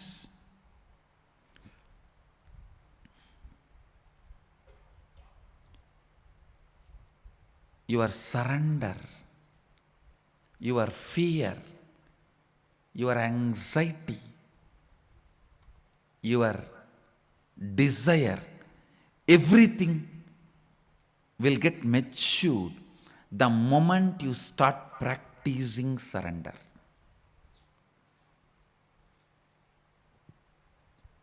Surrender smokes out all your hypocrisy.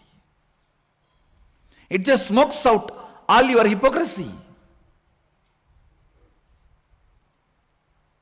You simply know what is hypocrisy. You simply know why you are hypocrite. First reason why you are hypocrite is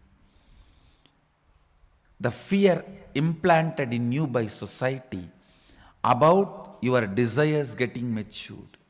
I have seen people telling, oh, I'm afraid to come to the ashram. I may just settle down there. Hey! You think then we are all fools? You are blessed if your desires can get matured and you can settle down here.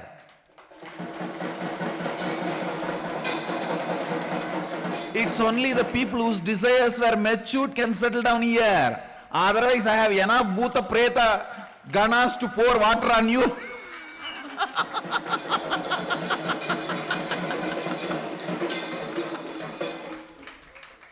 And kick you out. The moment you say, I'm afraid to go and attend inner awakening, I may stop drinking, it means what? Fear of your desires getting matured. It is exactly that warm feeling. Oh, if I become butterfly, where will I get my food? How will I protect myself? I heard many big worms will try to eat me. Hey, just become butterfly. All these problems won't even exist in you. Making your old problems redundant, not solving. Redundant is renunciation.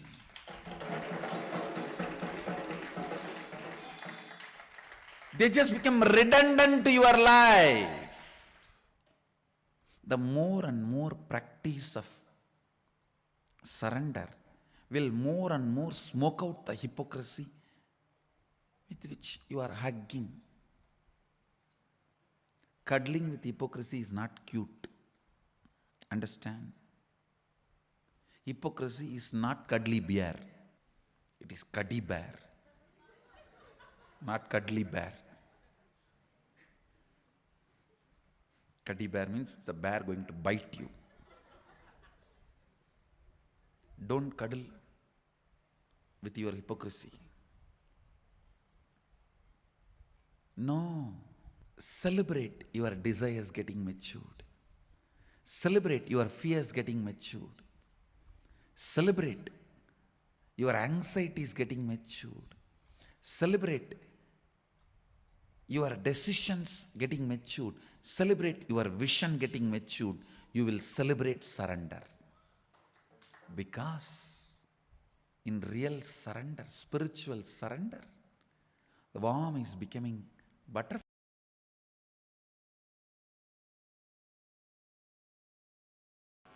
The signs of surrender. Please listen. Listen sincerely and intensely. The more and more completion you do, the more and more the surrender starts happening in you. I need to define surrender. Surrender is no way starts with powerlessness or gives you the powerlessness experience or ends in powerlessness. Surrender starts with powerfulness, leads you from power to more powerfulness, ends in ultimate powerfulness.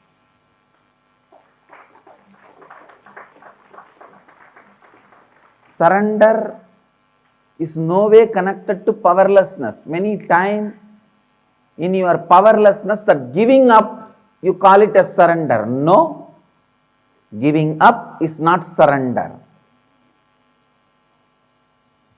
Giving up is not surrender. ध्यान से सुनिए. Listen. Giving up is not surrender. A Shiva Bhakta will never give up on himself or others.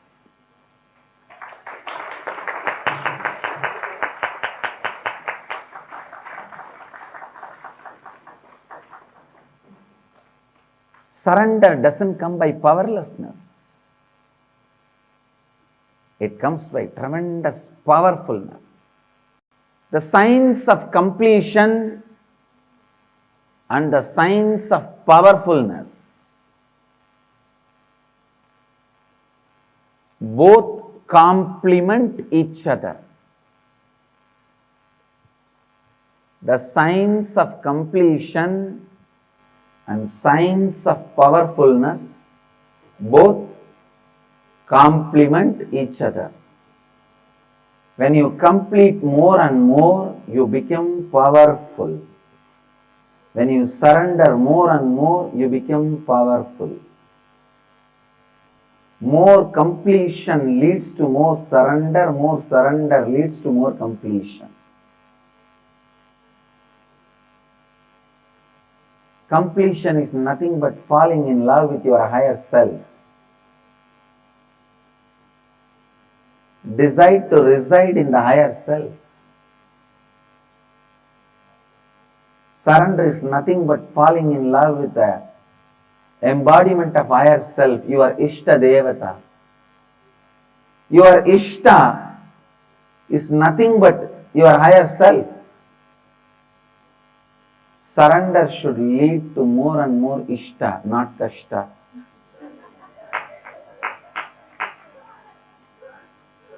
Naturally, surrender leads you to more and more powerfulness, not powerlessness.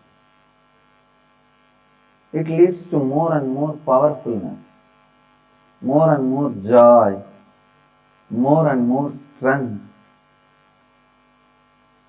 Understand? When you carry the space of surrender, everything in the life listens to you. Even a plant drops all its thorns just by your request. How do you think just our Gurukul kids are able to talk to plants and the plants are listening to them?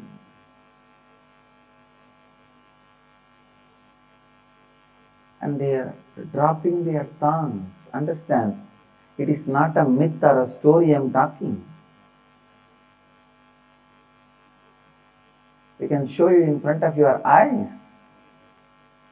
The surrender makes you deeply powerful. The space of completion makes you deeply powerful.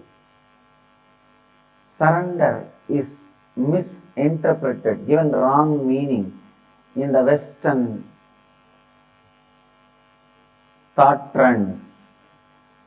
There the word is used more like in the war, when you lose, you drop all the weapons and surrender. Here I am not using in that meaning. The word surrender has totally different meaning in the Bhakti literatures. So maybe I may not even want to use the word surrender in English. I use the word Sharanagati, just in Sanskrit. Sarana Agati. It's such powerfulness. The powerfulness radiated by the devotees. Andal was not weak. Akkamadevi was not weak. Meera was not weak.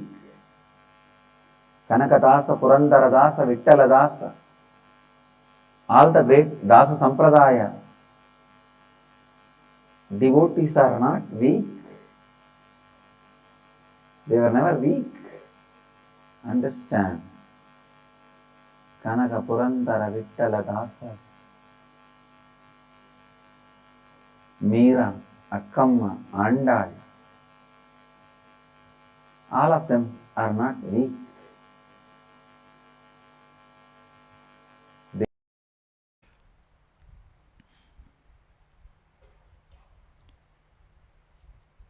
Your surrender, your fear, your anxiety,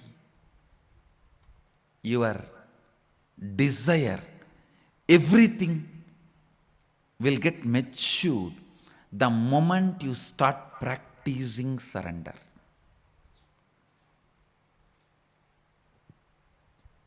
Surrender smokes out all your hypocrisy.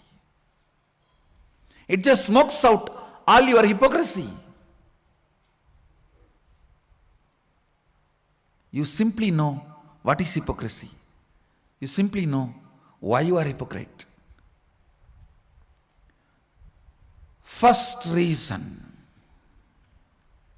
why you are hypocrite is the fear implanted in you by society about your desires getting matured.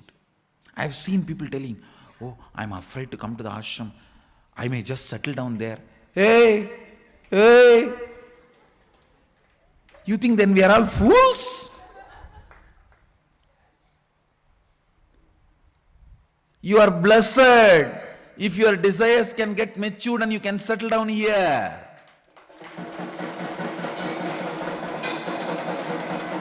It's only the people whose desires were matured can settle down here. Otherwise, I have enough Bhuta Preta Ganas to pour water on you.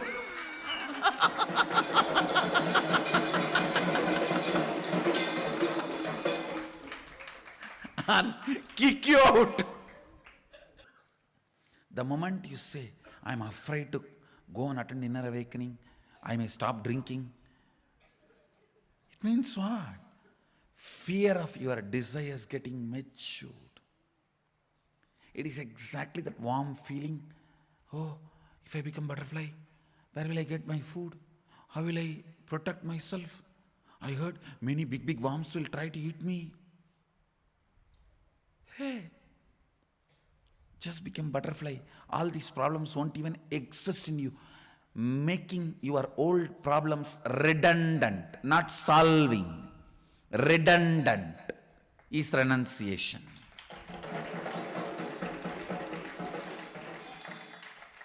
They just become redundant to your life. The more and more practice of surrender will more and more smoke out the hypocrisy with which you are hugging. Cuddling with hypocrisy is not cute. Understand? Hypocrisy is not cuddly bear. It is cuddy bear. Not cuddly bear. Cuddy bear means the bear going to bite you. Don't cuddle with your hypocrisy. No. Celebrate your desires getting matured. Celebrate your fears getting matured. Celebrate your anxieties getting matured. Celebrate your decisions getting matured. Celebrate your vision getting matured. You will celebrate surrender. Because in real surrender, spiritual surrender, the worm is becoming butterfly.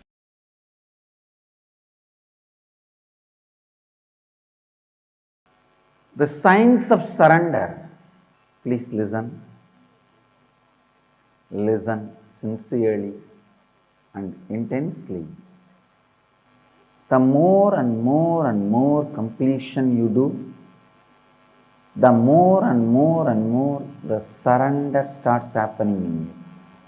I need to define surrender. Surrender is no way starts with powerlessness or gives you the powerlessness experience or ends in powerlessness. Surrender starts with powerfulness, leads you from power to more powerfulness, ends in ultimate powerfulness.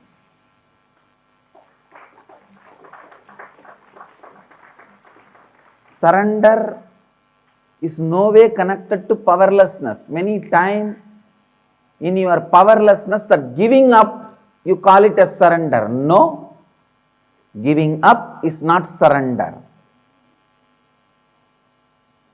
Giving up is not surrender. ध्यान से सुनिए. Listen. Giving up is not surrender. A Shiva Bhakta will never give up on himself or others.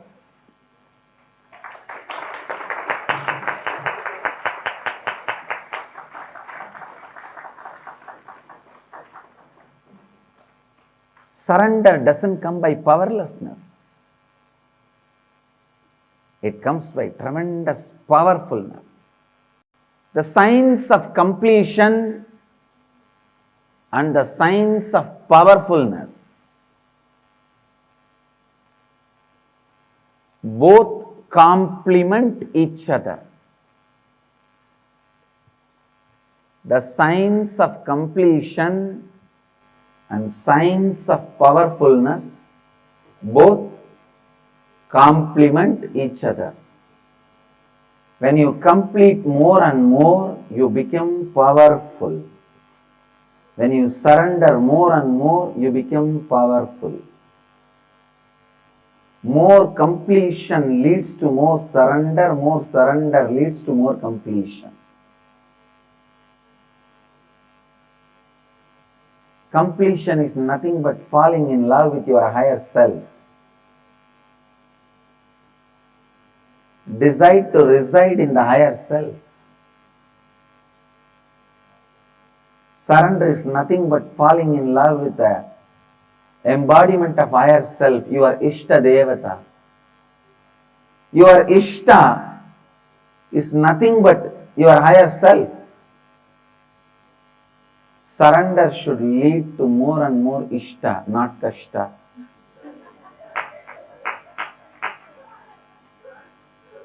Naturally, surrender leads you to more and more powerfulness, not powerlessness. It leads to more and more powerfulness, more and more joy, more and more strength.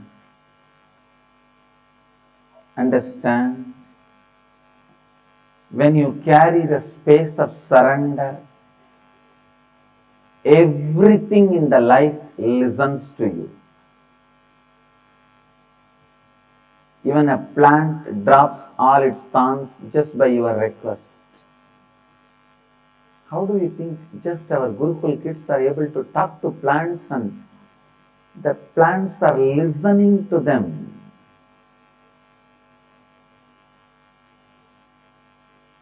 And they are dropping their thorns. Understand, it is not a myth or a story I am talking. We can show you in front of your eyes.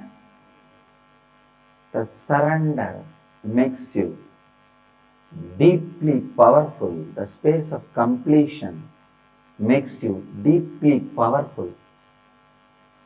Surrender is misinterpreted, given wrong meaning in the Western thought trends. There the word is used more like in the war, when you lose, you drop all the weapons and surrender. Here I am not using in that meaning. The word surrender has totally different meaning in the Bhakti literatures. So maybe I may not even want to use the word surrender in English. I use the word Sharanagati, just in Sanskrit. Sarana Agati. It's such powerfulness. The powerfulness radiated by the devotees Andal was not weak. Akkamma Devi was not weak. Meera was not weak. Kanakadasa, Purandaradasa, Vittaladasa, all the great Dasa Sampradaya devotees are not weak. They were never weak. Understand? Kanaka Purandara Vittaladasas, Meera, Akkamma, Andal, all of them are not weak. They all lived in the space of powerfulness. Even completion you can intellectually grasp, even if you don't practice. Just watch the satsang, you will intellectually grasp what is the completion, what is the power of completion. I am sure. See, the completion can be understood even if you listen intellectually. But the Sharanagati is surrender. You need to see somebody experiencing and radiating it. You need to be around some great bhakta, devotee. Because it is such a beautiful experience. You need to see that radiating in the body language. Saranagati, surrender, can't be understood just by the intellectual. Intellectually, if you try to understand, it will only lead to that surrender happens during the war period. Only that meaning you will get it. It's out of powerlessness, kind of a giving up, a failure, dropout. But the Bhakta Sampradayas, the Bhakti traditions do not mean that kind of a surrender here. You become more and more powerful, more and more strong, more and more intelligent. The Bhakti Sampradaya, its definition of surrender is totally different. So understand, more and more practice of surrender leads to more and more experience of completion. More and more experience of completion leads to more and more practice of surrender. Today I just wanted to introduce this theory, this science. Next few days I will expand on the nuances, the details of these both sciences and how both sciences complement each other, support each other. Knowledge leads to power. The way of thinking, if your way of thinking, if it is leading you more and more power, making you more and more powerful every day, you are thinking in right direction. If your thinking is making you powerless every day, you are thinking in wrong direction. Please listen. Whether it is violence is not power. It actually makes you powerless. That is why you become violent. The world, life, universe responds to exactly the way you behave with it. If you are violent, constantly violence is given back to you. If you are peaceful, how many ever people try to disturb you, harm you, they will not be able to be successful. Constantly you are given the peace and victory again and again.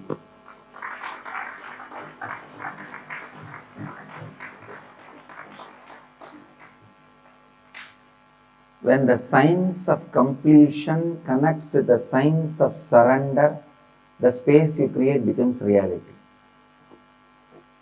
Because all your individual incompletions should be completed.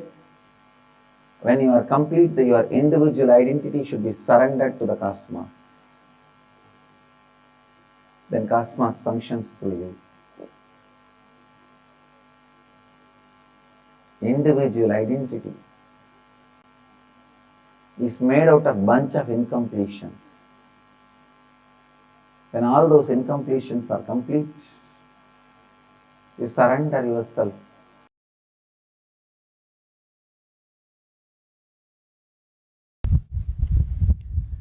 I'll explain precisely how I experienced surrender. Listen. And what happened when I experienced surrender? Please listen. First, integrity is nothing but intellectually coming to oneness with Guru, which I started experiencing with Annamalai Swamigal, with the Guru. Authenticity is emotionally experiencing oneness with the Guru. Responsibility is your being feeling oneness with the Guru. Enriching is your consciousness feeling oneness with Guru. Listen. With integrity, your intellectual alignment starts, intellectual surrender starts, intellectual oneness starts. With authenticity, your emotional oneness starts. With responsibility, your being oneness starts. With enriching your whole consciousness, oneness starts. I tell you, till real surrender happened, integrity was first priority, then authenticity, then responsibility, then enriching. When the surrender happened, enriching becomes my first priority. That became my first priority. It's not that I gave up integrity, but enriching became the first operative cognition when surrender happened to me. Whoever wants, take this as a click. When you decide enriching as the first priority, simply surrender happens. Because for enriching, you have to have all the other three alignment. If you are not able to enrich somewhere, some part of you, whether your intellect or emotion or being is not convinced, not yet convinced, I tell you, from my Atma Pramana, when the surrender happened, when I decided the enriching to be the first part, component of my life, that be the powerful cognitions to drive me, I saw authenticity, responsibility, integrity, everything following. When I decided I'll spread what Paramashiva did to me, I will share that to the world and start enriching the world with Paramashiva, his being, who is he, and his state, his space, his powers, his being and his superconsciousness. I saw responsibility, authenticity, integrity, everything was following. If you want to experience surrender, start enriching. Then everything else just follows.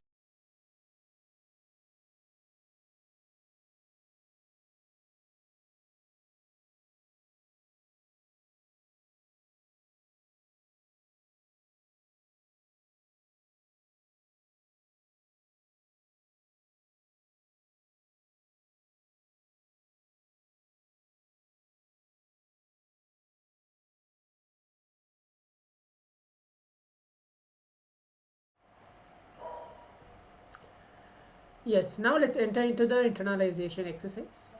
Right after listening from the Supreme Pontiff of Hinduism on the very subject of surrender, Swamiji has spoken various different aspects of how he is surrendering to even to his gurus, how his gurus trained him. And moving on, we're going to enter the next session, the science of feeling connection. It's a very beautiful session. But before that, let's enter into the internalization exercise, requesting each of the participants to please bring your book and pen and be seated. You can see many participants have not kept their cameras turned on. Please keep your cameras turned on.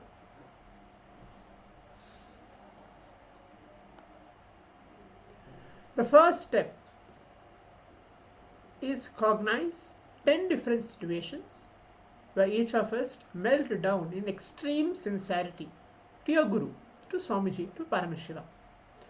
Giving an example, it could be just checking on your job interview, blessing your kids for their birthday, finding out about your parents' health, laying down options for your visa, setting up the multiple layered quarantine facility, or providing free health care, making you manifest powers, healing you from long pending reactionary patterns, karma, inviting your kids to Swamiji's Gurukul, establishing Kailasa for you to live a complete Hindu lifestyle.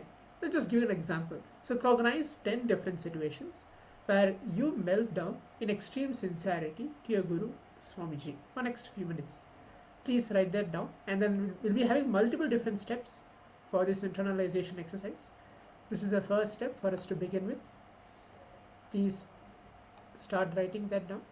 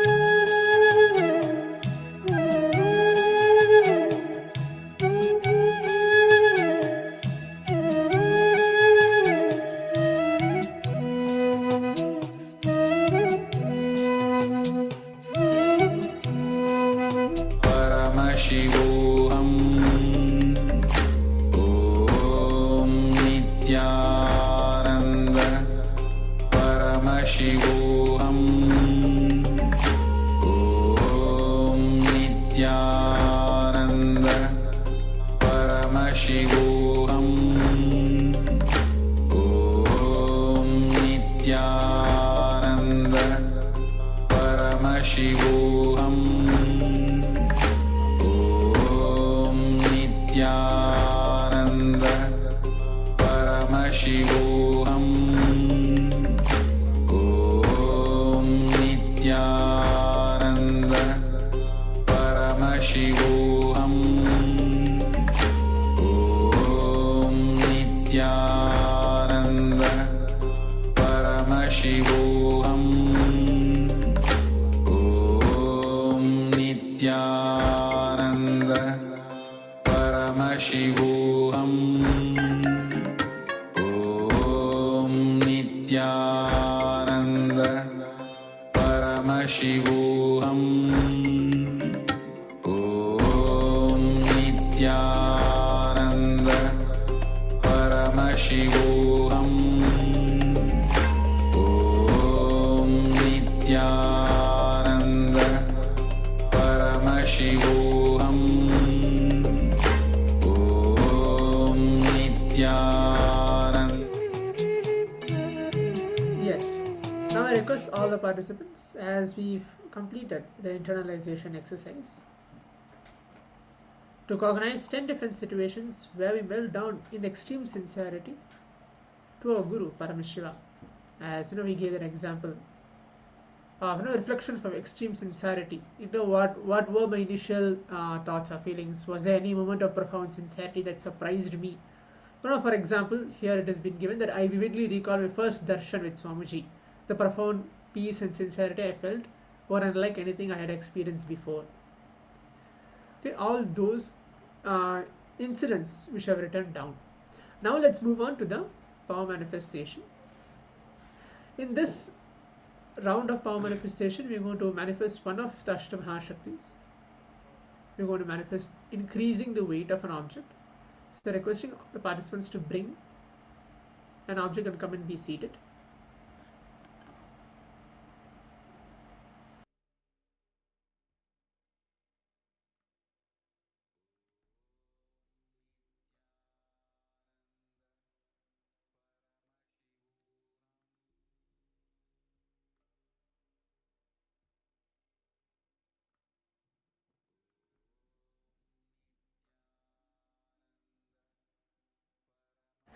Yes. So any object is fine. You're not going to hold it onto your palms, but you're just going to keep it on the flat surface.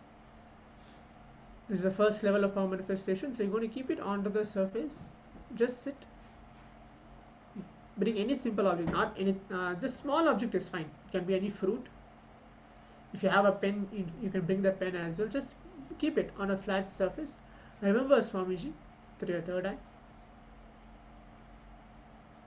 You're going to look through your third eye in the very surface, in the very object which is there on top of the surface. Chanda Mahavakya Om Nityananda Paramashivoham, and allow the manifestation to happen. Many participants might have a thought that I already tried this power manifestation, it is not happening for me. Drop all those self-doubt at Swamiji's feet. At the end, Swamiji is manifesting through each one of us. Either me or all the participants are being seated here, nobody is manifesting. Swamiji is manifesting. Hold that very cognition. Paramashiva is real and he is manifesting through me for making this power manifestation happen. With that very space, be in that very space of oneness, just simple integrity and simple oneness with the Guru. Today's whole theme as well is surrendering all our patterns, all our self-doubt at Swamiji's feet, and make sure that he is only guiding us. Chanda Mahavakya along Om Nityananda Paramashivoham. See the object. Do not expect the result as immediately as possible, thinking that the weight is going to get increased. No. Just allow whatever needs to happen, let it happen. The object may move, or the object may just fall, or the object may even reduce the weight. No one knows. Only Paramashiva knows what is the manifestation is going to happen through each one of us. Let's chant the Mahavakya along. Sit straight. Make sure you keep the object ready. Remember Swamiji through your third eye.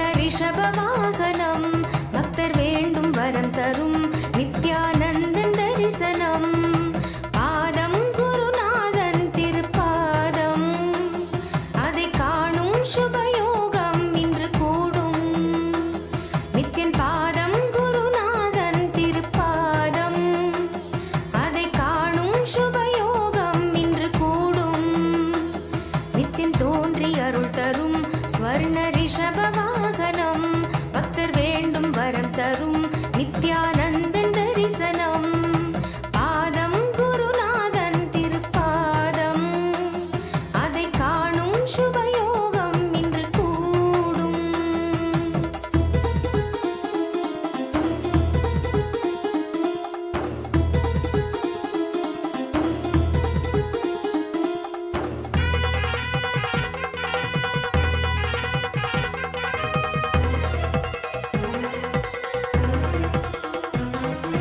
கருணை எனும் கோலால் மோகம் தனை வீழ்த்தும் உருக்கும் என் பாசங்களை இல்லாமலே நீக்கும் நித்யானந்தன் அவன் ரூபம் அது காணும் உயர் தியானம் மெய்ஞானம் எனும் வாழ்வில் உன்னை தானாய் கொண்டு சேர்க்கும் குருவே சிவமாகும் நித்ய குருவே இறை ரூபம் குருவே சிவமாகும் குருவே இறை ரூபம் யுகம் யாவிலும் குருநாதன் என்றே தோன்றி கரை சேர்க்கும் பாதம் குருநாதன் திருப்பாதம் அதை காணும் சுபயோகம் இன்று கூடும் நித்தின் பாதம் குருநாதன் திருப்பாதம் அதை காணும் சுபயோகம் இன்று கூடும்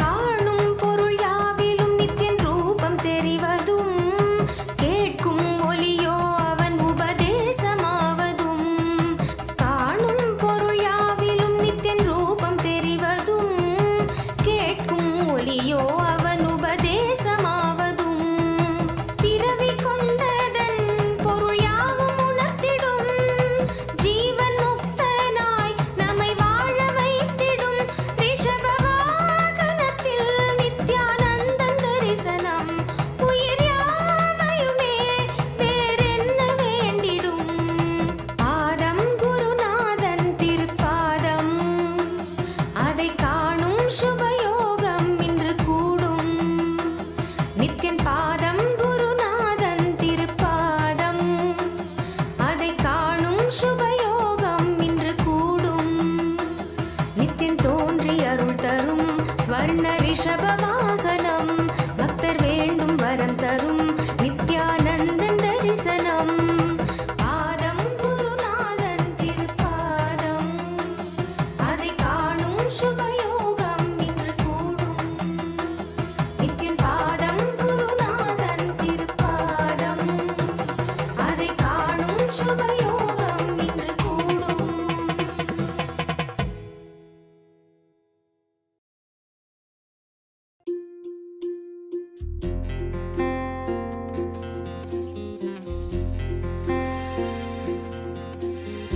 ஆதிசிவன் ஆதி அந்தமில்லாதொரு ஜோதி வடிவமாய் வந்து நின்றார் ஆதிசிவன் ஆதி அந்தமில்லாதொரு ஜோதி வடிவமாய் வந்து நின்றார் ஐந்தோழில் செய்தொழித்தான் அந்த வருத்தம் தீர்த்திட உலகம் வந்தான் ஆக்கைக்கு தீக்கைகள் அளித்திடும் போது சதாசிவன் என்னும் நினைவு கொண்டார் மாயை மக்களை மயக்கும் போது ஈசானன் தான் என்னும் நினைப்பும் கொண்டான் கண்கள் ககனம் காத்திடும் வேளையில் விட்டுருவாய் வந்து தானாய் நின்றான் ஆகாத மனிதரை அழித்திடும் வேளையில் ஆகி நின்றான் அவன் ருத்திரனான் ஆதிசிவன் ஆதி அந்தமில்லாதொரு ஜோதி வடிவமாய் வந்து நின்றான்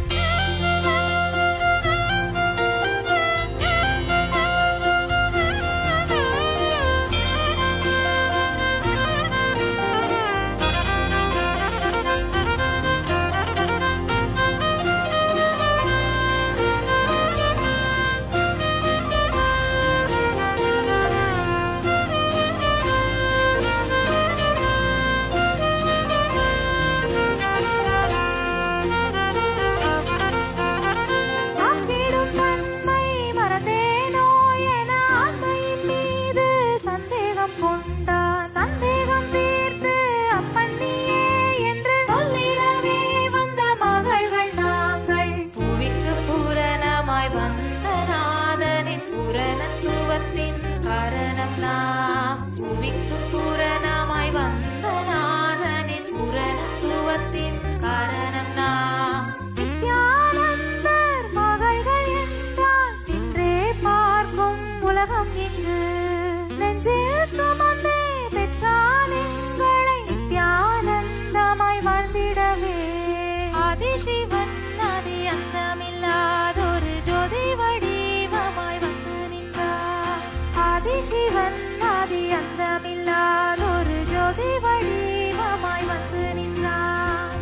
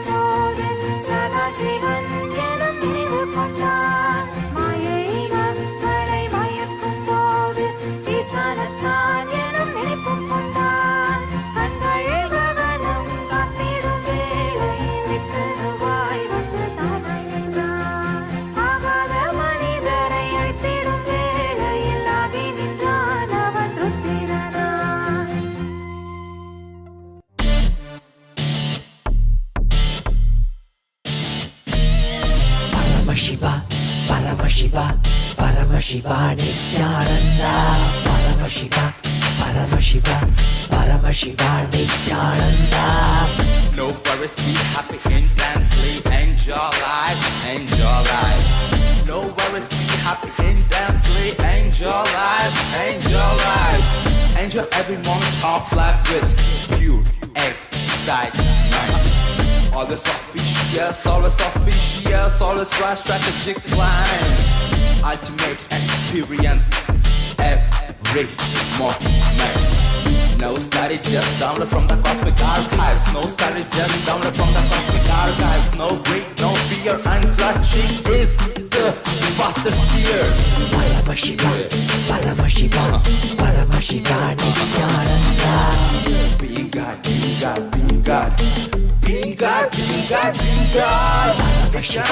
Paramashiva, hey. Paramashiva, hey. Master of your destiny. Create your reality. Master of your destiny. Create your reality. Beyond space, time, mind. Beyond space, time, mind. Enjoy being in the lap of eternal bliss. Enjoy being in the lap of eternal bliss. Nityananda Paramashiva, you are eternal bliss. Nityananda Paramashiva. Paramashiva Nityananda.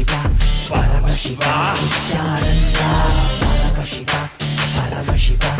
Paramashiva Nityananda.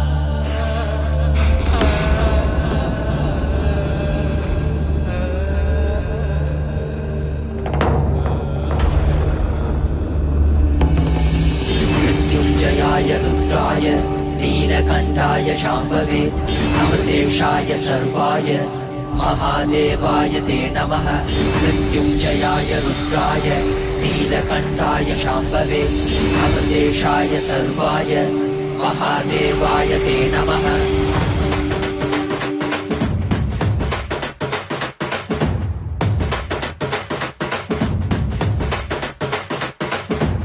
ఏమీ భాగ్యమురా మనది ఎంతటి మోదమురా ఏమీ సౌఖ్యమురా మనది ఎంతటి మోక్షమురా ఏమీ భాగ్యమురా మనది ఎంతటి మోదమురా ఏమీ సౌఖ్యమురా మనది ఎంతటి మోక్షమురా పరమశివుడేరా స్వామి మనవాడేరా కైలాస నుంచి వచ్చిన మన తోడేరా నిత్యానంద పరమ శివమేరా నిత్యానంద పరమ శివమేరా మనవాడే మన తోడే మన స్వామి వచ్చాడురా మనవాడే మన తోడే మన స్వామి పాద కమల శరణం ఏమీ భాగ్యమురా మనది ఎంతటి మోదమురా ఏమీ సౌఖ్యమురా మనది ఎంతటి మోక్షమురా ఏమీ భాగ్యమురా మనకి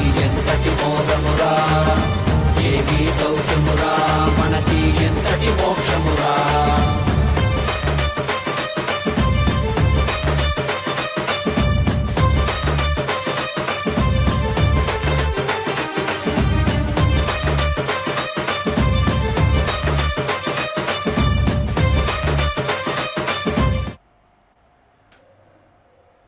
Yes.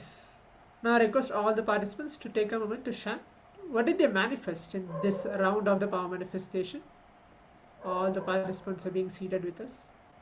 I can see Gabriel Harris, the participant name in Chinese. Please turn on your camera. Luca Brundo, please turn on your camera and give your complete participation if you are being seated with us here on the Zoom rooms attending the Paramashivoham. Yes, so in the meantime, as participants share whether the object is increased or decreased, or what is the difference they felt before the power manifestation and after the power manifestation. So right now we're preparing, we're going to move on to the next session, the signs of feeling connection. As I mentioned earlier, throughout the day we are into the theme of surrendering to the Guru, either in the aspect of whatever self-doubt, self-hatred, self-denial we have, we drop it at Swamiji's feet, and whatever patterns we know that we want to complete, we drop it at Swamiji's feet. The aspect of surrender, the feeling connection we have with Swamiji, so Swamiji can guide us, Paramashiva can guide us, everything.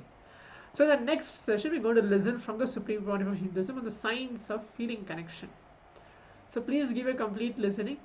The meantime, participants wants to share something, they can share regarding the power manifestation in the Zoom chat, so the acharyas can make sure that yes, you are manifesting, you are in the process of manifesting more and more powers, ultimately to make each one of us experience that we are Paramashiva. All of us have the space of Paramashiva inside ourselves, but we have to only experience it. Only experience what we can do is through this power manifestation. Now let's give our complete listening to Swamiji as we go to listen to this satsang of signs of feeling connection.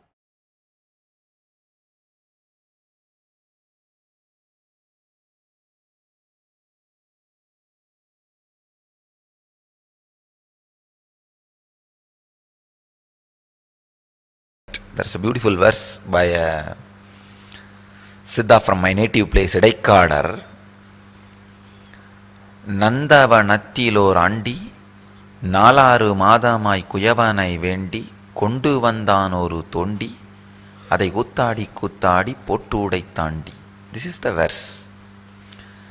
It looks very funny village verse because the literal meaning is there was a gardener and he's a pauper guy. He went to the pot maker, begged for 10 months, 4 plus 6, 10 months, and finally got one pot to pour water for all these plants. After getting the pot, he came to the garden and he was so excited, enamored by that new pot. He started dancing. Oh, I got a pot. With this pot I will pour water and all the plants will grow and we will have a lot of vegetables.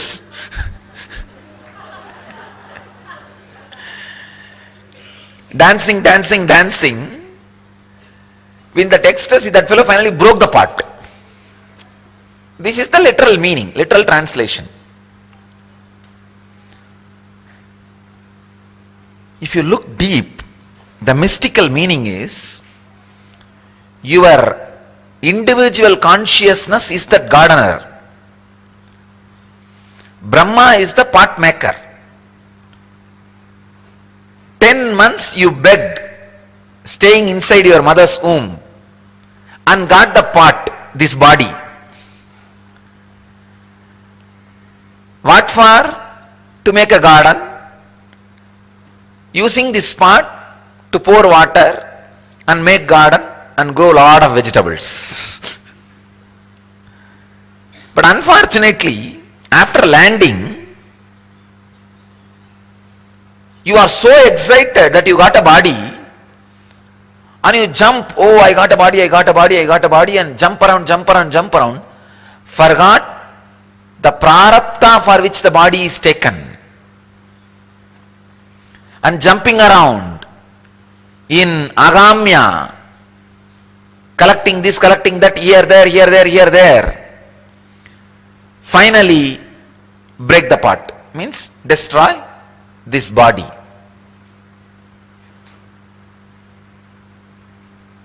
நந்தவனத்தில் ஓராண்டி 4 மாதமாய் குயவனை வேண்டி கொண்டு வந்தான் ஒரு தோண்டி அதை குத்தாடி குத்தாடி ஒட்டுடை தாண்டி. Understand? Just in 4 lines, in a very simple way, he described a great philosophical truth.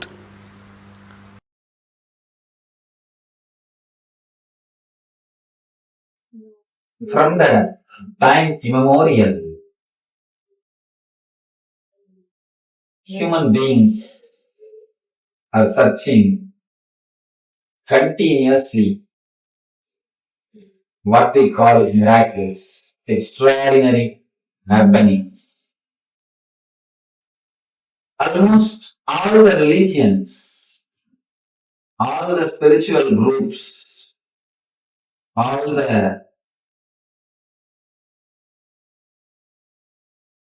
spiritual societies are answers for the great happenings in the planet Earth which can't be explained logically. There are so many thousands of things happening which is beyond logic. Whenever anybody tries to explain the things which is beyond logic, he creates a new religion. All our search, all our seeking, all our effort to find solution, to find answer for what is happening beyond our logic, what we call miracles. All our effort to demystify the miracles created new religions, different kinds of spiritual theories, different kind of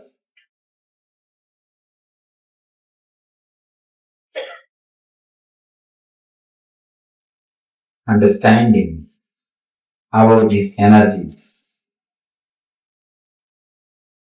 First, let us understand the word miracle. There is nothing on this planet Earth which is miracle, actually. Patanjali declares very clearly, the greatest spiritual navigator ever born on the planet Earth. Patanjali is a person who declared first time there is no such thing as miracle happens in the planet Earth. Whatever happens has got clear cause and effect. If you do not know the cause, then you think it is miracle. You think it is something extraordinary. If you know the cause, you understand its cause and effect. If you do not know the cause, you always think it is miracle. Patanjali is the great spiritual navigator master who declared everything has got cause and there is nothing called miracle. He demystified the whole science, and in a way he made the whole spirituality as a science which is possible in everyone's life.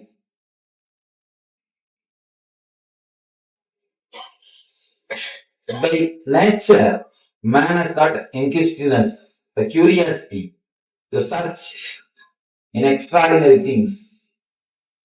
That is why from the time immemorial, again and again, we are searching something extraordinary, something supernatural. We don't keep quiet, just living the basic life. We want something more, something more, something more. So we search what is happening, what is happening in the planet Earth, what is happening in the sky, what is happening beyond. The search for the miracles continues. Patanjali is a first rishi who declared, who opened all the secrets, who opened all the truths. He makes it as a science. Which way, through which technique, you can achieve which miraculous powers. First thing, he guides the people to achieve miracle powers. Next thing, he teaches whatever is happening is miracle. He gives a two kind of solutions for life. First, he gives the techniques to achieve all the miracles. Next, he teaches the technique to see everything as miracle. According to me, there is only two kind of lifestyle. One is living as though nothing is miracle, or as though everything is miracle. There is only two kind of lifestyle. For both lifestyle, Patanjali gives methods. He illuminates a new path for human beings to travel. He shows a new way and he demystifies whatever we call as miracles. Step by step, he explains the different kind of miracles and how those energies can be achieved, how you can penetrate.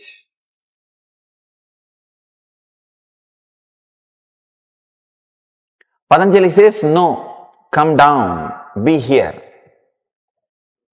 I know the science. The child has experienced what Patanjali says as Ata Yoganusasanam. Means, now let us enter into the yoga.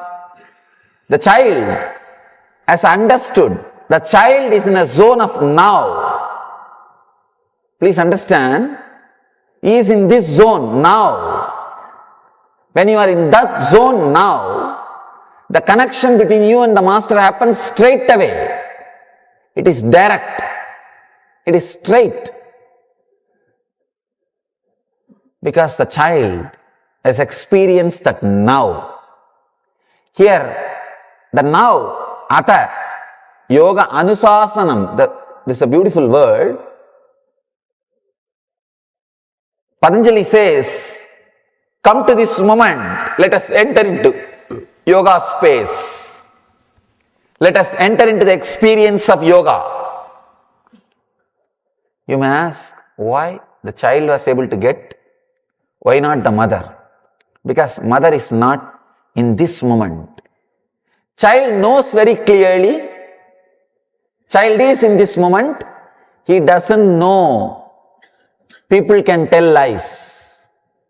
He doesn't know master can tell a lie.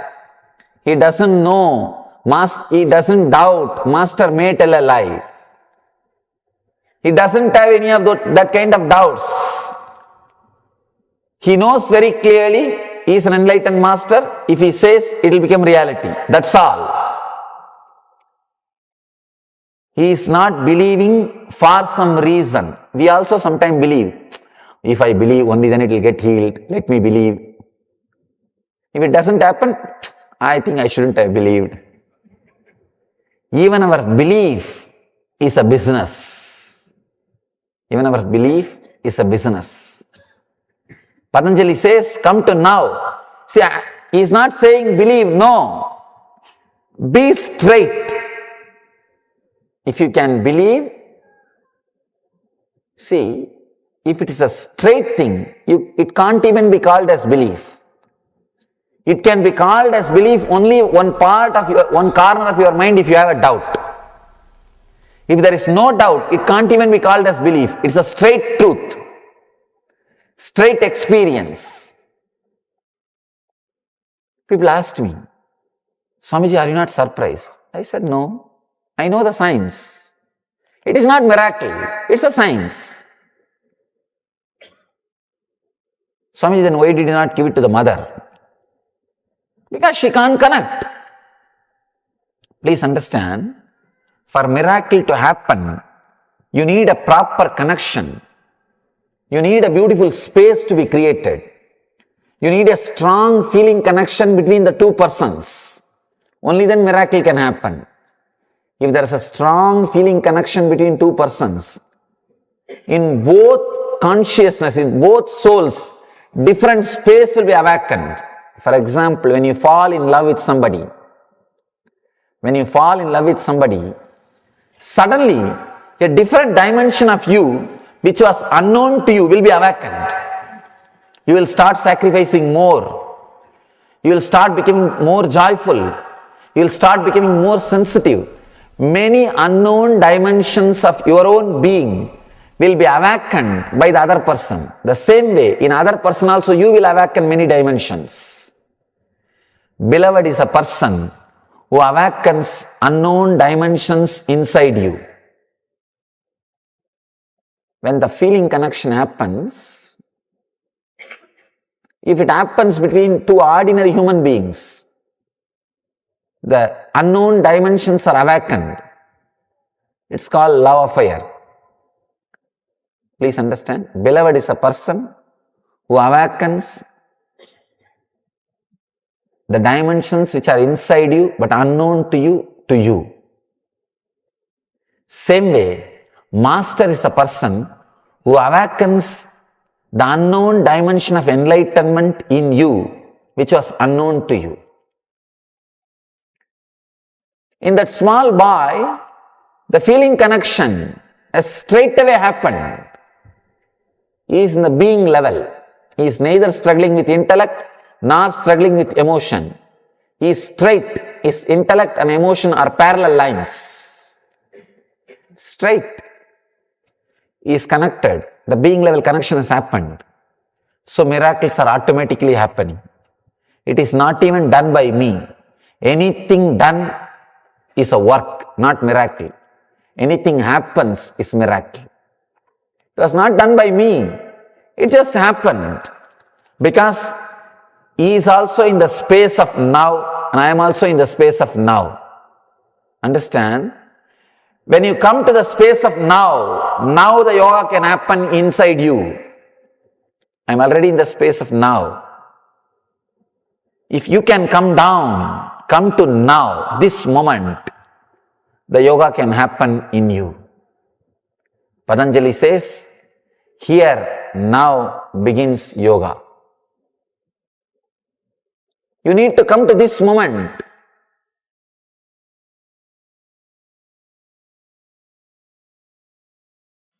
A small story. One enlightened master had a stomach trouble.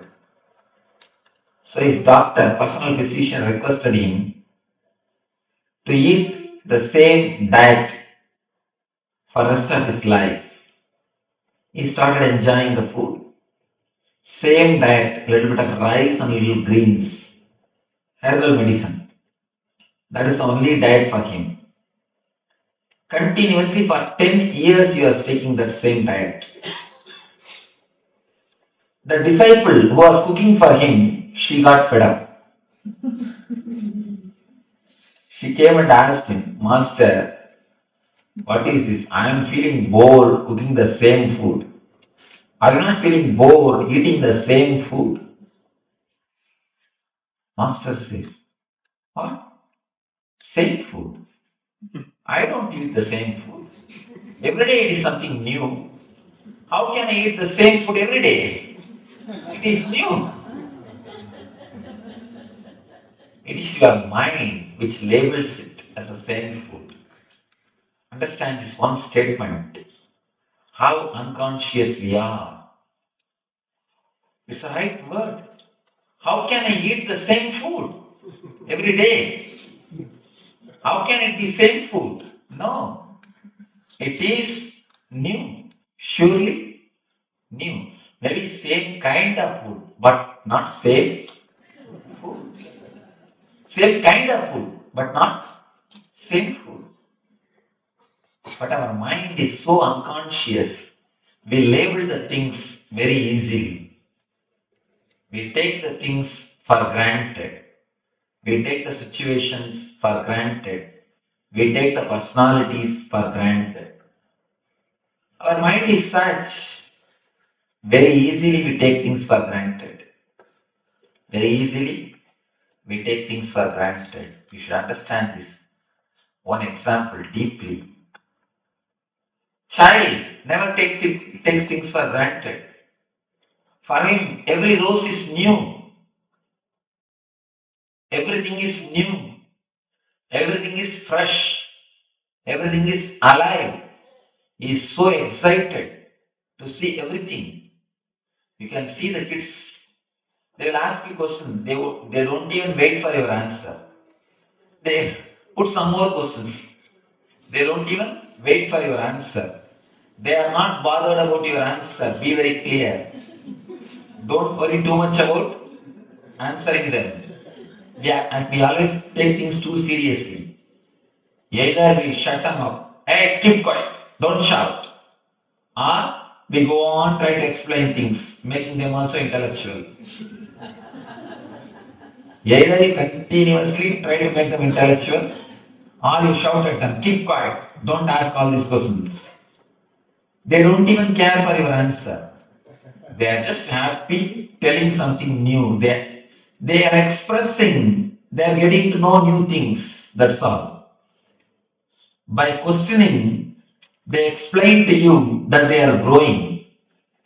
They express, they are getting introduced to new dimension of their life.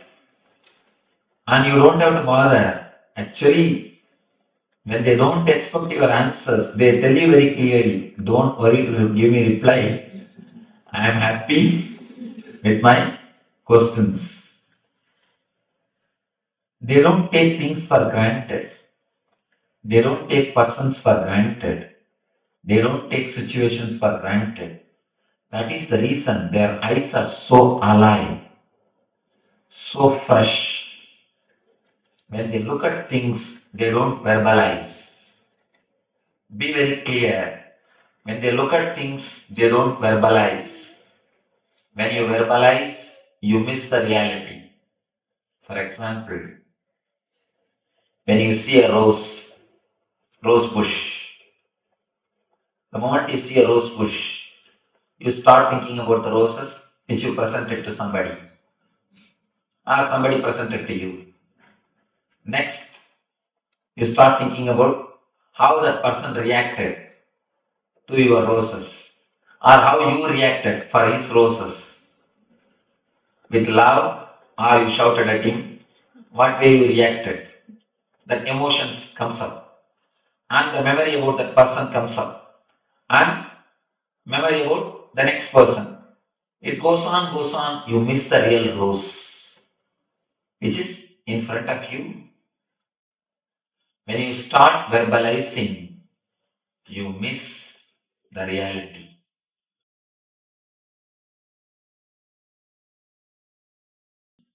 Consciously resting means thoughtless awareness. I'll make a small diagram.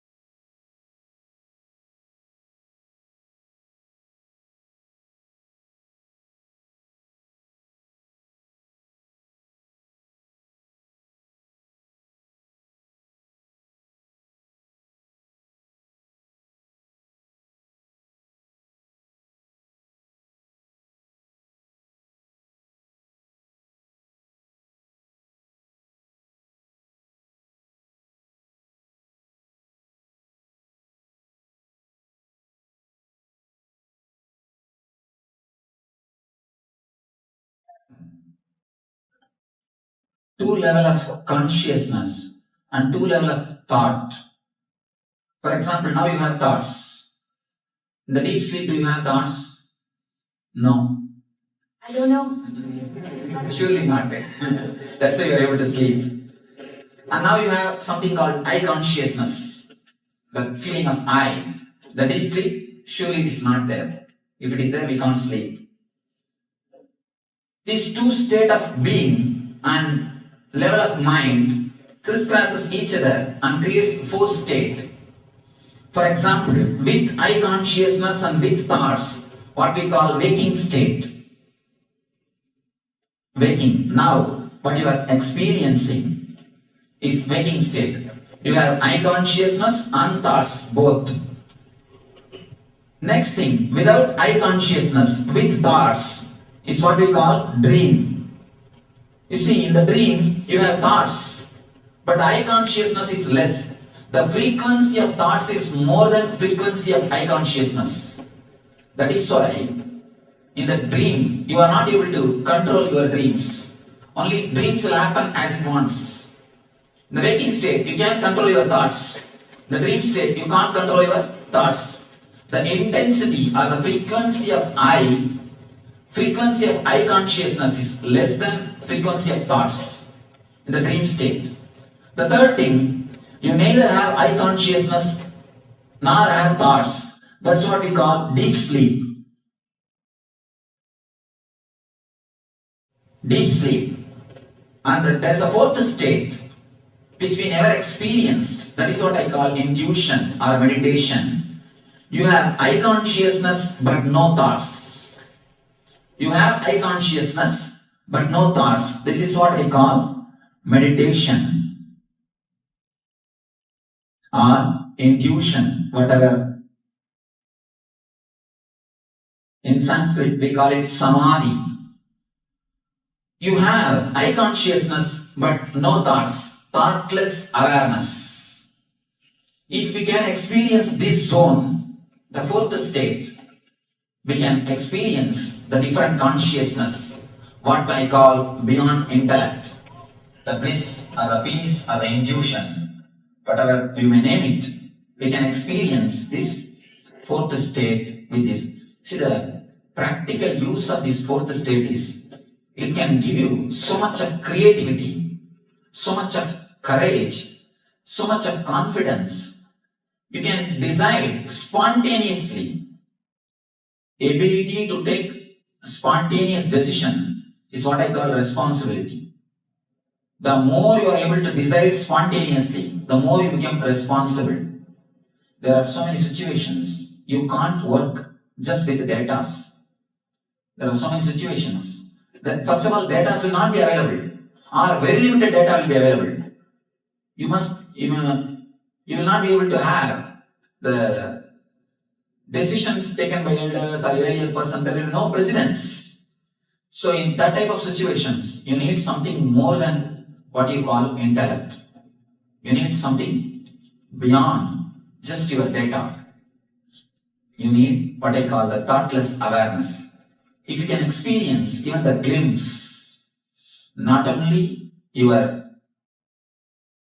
life in your office or in your corporate level, even your relationships can totally change. You see, even the relationship failures happen because of our reactive mind. The reactive mind, when I use the word reactive mind, unconscious mind, there are two things. One is collecting all the arguments and then passing judgment. Another one is, your judgment is ready, you just collect arguments to support your judgment. When we are unconscious, when we are instinct, judgment is ready. You just want the arguments to support your judgment. You decide he or she is wrong. Then you go around collecting some arguments to support your judgment. It means you are only working in the instinct level. We are only working in the instinct level. Sometimes the instinct and intuition will look the same. People ask me how to differentiate songs. With intuition, you will feel tremendously energetic, alive. With instinct, you will feel you are drained. Whenever you decide without using intellect and feel drained, be very clear, you are working in instinct level.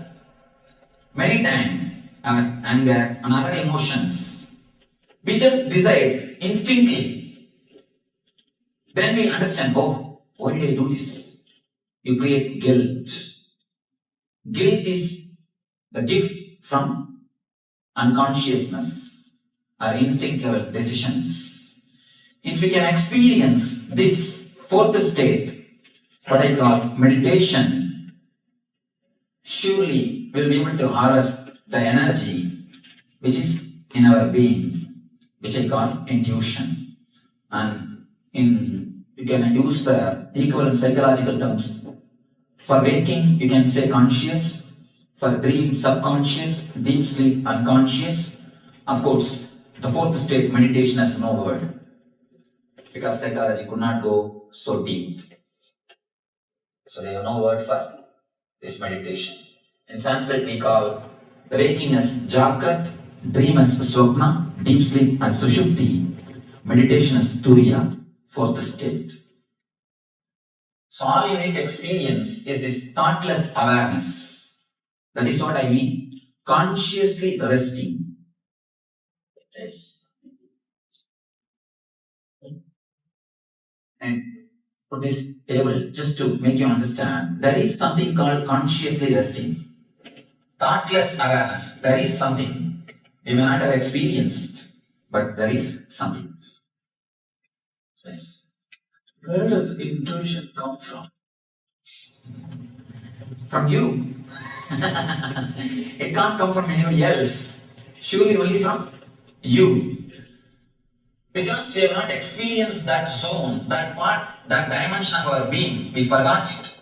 There is something called intuition exists. See, for example, small thing. Somebody asked me in one seminar, Swamiji, many times it happens in my life. When I hear the knock on the door, suddenly I remember some friend's name. When I go and open, the same person is standing. When a phone rings, or when my cell phone rings, suddenly I remember somebody's name, whom I have not seen for 2-3 years. But when I pick up, he is there on the line. And when I am sitting in a party, suddenly I feel that particular person is going to come after a few minutes. That person is there after a few minutes. That person asked me, how it is happening? Many times I experienced this, how it is happening. In the same group, I asked, how many of you have experienced this same thing at least once in your life? More than 70% people raised their hands. Now I can ask, how many of you experienced like this something in your life at least once? Again, you can see more than 70-80%. One thing, if it happens in somebody's life once, we can call this as coincidence. But 70% cannot be coincidence. 80% cannot be coincidence. You understand? There is something more to it. There is a logic behind it. There must be something behind it. We may not be able to know logically, but it is not that there is nothing. See, when you know the logic, you call it as incident. When you don't know, you just call it as coincident. I tell you, there is nothing happens without cause. The planet Earth, nothing can happen without cause. It is always cause and effect. When you know the cause and effect link, you call it as incident. When you don't know, you call it as coincident. So there cannot be anything called coincidence. There is something which happens only from you. When this has happened from you, intuition also has to happen only from you. Let me explain how that happens. How you come upon that moments.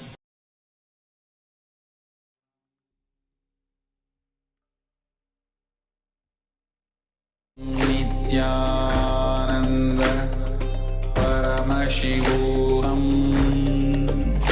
Om Nityananda Paramashivoham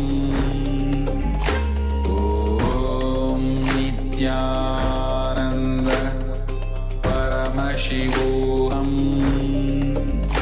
Om Nityananda Paramashivoham Om Nityananda Paramashivoham Om Nityananda Paramashivoham Om Nityananda Paramashivoham Om Nityananda Paramashivoham Om Nityananda Paramashivoham Om Nityananda Paramashivoham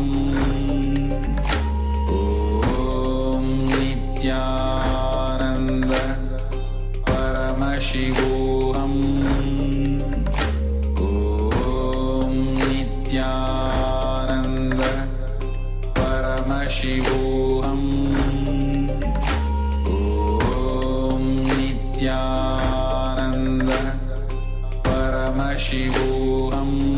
Paramashivoham Om Nityananda Paramashivoham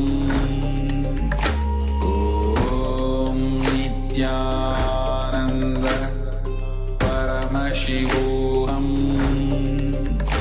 Om Nityananda Paramashivoham Om Nityananda Paramashivoham Om Nityananda Paramashivoham Nityanand परमशिवोऽहम् ॐ नित्यानन्द परमशिवोऽहम् ॐ नित्यानन्द परमशिवोऽहम् ॐ नित्यानन्द परमशिवोऽहम् ॐ नित्यानन्द परमशिवोऽहम् ॐ नित्यानन्द परमशिवोऽहम् ॐ नित्यानन्द परमशिवोऽहम्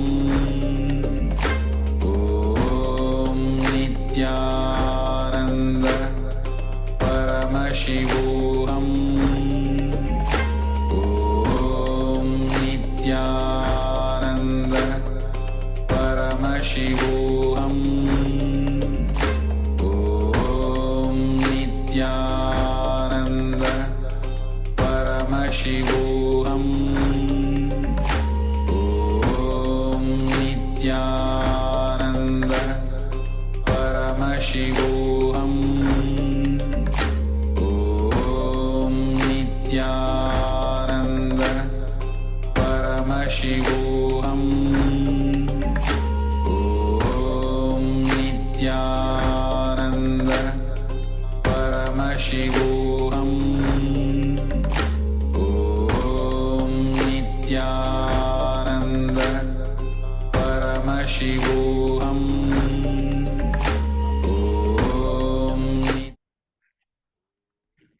Yes. So what a wonderful video where all of us went through the video with how and how to what is the science between connection. The moment Swamiji explained how intuition, quite a mysterious subject across the world. Swamiji explained how the intuition actually happened through the Turiya state. Many people have experienced waking state, which we all of us are in, most of us. Then the dream state that we have experienced in sleeping, and there's a state of deep.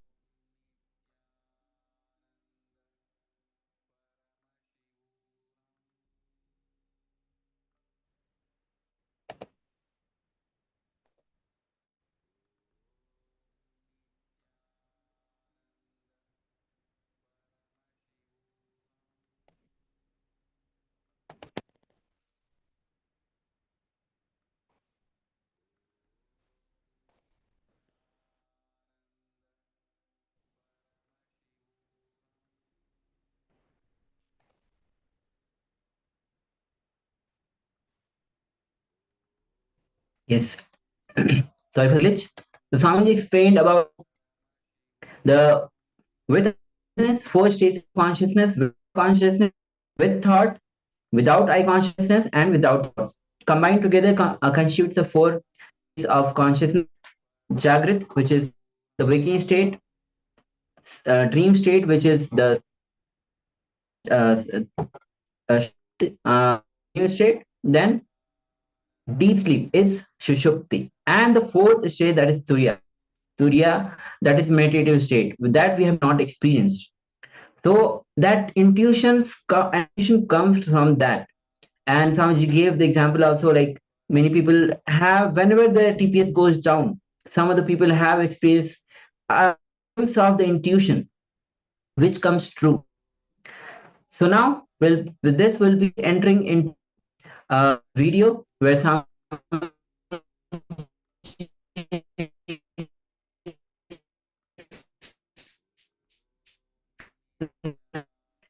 the state that we are in, how we take a quantum jump and to take a quantum jump to the super conscious breakthrough.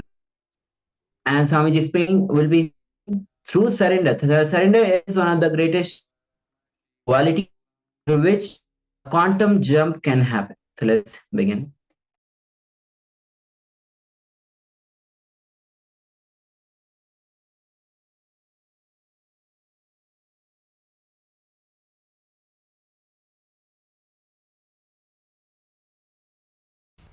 Understand? There is a worm sitting inside that small shell. And if you frighten that worm, hey, if you become butterfly, how will you eat? Here at least your food is guaranteed. Inside the shell itself you have a food and nobody can attack you. If you become butterfly, how will you save yourself? What will you eat? I tell you, trying to suppress human beings without letting them taste off the grid life is the greatest conspiracy. I tell you, all the best things India has, Sanatana Hindu Dharma has, is by the rebels who learned to live off the grid when they were young. When you are young, learn to live off the grid. The powerfulness that brings inside you. After that, even if you are hooked to the grid will be at your feet, not you will be at the feet of the grid. After that, nothing can bind you. I am glorifying all this by wearing them, not getting glorified by all this by wearing them.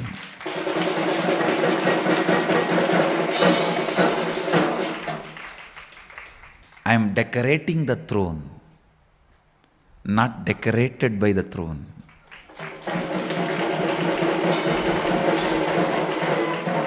I just want to make a statement to the world. All these traditions of Hinduism need to be revived, relived, enjoyed, cherished, spread, enriched. Because this tradition taught me to live off the grid.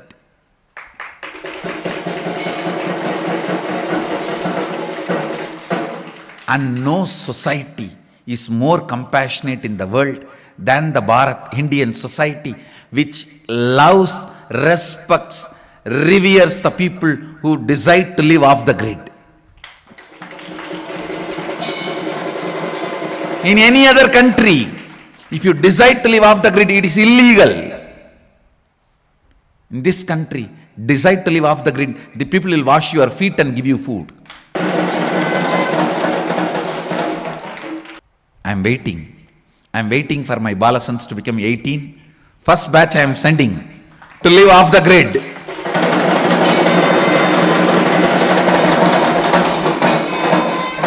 That is going to be the grand finale for my Balasans.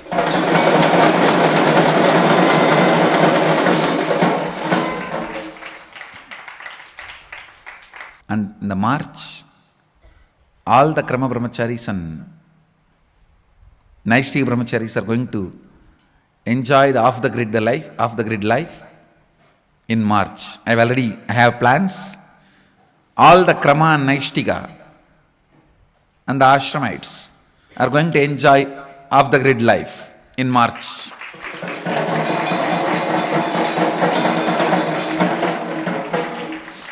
Now I tell you, fear of your desires getting matured will stop you getting matured. Any society frightens its people about maturity will kill itself. Let more and more maturity be added. Let your desires get matured. Your fears get matured. If you are afraid of death and suddenly you are afraid of the karmas which may hit you after death, don't think you are in the same state. You have become matured. You are no more afraid of death. Only the karmas which may not come after death. Then your whole life you will not be planning for more and more locks and bigger walls. You will be planning about completion. If you are afraid of death, you will be planning for a greater and greater wall and lock. If you are afraid of the karma, you will be planning for more and more completion. So even your fears getting matured is a growth. With surrender, the first thing you will experience is your desires and fears will get matured. And they will completely disappear. That is different. That is the ultimate experience.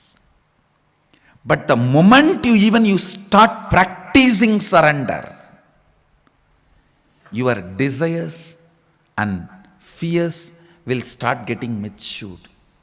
Your anxiety, your fear, whatever emotions with which you are struggling, your incompletions, all this will start getting matured. You may not have incompletion with the people who are living with you or with the day-to-day life. You may have incompletion with incompletion itself, that why I am not able to complete you. That can never be equated to the incompletion you are having with the next person because she did not smile at you or he did not smile at you, they did not respond to you, they poured water on you. Your incompletion about they poured water on you is totally different than your incompletion about incompletion, that why still you are not able to complete. I can say here, even your incompletion and anxiety has become more matured. See, ultimately this incompletion will disappear. That is experience. But even maturity shows the growth. The moment you start practicing surrender, the first thing will happen to you is maturity in your desires, in your anxiety, in your fears, in your greed, in your everything.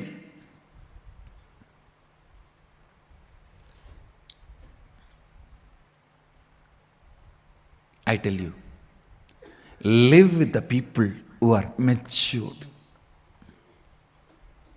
You will love the life. You will love the life. This whole prayer, you see, such matured prayer, matured surrender. If you are surrendering to somebody to save your life or to have 2 square meal, it is stupid surrender. You are becoming slave. If you are surrendering to somebody, asking for enlightenment, leading you to beyond coming and going, birth and death, that is matured surrender. Even in surrender, there is maturity. The context, understand? That is why I always insist. Some people use me only as an orphanage head. Very few use me as the head of a monastery, Guru Maha Sannidhanam. Understand?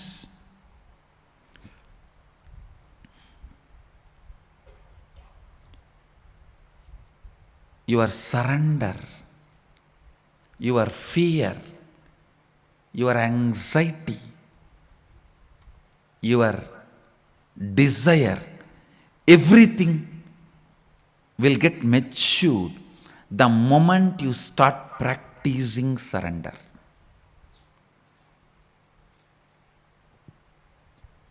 Surrender smokes out all your hypocrisy. It just smokes out all your hypocrisy. You simply know what is hypocrisy. You simply know why you are hypocrite. Celebrate your desires getting matured. Celebrate your fears getting matured. Celebrate your anxieties getting matured. Celebrate your decisions getting matured. Celebrate your vision getting matured. You will celebrate surrender. Because in real surrender, spiritual surrender, the worm is becoming butterfly.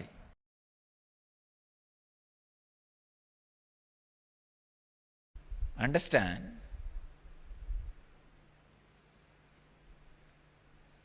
Relaxing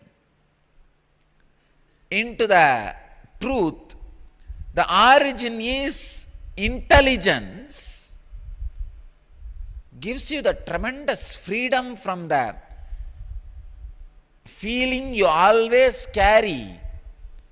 You are not given justice. Please understand, in the whole world, every person who has a mind feels he is not given justice. Don't think.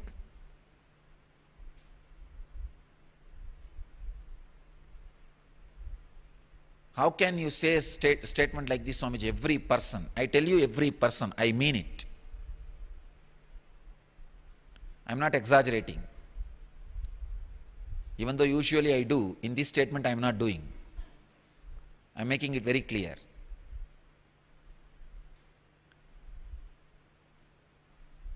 I am not saying whether you are feeling you are not given justice can be justified by your logic or not. That is dependent on your logic, which can support that argument. But anybody who has a mind feels he is not given justice. If you think origin is matter, you will never be able to heal that feeling. You are not given justice. You are not given all the chances you are worthy of. You are not shown all the possibilities you needed to be. You always grudge, grumble, suffer. I tell you, if you understand, it is independent intelligence which is source. Suddenly the healing effect, whatever is happening is justice, don't worry. Telling you, in my inner space, I am completely relaxed because I know the source is intelligence, not matter. It is not dead matter, which is running based on some arithmetic automated computer or arithmetic logic. No. It is intelligence.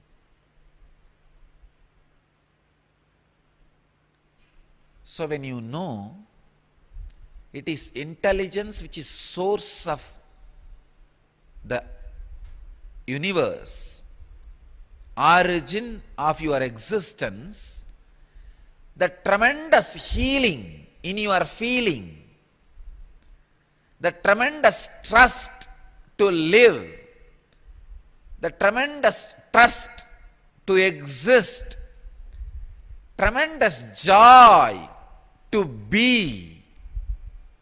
I tell you, that is the greatest thing which can happen to any human being. Joy to be, joy to exist, feeling you are given the worthy justice. Your source is an intelligence. It is not a dead matter, chaotic happening. Understand? What I am talking is not a kind of a belief or a faith. Again and again and again when you hear, it becomes almost like a hypnotized theory. No. Source is matter is hypnotizing theory. Not source is consciousness. Source is consciousness is experiential theory. The existential theory.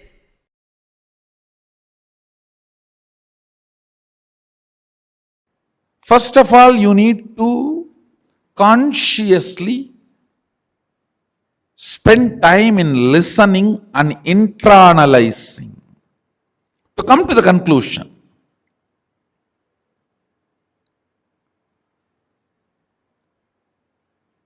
Yes, my consciousness is alive only because of superconsciousness. It is alive because it is extension of the superconsciousness. If not, it cannot be alive.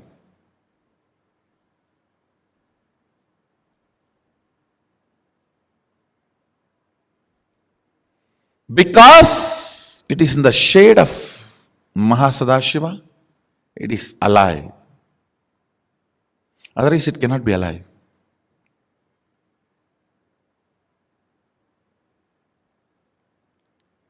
Once you come to that conscious conclusion and decision, then based on that powerful cognition, you start manifesting powers. When you try to manifest powers, if you manifest, great. If you are not, that should not shake your conscious conclusion. You should only stand with the conscious conclusion, and all the ups and downs you are going through while holding on to that conclusion and proceeding with your life with one attitude of Tyaga.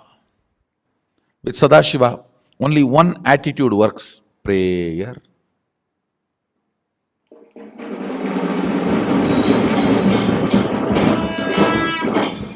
No bargaining. No bargaining works with Sadashiva. Other than prayer, nothing else works. Nothing else works.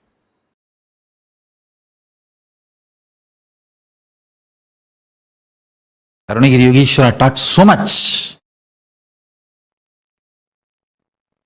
I'll reveal some of the Uttama, best instructions. First thing he said,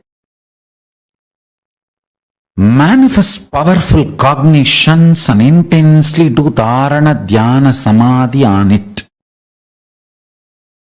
When I say powerful cognitions, like I am consciousness is powerful cognition.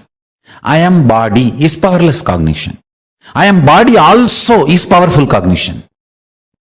Understand, I am giving the examples. I am body is powerless cognition. I am body also is powerful cognition. I am consciousness is powerful cognition.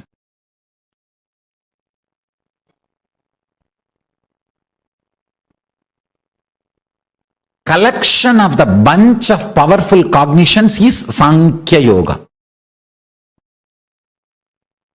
Kapila compiled all the powerful cognitions together and presented to the world as the Sankhya philosophy. Sankhya Shastra, Sankhya Darshana.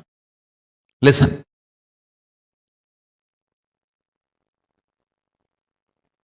If you start manifesting powerful cognitions with the intense dharana, dhyana, samadhi, for example, I'll give you one powerful cognition. You are Paramashiva. Whatever you feel as I is Paramashiva. Understand, what you manifest as I may not be Paramashiva. You may manifest the idea your body is I, but you are feeling what you feel as I is Paramashiva. Listen carefully. You may tell the whole world you are this. You are, I am this person, I am a lawyer, I am an engineer, I am a doctor. That may be powerless cognition. That may not be Paramashiva. But what you really feel as you is Paramashiva. You need to understand that. Listen carefully, precisely. If you decide You are Paramashiva.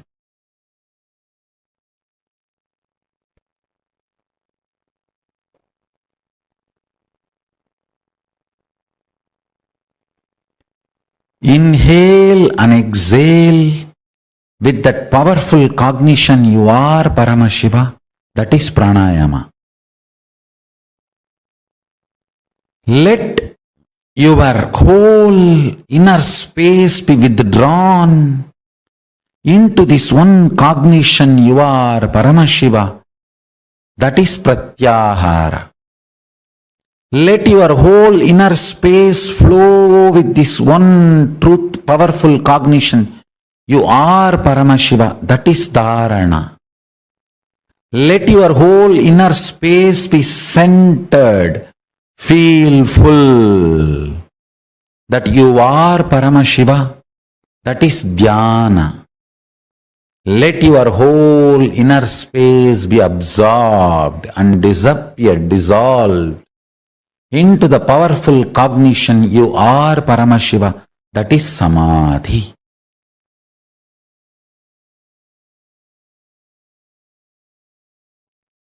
You need to decide to behave with yourself as Paramashiva. You need to be convinced. Blessed are those who are able to convince themselves that they are ultimate. Means they are able to cross the last delusion of self-doubt, self-denial, self-hatred. I tell you, bhakti should be the expression of the gratitude and powerfulness of everything you have been given, not from the attitude that you are separate from the source. Understand?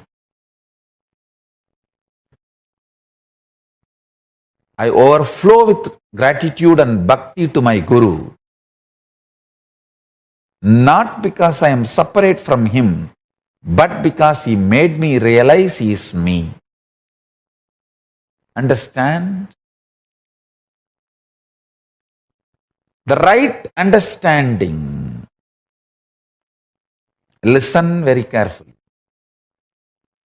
The identity you carry in the waking state, identity you carry in the deep sleep state, identity you carry in the dream state, identity you carry in Turiya state, and identity you experience in Turiyatita state, in all the 25 states of consciousness, each identity is independent. The moment you realize the undercurrent of all these 25 identities, your pure consciousness, which is the source of you and which is Paramashivam, all the 25 heads, 25 identities gets integrated. That is why Paramashiva is always described with the 25 heads. Means, who has realized his 25 identity is in oneness with his source consciousness, pure Paramashiva, ultimate. As long as your identities play separate games, without getting integrated to the source, you continue to remain in suffering. When you are ready to cross your self-doubt, understand, courage to cross the self-doubt, self-denial, self-hatred is tapas, vairagya. Ferociousness you need to cross your self-hatred, self-denial, self-doubt is called tapas. It can be psychological ferociousness, it can be physical ferociousness, it can be ferociousness to detoxify your system, ferociousness to break from patterns, ferociousness to break from addictions, ferociousness to manifest the higher understandings, ferociousness to live the higher understandings. It can be anything. Understand? The ferociousness to cross the self-doubt, self-hatred, self-denial, to reach you are one with Paramashiva is tapas. Blessed are those who decide they are one with Paramashiva, who cognize they are one with Paramashiva, because other than him nothing else can exist. If something else can exist other than him, then he cannot exist. He is the only Purusha. There cannot be anything other than oneness. That is why it is oneness. So if you feel you exist, you are only Paramashiva. You exist only as Paramashiva. Any other identity you assume is assumption. Understand? Nothing else can exist. And nothing else exists. That is what is manifesting the state of Paramashiva. Deciding, declaring yourself as Paramashiva to yourself, intensely demanding yourself to be Paramashiva by yourself is what is manifesting the space, the state of Paramashiva. That is what is manifesting the state of Paramashiva.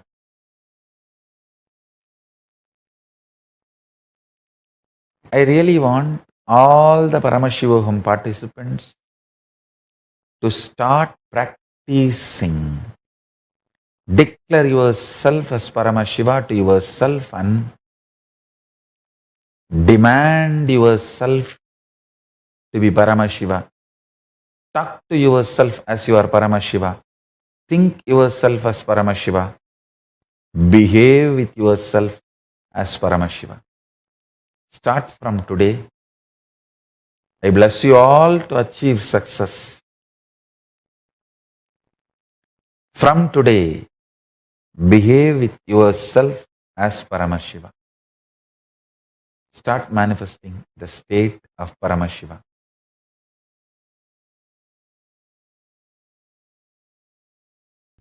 I tell you, from my Atma Pramana, when the surrender happened, when I decided the enriching to be the first part, component of my life, that be the powerful cognitions to drive me, I saw authenticity, responsibility, integrity, everything following. When I decided I'll spread what Paramashiva did to me, I will share that to the world and start enriching the world with Paramashiva, his being, who is he, and his state, his space, his powers, his being and his superconsciousness. I saw responsibility, authenticity, integrity, everything was following. If you want to experience surrender, start enriching. Then everything else just follows. If you want sudden enlightenment, make the enriching as your basic cognition. If you want gradual enlightenment, go through integrity. Integrity means aligning all the words you utter inside and outside to the reality. Start. Then authenticity. Start. then responsibility start, then enriching start.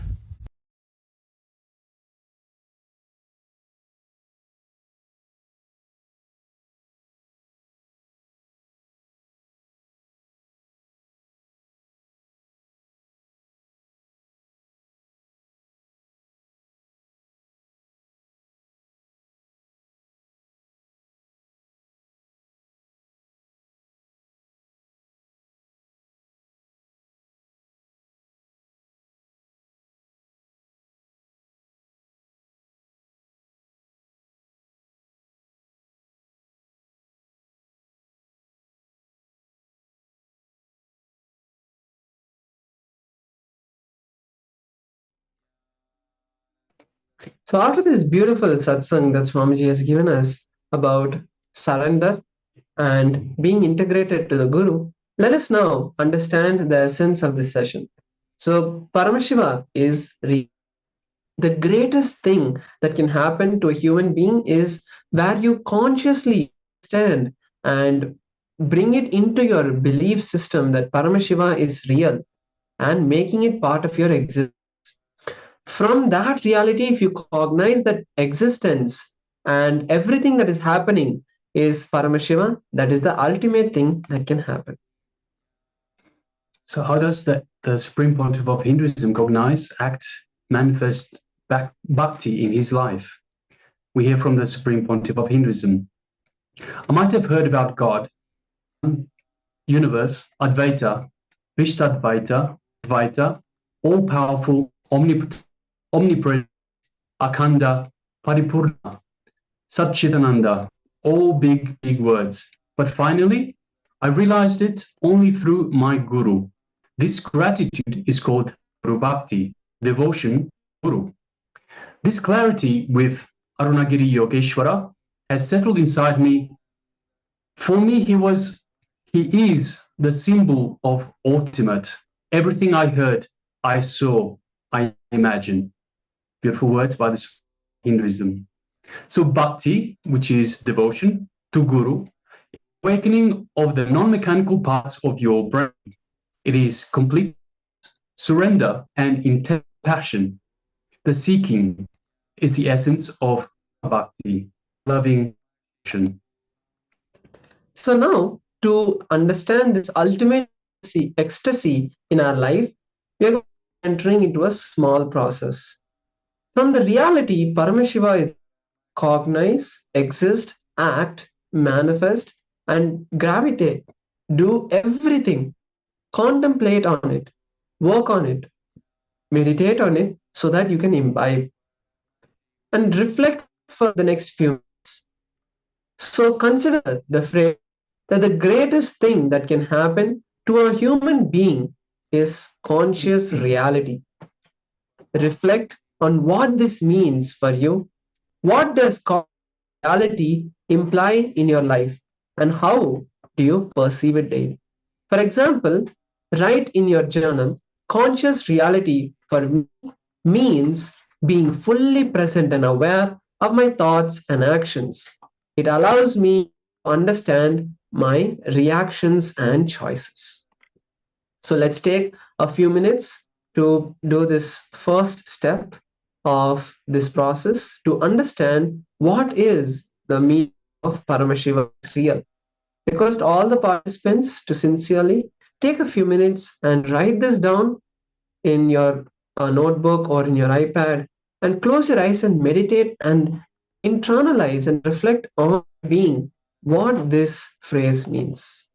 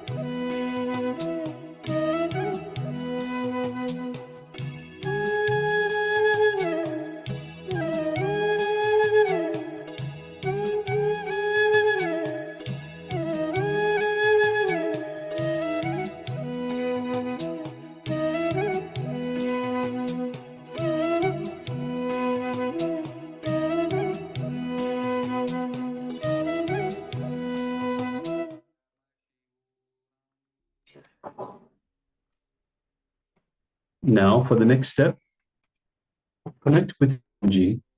Contemplate the idea of Swamiji becoming part of existence.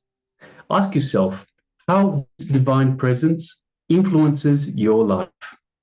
What does it mean for you personally to connect with Paramashiva? Example, you might write, connecting with Paramashiva gives me strength and clarity in daunting times. It reminds me that I am part of something greater. Please go ahead. Take a few moments, a few minutes to this step.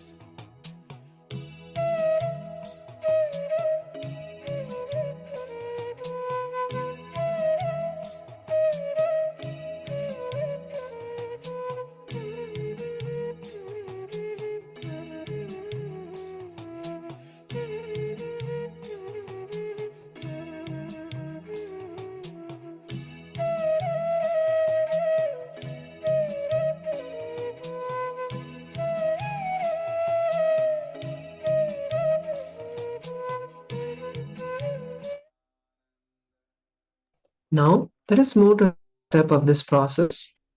Now, next and action. Reflect on how this reality and connection to Paramashiva impacts your actions, decisions. What areas of your life can you enhance by being more aware and present? Consider how this awareness can guide you and guide your daily behavior. Example, in my work life, I can be more national with my tasks. Sorry, in my work life, I can be more intentional with my tasks, focusing on my purpose rather than just completing responsibilities.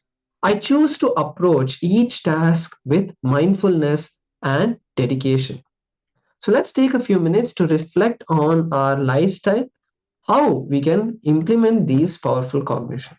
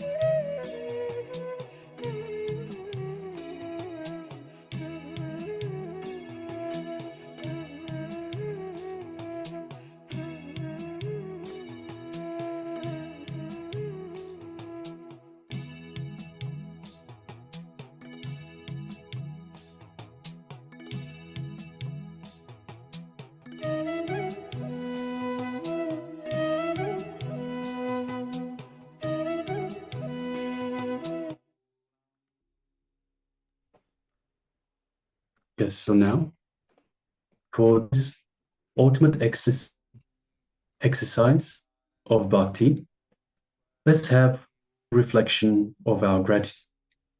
Finally, close your reflection by expressing gratitude for the insight gained during this exercise. Write 3 things that you are grateful for in relation to your conscious reality and connection to Paramashiva. As an example, you could say, I am grateful for the clarity I have today, the strength that comes from connection to Paramashiva, and the awareness that allows me to manifest my true desires. So please go ahead and do this now.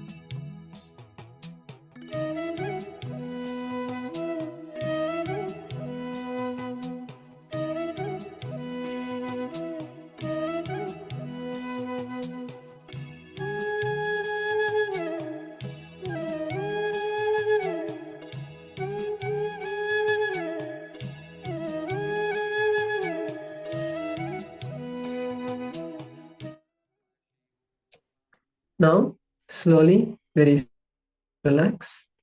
You can all now open and now with this internalization and reflection on yourself complete, we'll be moving into a meditation.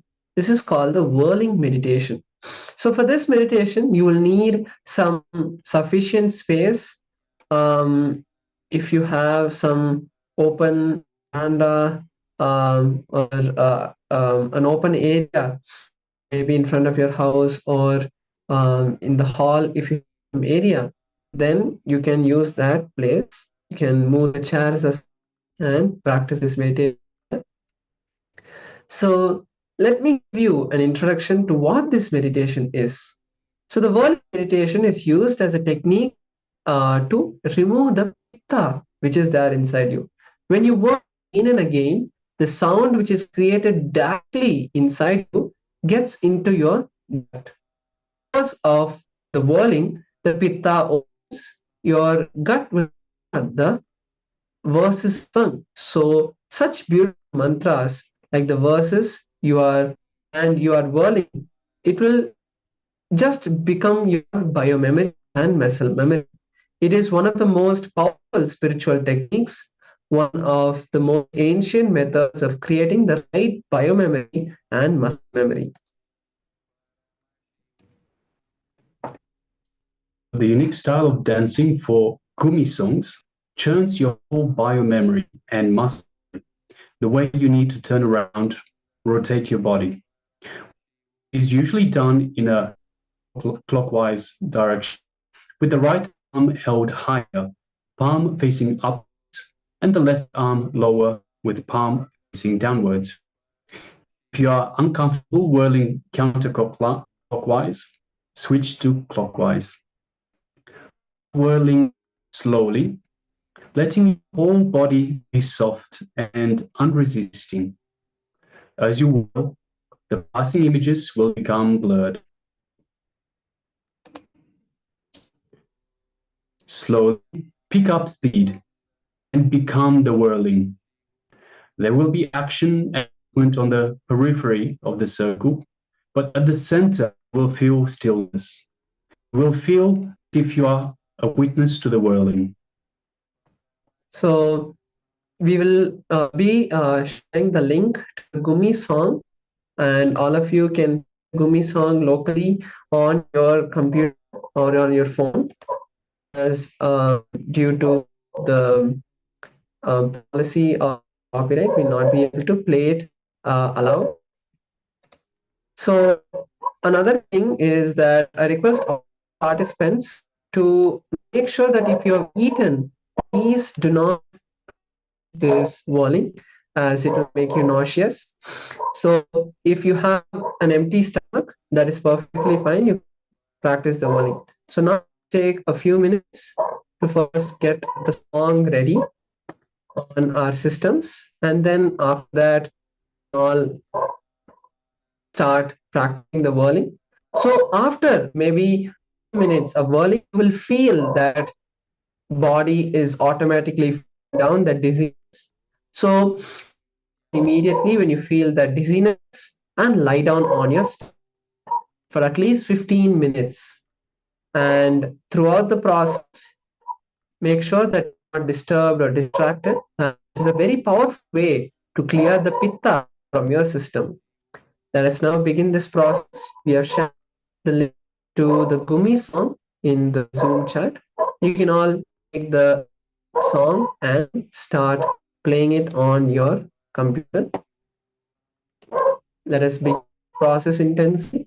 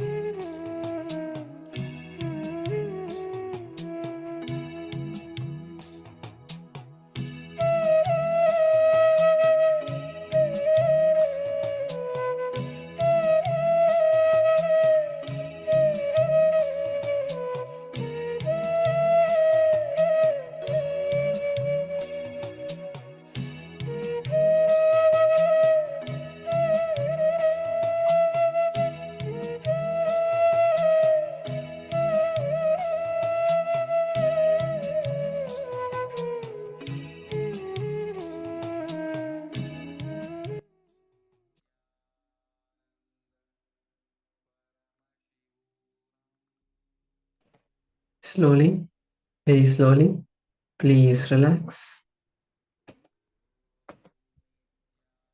Now, slowly get up and be seated in a comfortable position. Turn onto your stomach, turn onto your back, and turn to one side, and slowly come back to a seated position.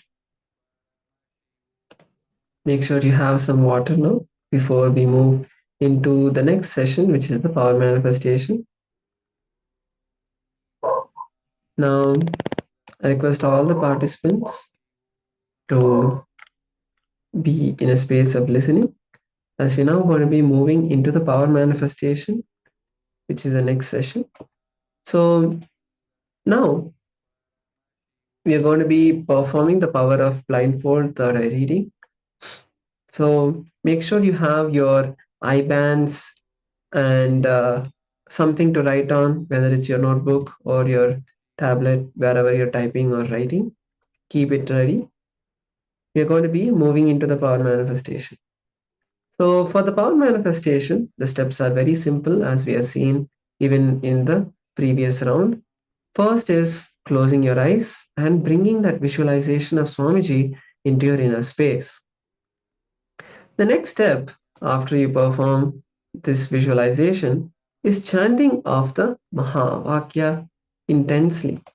This Mahavakya will help you completely unclutch from all the thoughts that you are having in your inner space, and it will intensely bring the visualization of only the words and items which are shown in the screen for all of you.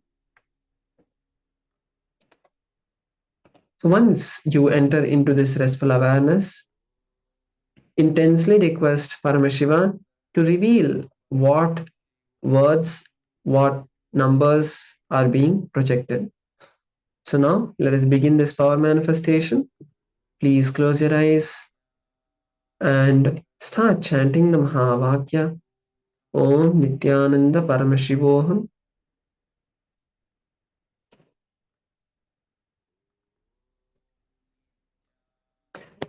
Now we are projecting the first numbers for all of you to start seeing.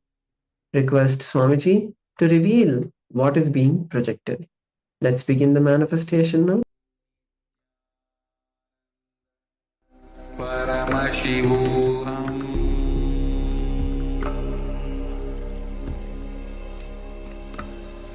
Om Nityananda Paramashivoham.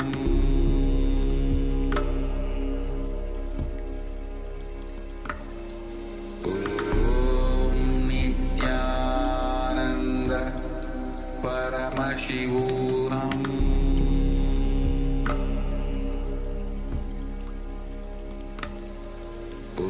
Om Nityananda Paramashivoham. Om Nityananda Paramashivoham.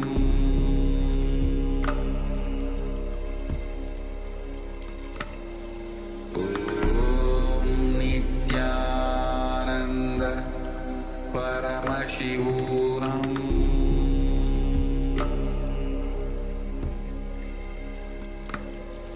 Om Nityananda Paramashivoham.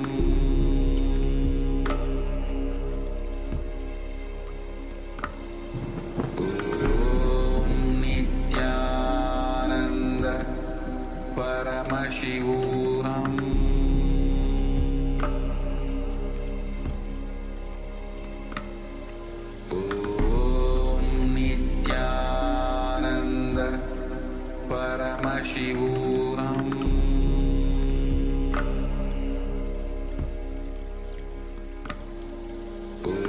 Om Nityananda Paramashivoham.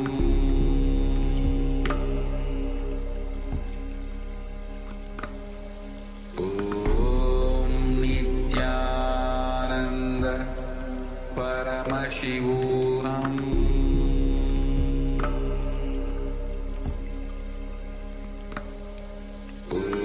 Om Nityananda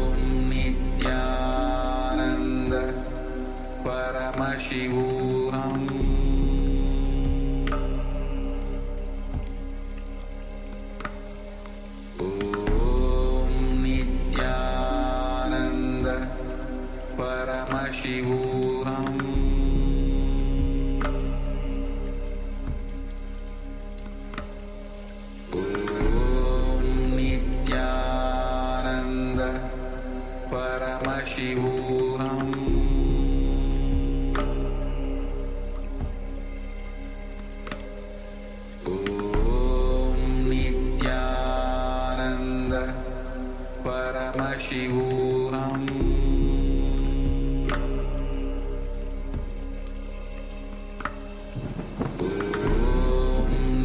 Nityananda Paramashivoham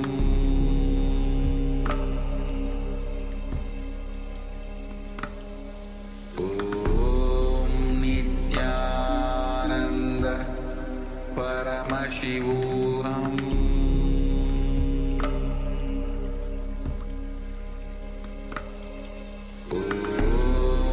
Nityananda Paramashivoham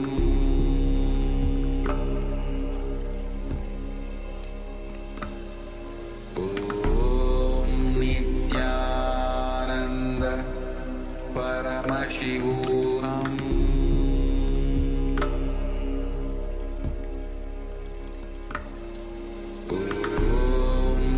Nityananda Paramashivoham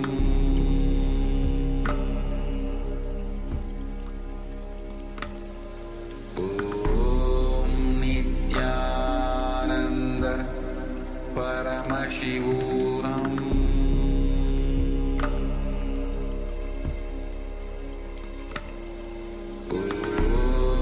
Nityananda Paramashivoham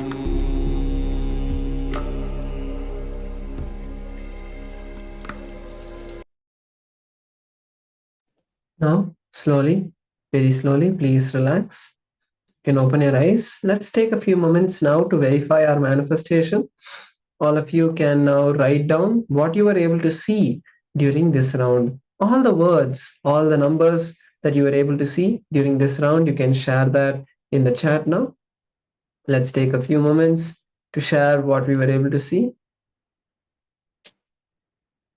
Do not feel that I'm not sure if I was able to see the right thing, or I don't feel that I was able to see, I was just imagining. Don't have any sort of self-doubt on the manifestation.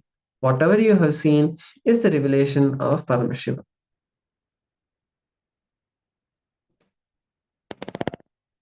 Yes. Now, we'll be moving into the verification of our manifestation. Here we have the number 35, which was projected for all of you. And if you were able to see this number, that is beautiful. Whether it's the number 3 or the number 5, it is still a manifestation that you have experienced. Now, with this beautiful manifestation, we'll be moving into the next session. The next session is where we are going to be learning about the concept of I and mine from the Supreme Pontiff of Hinduism. This concept is where you start to cognize whatever is mine as I. For example, your position or your roles, your titles, they are all yours, but they are not you. So when you look at that from the first person, at that time you'll be able to understand that how you start moving the titles, the positions, the names, the attributes that you are having into the words and into the cognition of your own identity. So let's now be in the space of listening and understand these powerful truths from Swamiji, how we can once again come back to our actual original source of I am Paramashiva.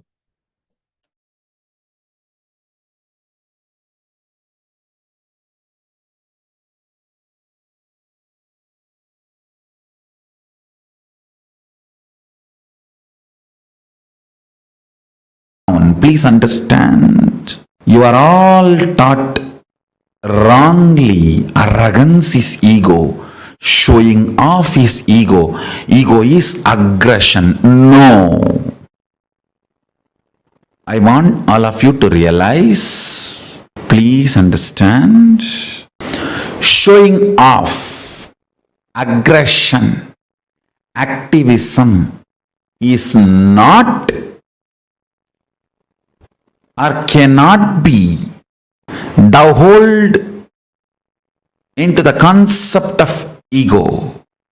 That is not the definition which can solve your problems. I'll tell you from the vision of Paramashiva, what is ego precisely?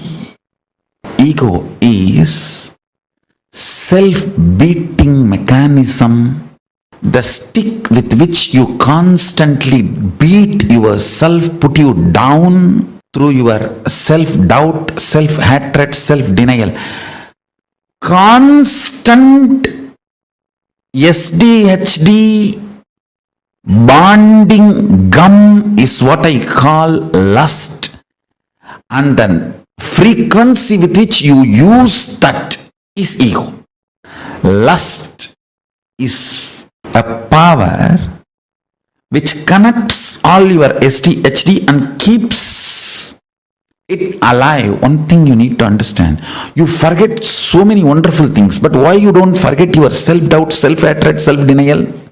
So many amazing experiences in your life you forget.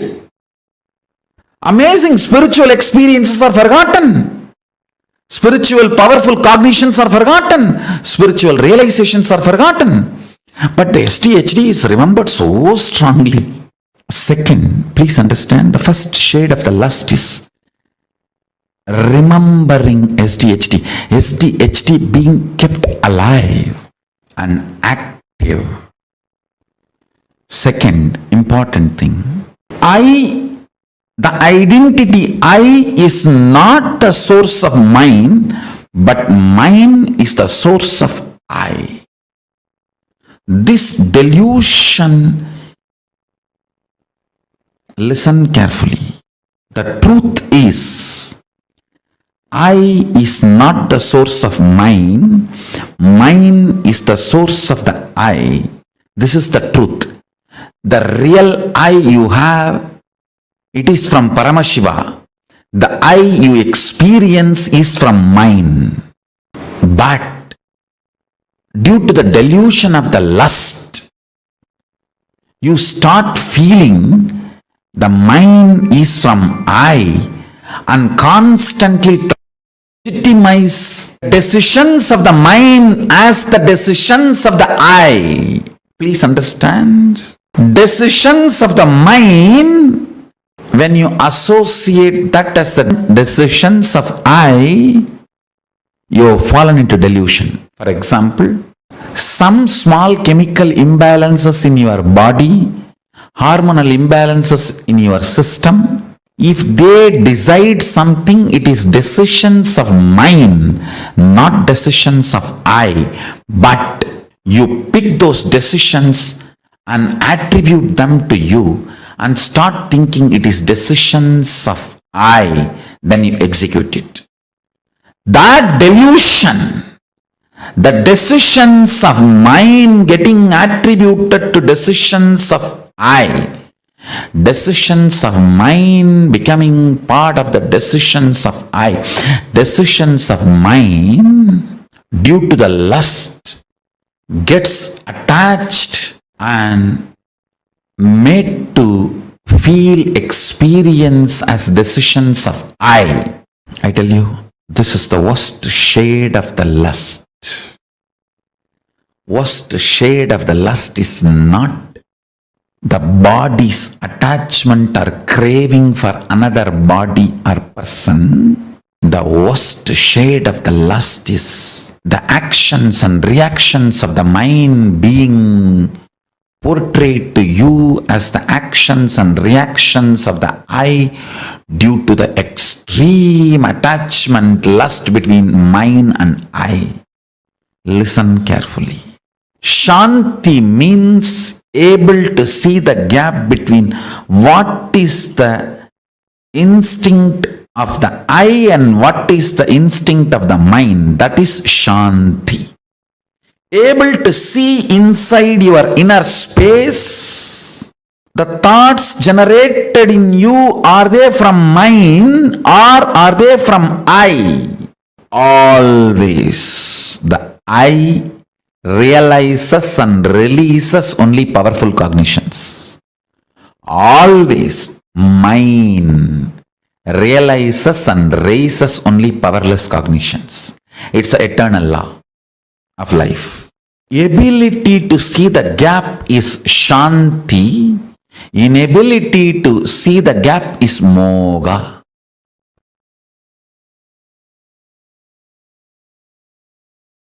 Please listen. The I and mine, these two are the root of all your incompletions. I and mine. People always think the I comes first and then mine happens. No. Mine comes first, then I happens. Based on whatever you cognize as yours, you cognize who you are. Listen. Based on whatever you cognize as yours, based on that you cognize you. Many times the yours, that mine, becomes the source of I. So if you give away all of them, the incompletions also will disappear. You will evolve a new I which can be reinvented, which can be rebuilt based on completion. I tell you. Poor man is a man who has never seen poverty even once in life. Understand? I am defining who is poor man. Poor man is a man who has never seen poverty even once in life. Because this country has already suffered in poverty, we are not understanding the richness it can cause. Please listen. I am not promoting poverty.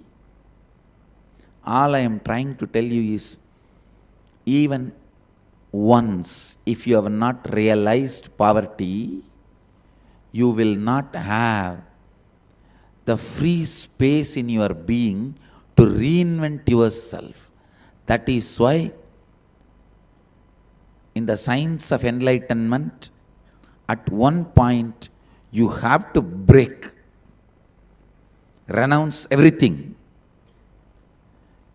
be in the street empty-handed, till that you don't own anything. Nothing can be the reason for your cognition of I. Your I has to be just dependent on I. The mind cannot be the foundation ground for I. For that understanding to sink in, at least 1 year in your life, you should have been empty-handed, nothing, without anything. No relationship, no friends, no money, nothing. I tell you that 1 year will give you the strength to reinvent who you are. And I can tell you, 9 years of my accepted poverty, self-imposed poverty, not imposed on me forcibly. I may not want to say my Purvashram family is rich, but they are decent. They were able to provide food and clothes and shelter for me. That much they are able to do. But when I renounced all of that, and family, friends, all the known contacts, everything,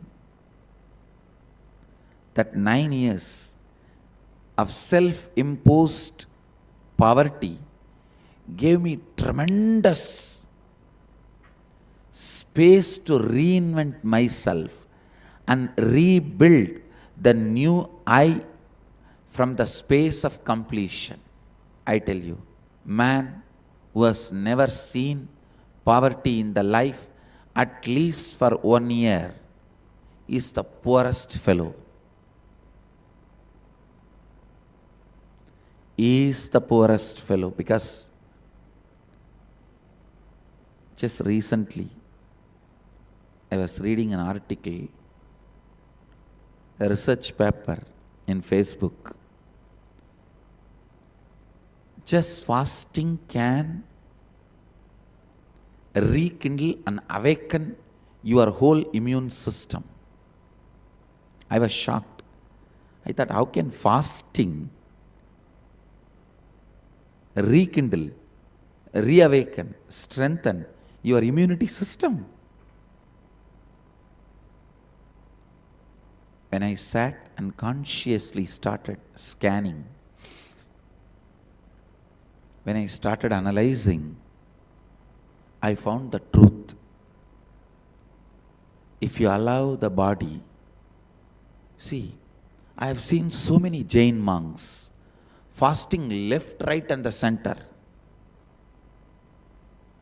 Means living just with hot water for 1 year. I have seen, please understand, believe me, I have seen Jain monks who live just on warm water 1 year.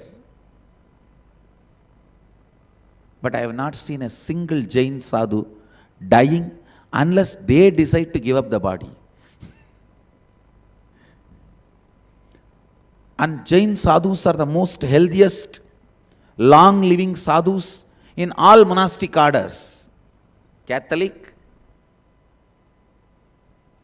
Hindu, Buddhist. In Sufism, one sect has monastic order. So many tradition monasteries, monastic orders I have seen. The long-living, most healthy monastics, sannyasis I have ever seen are Jain sadhus. Whether it's the length of life or the quality of activism,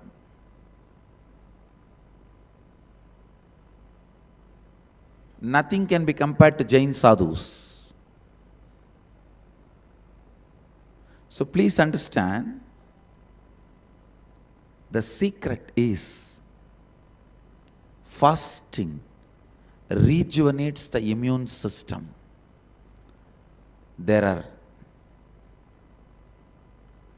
tons of research in the Facebook. Fasting rejuvenates the entire immune system, because when there is no load on the system, it gets space to reinvent itself. Sometimes wealth becomes stinking load on your consciousness. Please listen. The word I am using, sometimes wealth becomes stinking load on your consciousness. It does not let you reinvent you. At those moments, charity is the best solution. Charity is the best solution. I am not asking you, you should live in poverty forever. No. At least 1 year in your life, be away from everything. Friends, family, contact, wealth, what you earned, whatever is a stinking load on you, suddenly you will see so much of natural completion, spontaneous completion happening in you. You just know how to reinvent yourself. How to reinvent yourself. If you are feeling stuck, confused, disturbed, like Vajashravas, I give you the solution. 1 year, be away from everything known to you. I know it looks very risky, too difficult, but anything great has some price. You have to pay for it. I paid and I found it is worthy. I tell you, I found it is worthy. The very I gets altered. Because of mine, you build I. When that mine is taken away, the I can just be rebuilt. Many people come and tell me, rich guys, filthy rich guys, Swamiji, there was a time I declared bankruptcy. I did not even have food. This scene which I am describing will be a typical part of all big rich guys. There was a time I declared bankruptcy. I did not have anything. There was no friends to help me, nobody to support me. I was homeless. I was begging and eating in the streets. I tell you, that part of the life is a blessing. They may not know, but that is the blessing. Because that is the time when mine is taken away, I melts down, all the incompletions disappear. You will have an inner space where you can reinvent and rebuild yourself from the space of completion.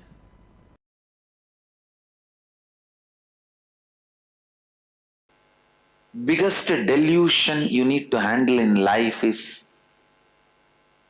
there is something other than you. Underquote, there is something other than you.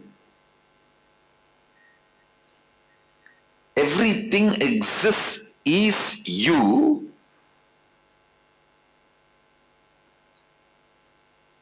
If you feel there is something other than you, that is delusion.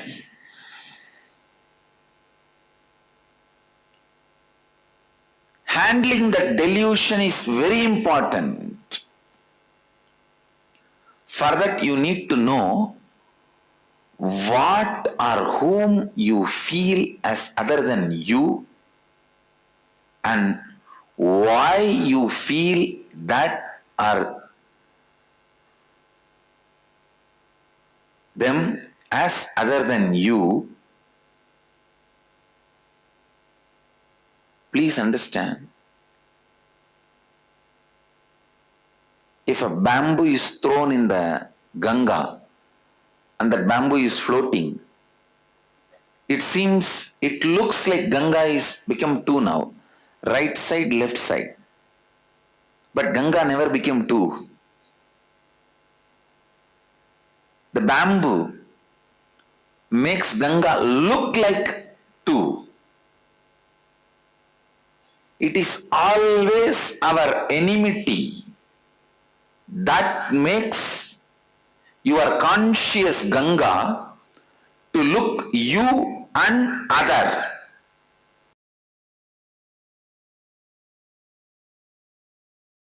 Tena tyaktena bunjidam akrita kasya sviddanam. Celebrating everything by renouncing everything. Isha vasyam mitam sarvam. Yatkincha jagatyan jagad. Tena tyaktena bunjidam akrita kasya sviddanam. Kurvannevega jijivishecha sadaha. Whatever is, by renouncing, celebrate it. By renouncing the idea of I and mine, celebrate whatever is.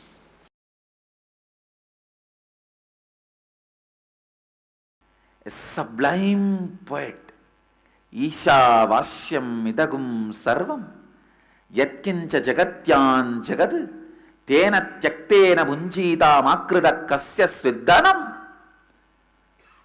What a subtle, sublime truth. See, everything exists, is energy. Stop identifying as I and mine with something separate. Renounce this I and mine and be liberated and celebrate and enjoy everything exists.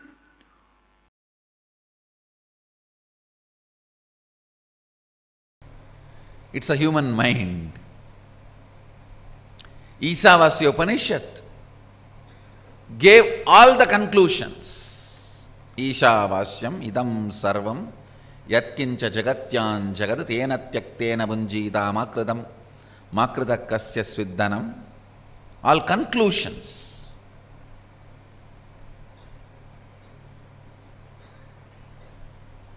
Ishavashyam idam sarvam, the conclusion about the universe, the life image you need to have.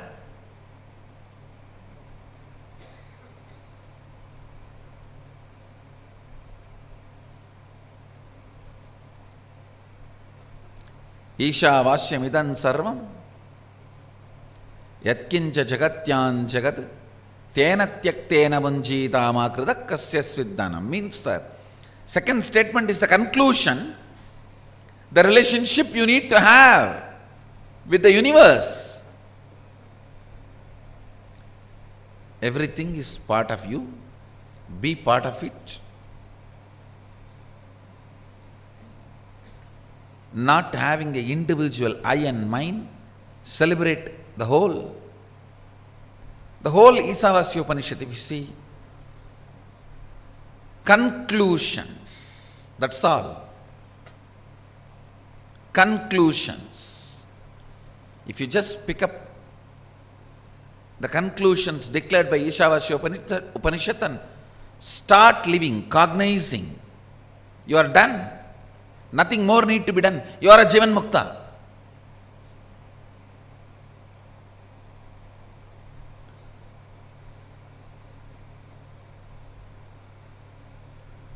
But you don't do it with that simplicity, in that simple way.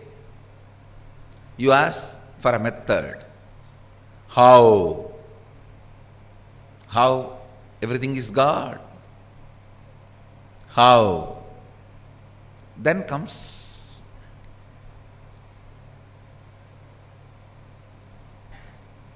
the answer from Upanishad.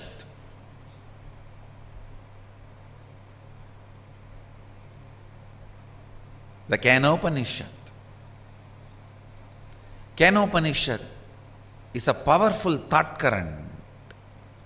I should say thought currents, because few more are presented in this. Powerful thought currents. The first thought current presented in Kenopanishad is seeking. Keneshitam patati preshitam manakena prana pratama praiti yuktaha keneshitam vachamimam vadanti chakshushrotram kavu devo yunakti.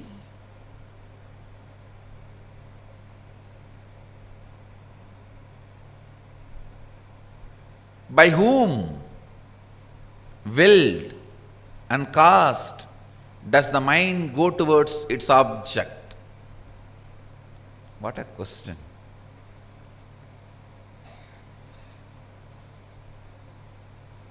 Just by the strength of the question, you know the person who is in front of you is a seeker or poker.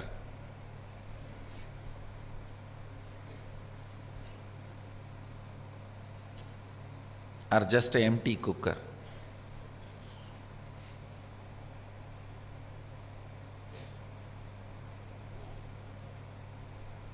By whom? Keneshitam patati preshitam mana kena prana pratama praiti yuktaha. By whom, willed and caused, does the mind go towards its object?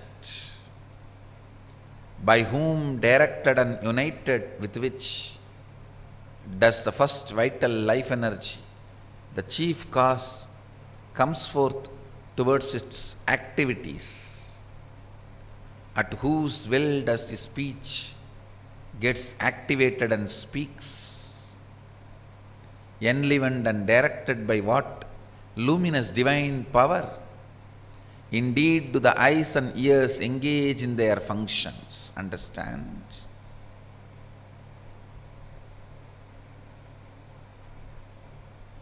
The moment you remember you, what all you perceive as part of you, start questioning them. Start questioning them. Questioning, putting questions about those basic things. Putting questions about those basic things is seeking. Don't assume anything. Understand? The more and more you assume, more and more it shows your ignorance. People who ask answer for their questions are fools. People who understand when I question their answers are the most intelligent beings. Understand, I do two things when people come with question. Sometime I give answers to their questions. Sometime I question their answers. When you put a question, you have certain answers in that question. You have certain conclusions. Based on those conclusions, you put the question. I question those conclusions. I question those answers you have.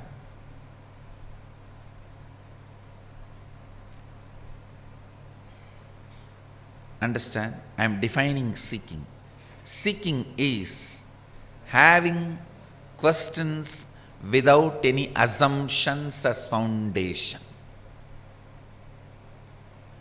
Non-assumption questions, non-assuming questions is seeking.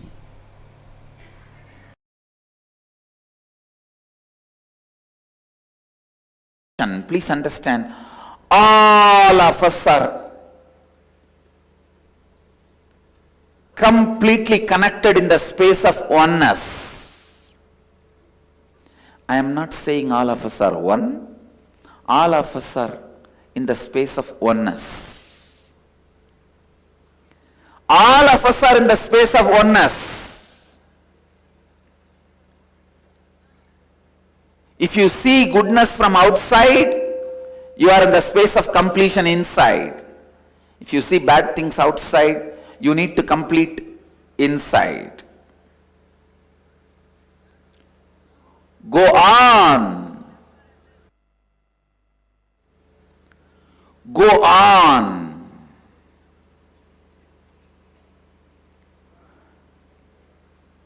Let every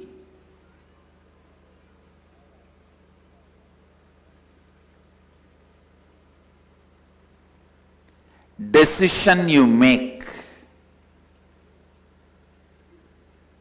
let every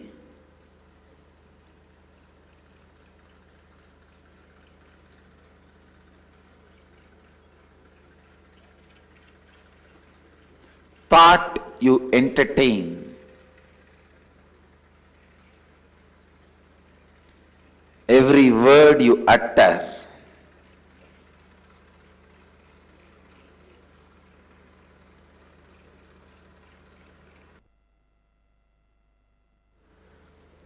every word you utter, every action you do, let it be based on Advaita.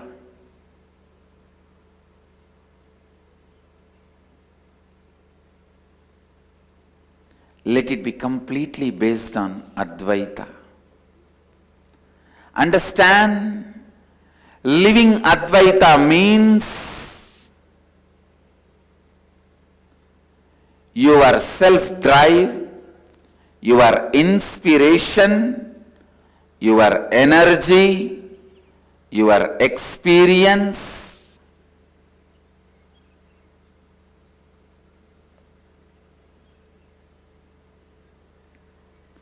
your intelligence, everything operates from Advaita.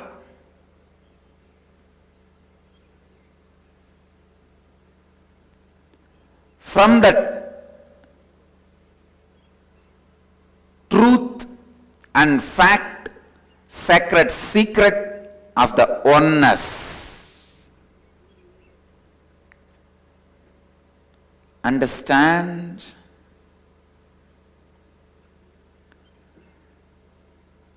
Digest Advaita more and more into your thinking. Digest Advaita more and more into your words. Digest Advaita more and more in your actions. Every simple digestion means even if you make a very simple decision,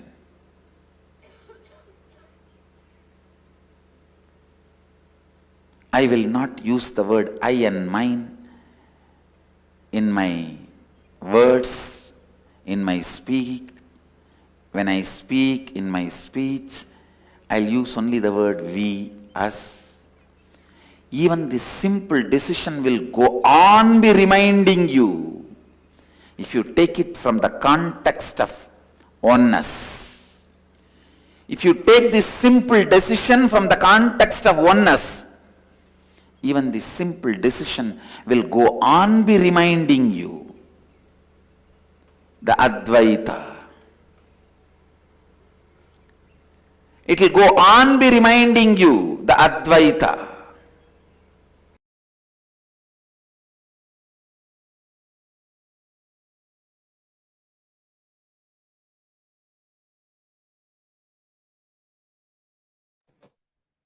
Yes, welcome back from that compilation of clips, that wonderful video by the Supreme Pontiff of Hinduism on I and mine. Next, we'll be moving on to an internalization exercise, further going through this powerful cognition of identifying the I and the mine. So ego is the self-beating mechanism, the stick with which we constantly beat ourselves. We put ourselves down through self-doubt, self-hatred, and self-denial.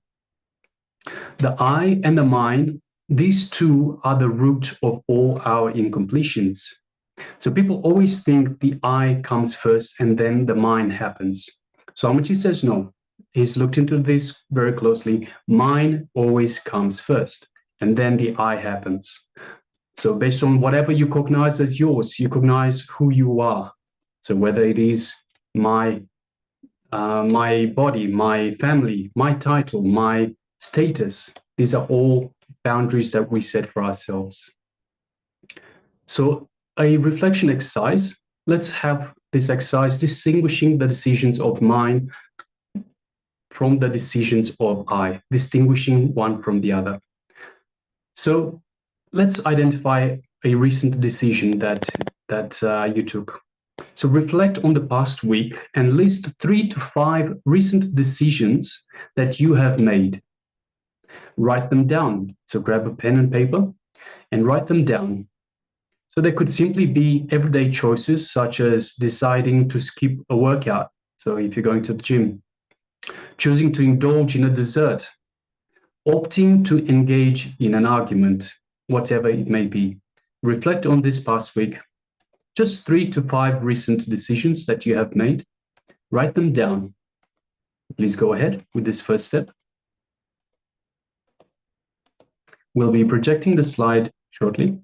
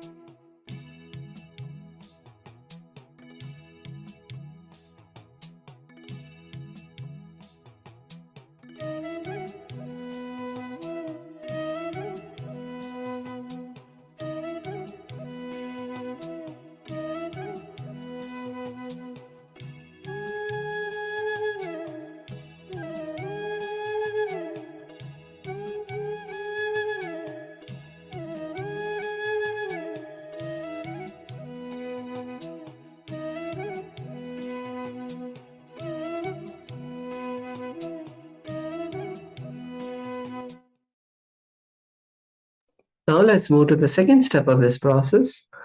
Now analyze the source.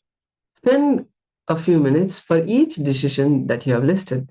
Ask yourself the following questions and write your answer. What prompted you to take the decision? Did it stem from emotional, physical, or external? For example, you were just feeling tired, or you were even feeling lazy, or you were just having that irritation that you just wanted to vomit on someone. What made you take those decisions? And how did you feel when making the decision? Did you feel anxious, excited, tired? And also look at how the decision was it aligned to your long-term goals and values? Does the choice you made reflect on who you truly want to be and what you genuinely want to be?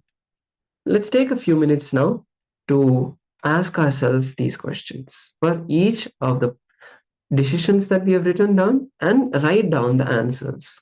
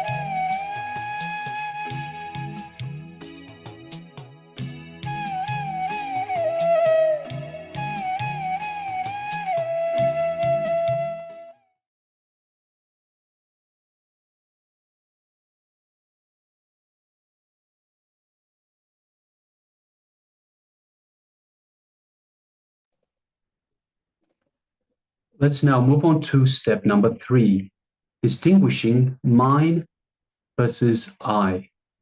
So let's take a few minutes again for each decision.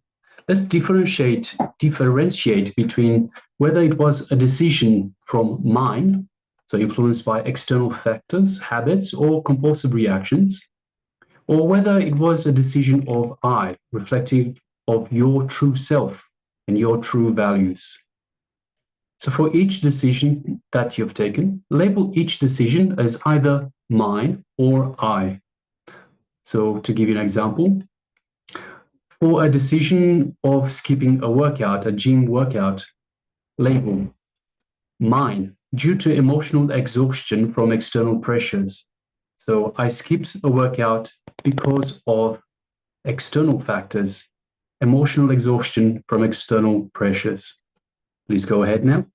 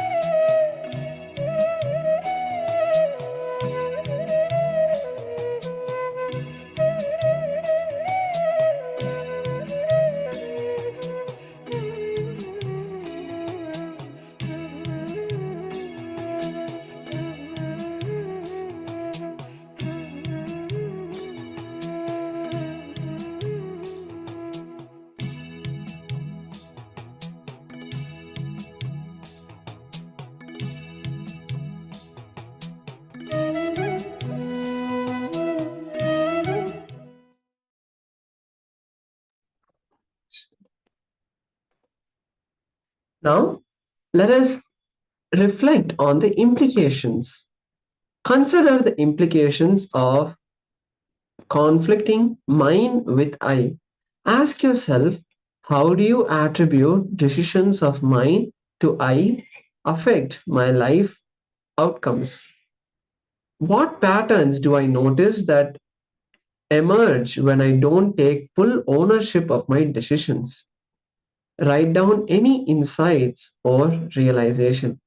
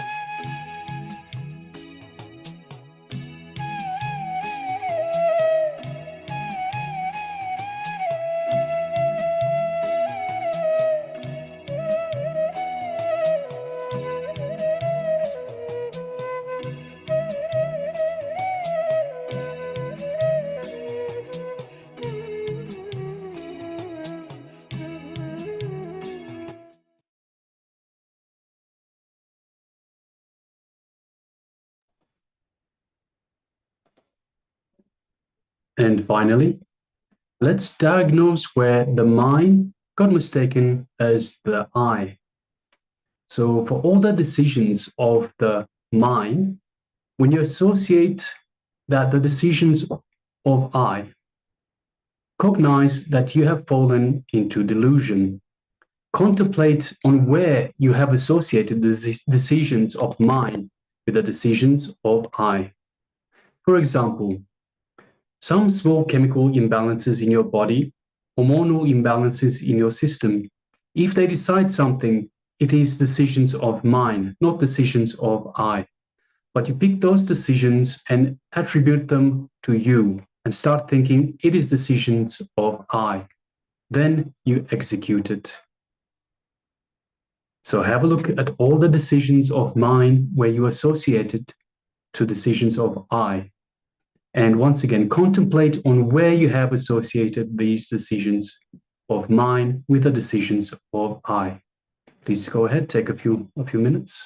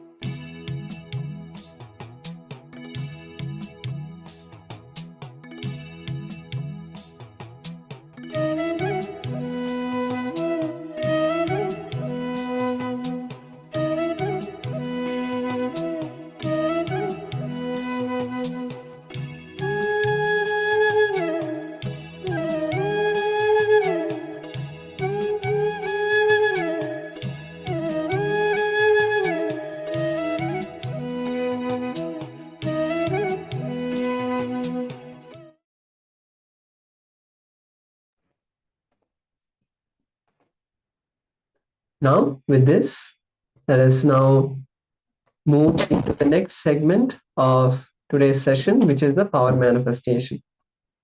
And in this round, once again, we are going to be manifesting the power of blindfold reading, where we'll be seeing numbers with our eyes closed. And I request all the participants now, take your eye bands and your notebook. We are going to be moving into the blindfold reading. So all of you will now have to close your eyes with your eye band. It's very important that you use an eye band rather than just close your eyes, because even the small distractions that happen because of your eyes being slightly open will be avoided. So let us now enter into this round of the manifestation. Please close your eyes and start visualizing Swamiji in your inner space. Take a moment to close your eyes and start visualizing Swamiji in your inner space. Now, once you have visualized that beautiful form of Swamiji, intensely chant the Mahavakya, Om Nityananda Paramashivoham, bringing the deep oneness with Swamiji. Now, we're projecting the next numbers for all of you to see through your third eye. Request Swamiji to reveal the word, the number that is being projected. Let us now begin the manifestation.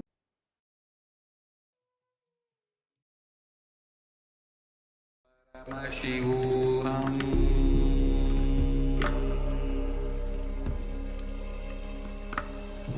Om Nityananda Paramashivoham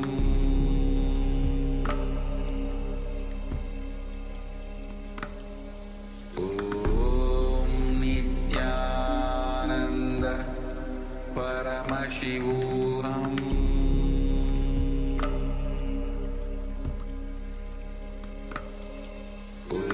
Om Nityananda Paramashivoham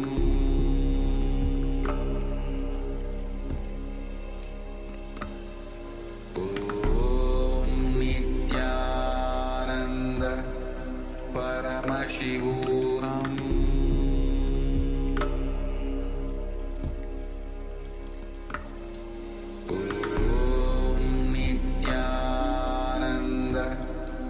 Paramashivoham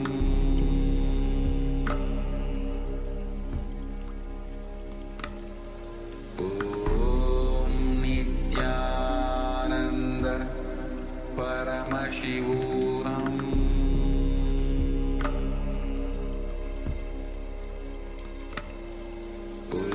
Om Nityananda Paramashivoham Paramashivoham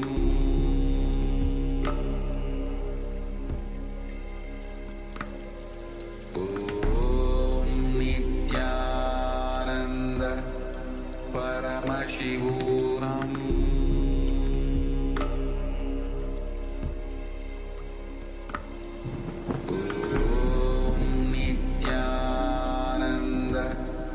Paramashivoham Om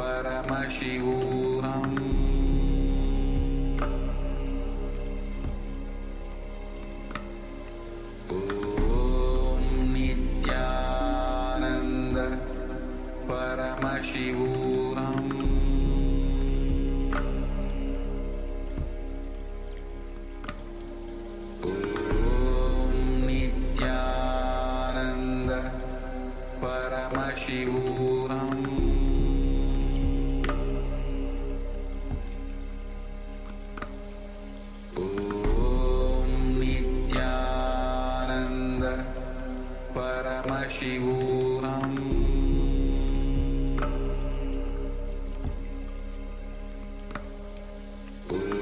Om Nityananda Paramashivoham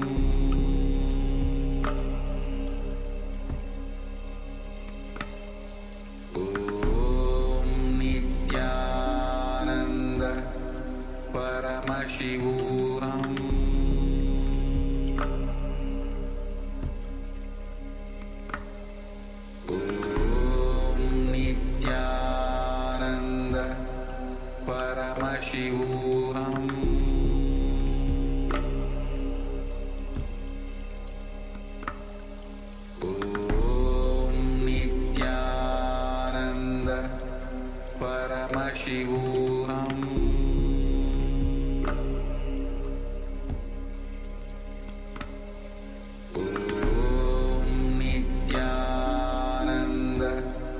Paramashivoham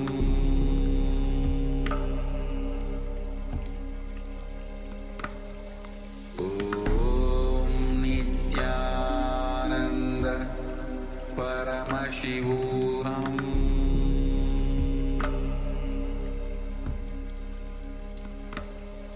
Om Nityananda Paramashivoham Paramashivoham Om Nityananda Paramashivoham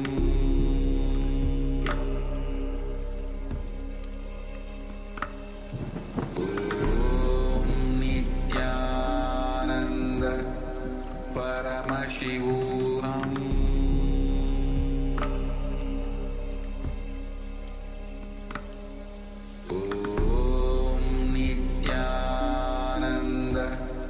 Paramashivoham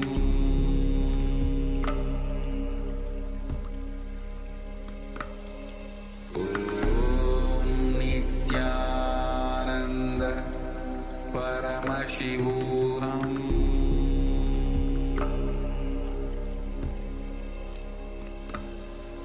Om Nityananda Paramashivoham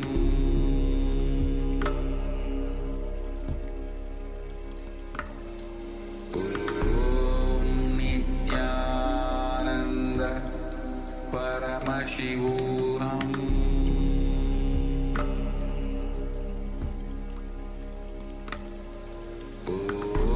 Om Nityananda Paramashivoham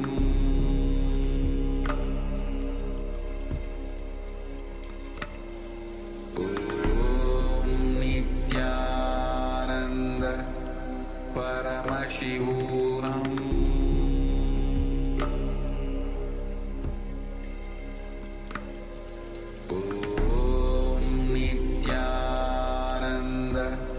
Paramashivoham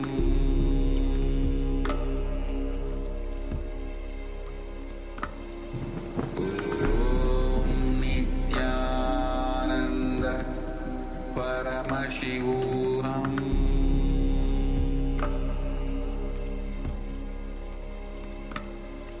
Om Nityananda Paramashivoham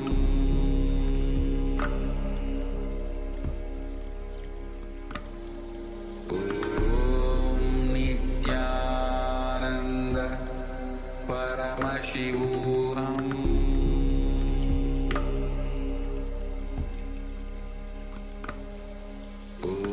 Om Nityananda Paramashivoham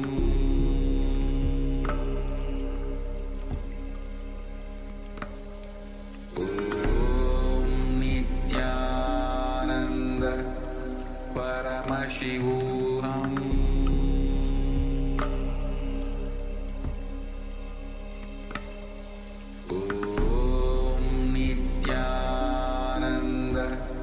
Paramashivoham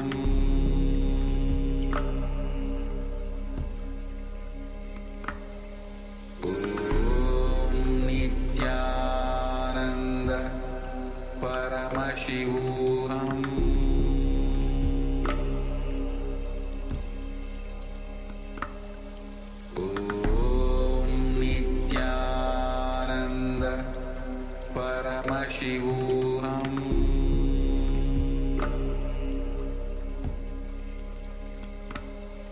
Om Nityananda Paramashivoham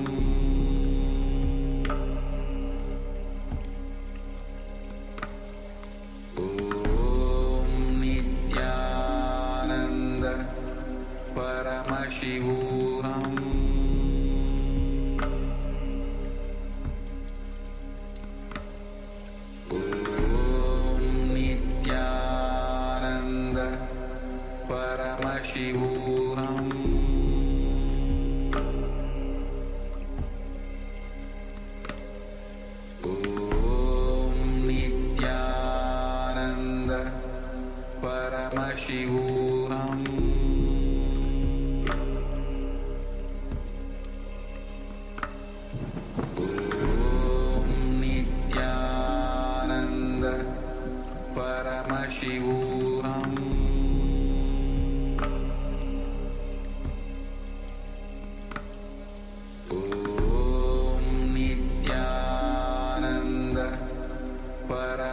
Paramashivoham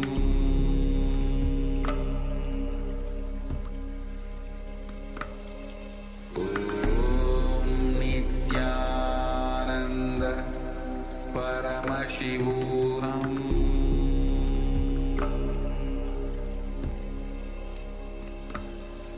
Om Nityananda Paramashivoham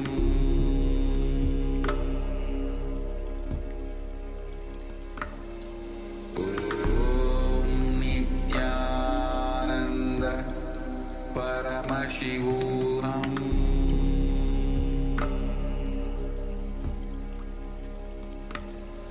Om Nityananda Paramashivoham Om Nityananda Paramashivoham Paramashivoham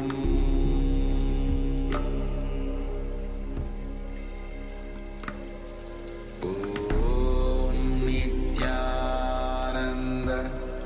Paramashivoham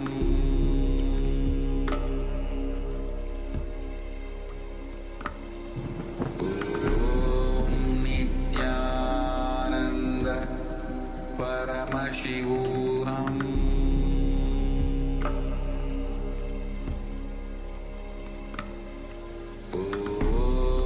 Nityananda Paramashivoham Paramashivoham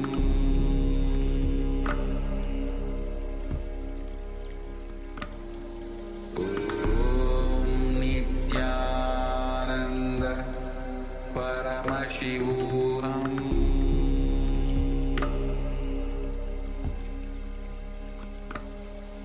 Om Nityananda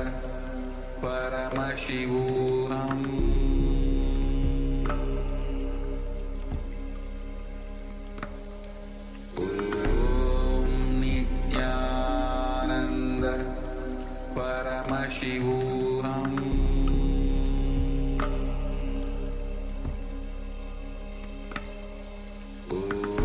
Om Nityananda Paramashivoham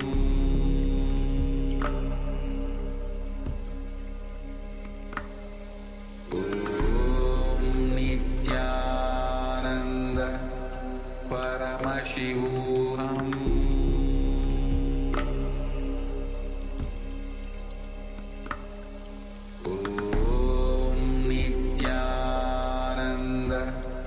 Paramashivoham Om Nityananda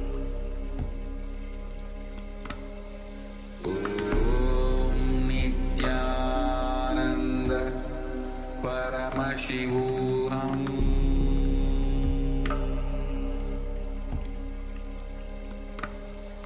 Om Nityananda Paramashivoham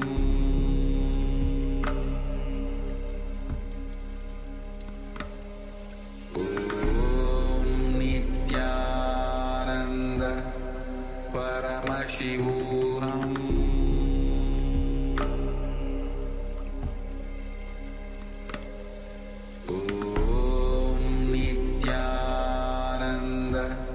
Om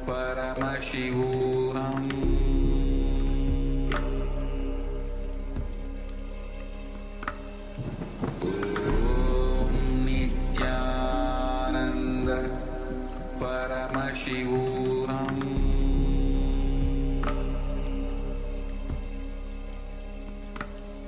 Om Nityananda Paramashivoham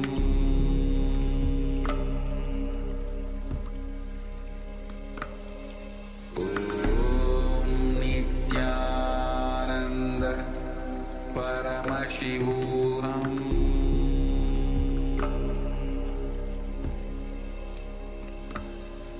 Om Nityananda Paramashivoham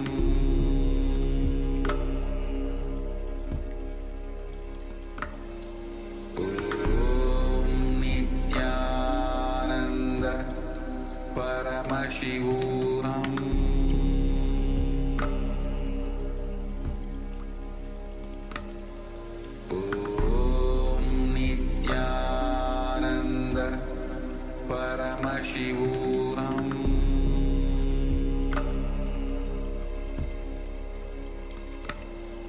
Om Nityananda Paramashivoham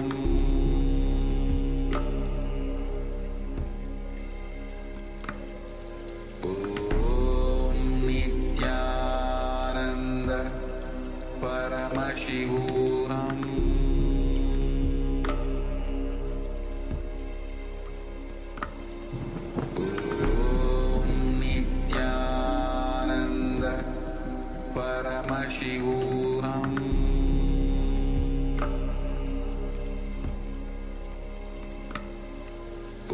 Om Nityananda Paramashivoham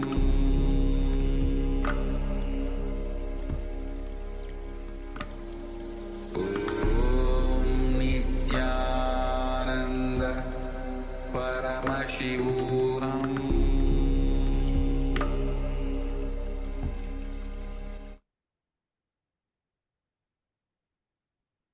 Yes, Nityanandam.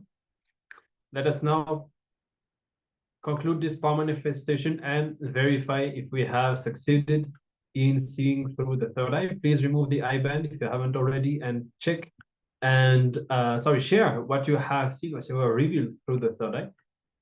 Any numbers, letters, images, whatever you perceived, whatever you were revealed through the third eye, please share in the Zoom chat and let us know. And we will proceed and have a look at the actual image and see if we have succeeded.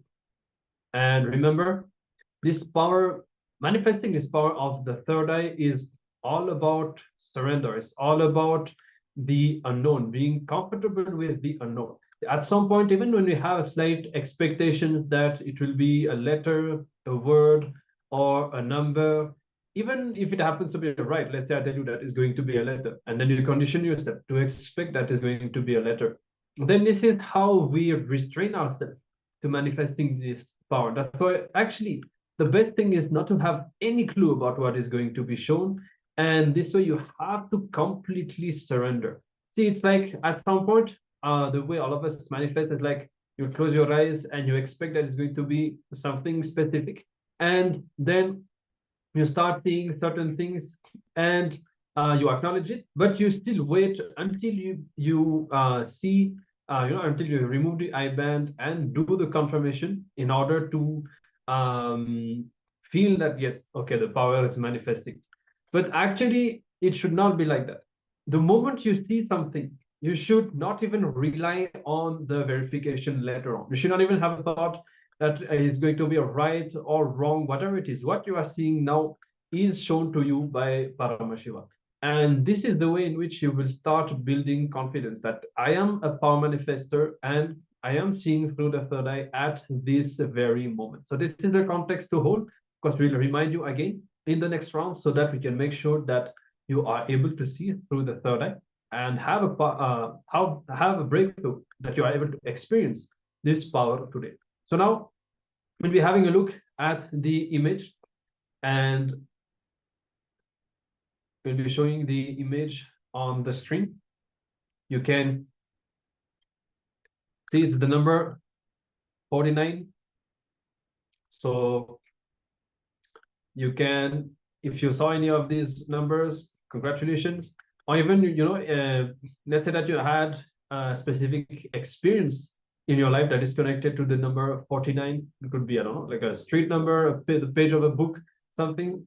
Actually, the third eye will start showing these things. So this is how you need to be open and receptive, because there will always be a connection to anything that you see. Yeah, as well as any colors or effects.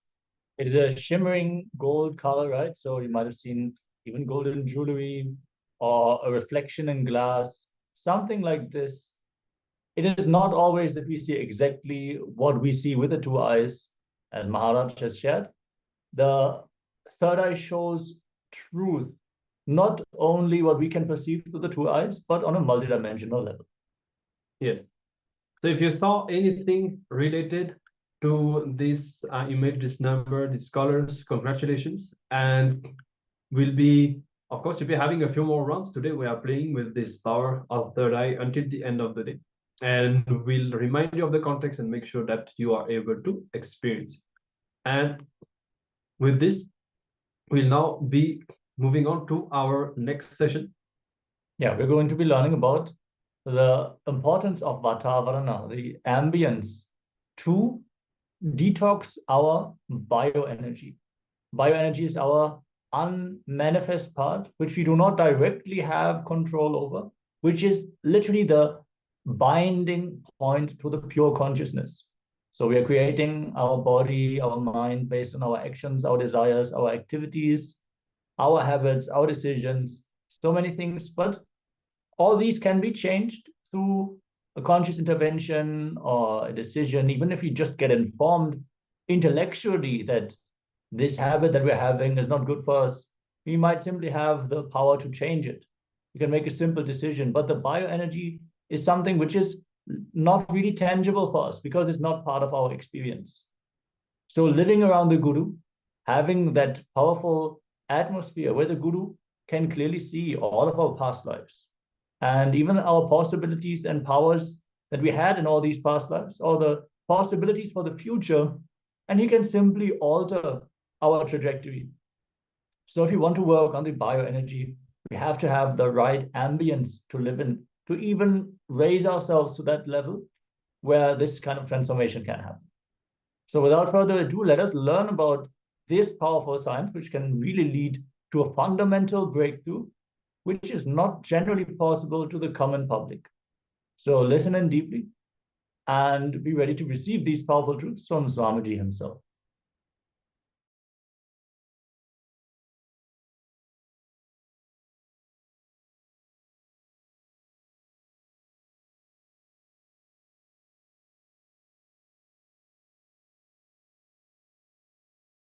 Understand?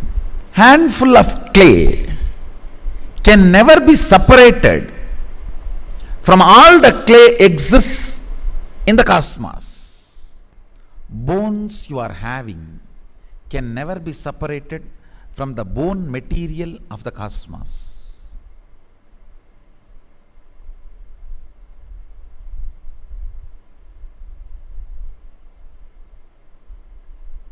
Listen carefully. Handful of clay cannot be separated from the clay matter of the cosmos. The bones you have cannot be separated from the bone material of the cosmos. The body you have cannot be separated from the body material of the cosmos, Prakriti. The body matter of the cosmos is called Prakriti, nature. The will you have with which you torture yourself 24 hours with self-doubt, self-hatred, self-denial, whether this is right, that is right, did I get justice, am I getting my share, or am I being cheated, the other person does not do that but gets this, I do this but I don't get, with all the drama. Actually it will be good to be beaten up by the right opponent, but it is so bad beating yourself down and destroying. Mostly, I can say 99.99%, you beat yourself and destroy. If you are really beaten up by the good opponent, you will become eternal like a Ravana, Kumbhakarna and Hiranyakasipu, Hiranyaksha. You will become eternal in the history. They have been beaten up by the right opponents. You are not going to become part of the history, don't worry. Because you are beating up yourself. Now listen to the truth. even though you are using your will 24 hours willfully to beat up yourself, it cannot be separated from Sadashiva's will. Listen. Listen. Even if you throw tantrum, you can't be kicked out of the house. Even if you throw tantrum, you can't be kicked out of the house. Akbar can kick somebody out of his kingdom, but Sadashiva cannot kick anybody out of his kingdom. Listen, the identity you feel about you, breathe in, breathe out, that as Mahasadashiva's individual will. Understand? Remember, his will is only vibrating as your will. It is not meditation technique. It is powerful cognition. People who decided to do right made their life pleasant. People who went after pleasant never got right. What is pleasant? Your logic getting convinced it's right. Who is your logic? Fundamentally your enemy. How he is going to convince? When he is going to be convinced? Once you are thoroughly, irreparably destroyed. Understand? Doing right.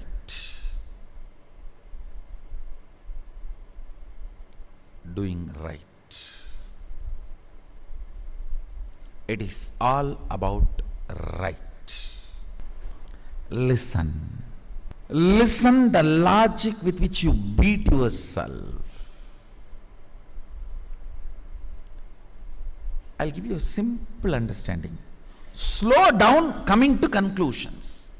If morning coffee is missing, I know my Rahu has changed, my Ketu has gone out, and my Buddha is standing upside down, and my Guru is turned back on me, and my Shade started. That is why coffee is not right. Stop coming to self-beating conclusions constantly. Reduce the speed of being stupid. No, really. Most of you, you don't need much big problems. Coffee is not good, is enough. You will call, I think my Surya has gone out, my Chandra is turning upside down, my Rahu is standing bus bus bus, my Ketu is coming near me, my Shani went to the cow and spoiled the milk.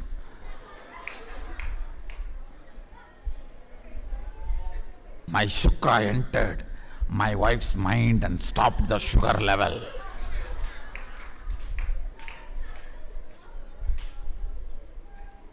See, mark this one line. Stop coming to stupid conclusions. Reduce the speed of coming to stupid conclusions. Listen. All self-beating conclusions of logic is Vega, and powerful cognitions are Viveka. That's all.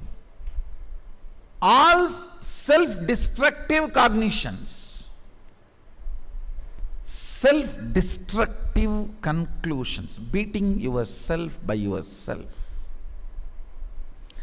Reduce the speed of it.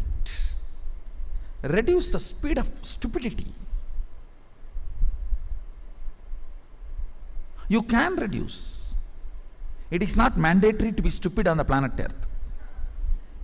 Even though due to your stupidity you assumed the human body and came to planet Earth, it is not mandatory you have to continue to be stupid to be in the planet Earth. The self-beating pattern, antidote for that is My will with which I am creating hell for me cannot be separated from Sadashiva's will. So let me breathe his will into my will. And such grand will, in front of his will, this will cannot play big game. Breathe in and breathe out the individuality of Parashiva. You will see your will just withers away into his will. It is not technique. No, it is powerful cognition. Understand? Yes. How can my will be separate from his will? No.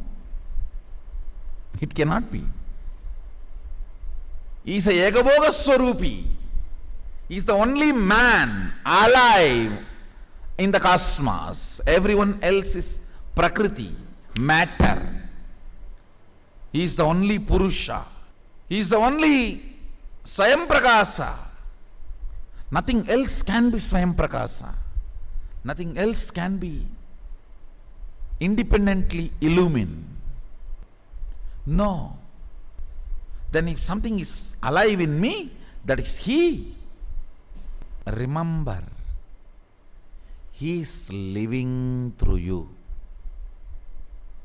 His will is the source of your will. It is not something to be meditated upon. Oh, my will, his will, Mama Sankalpam, Shiva Sankalpam. No.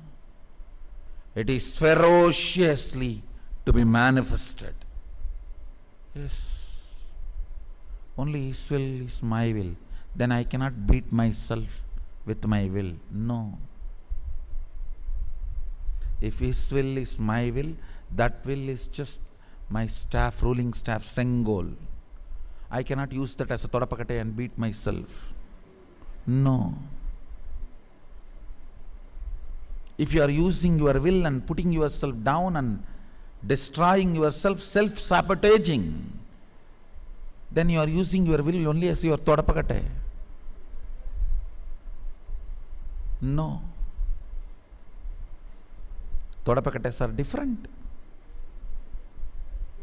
Sengol is different. You cannot destroy yourself.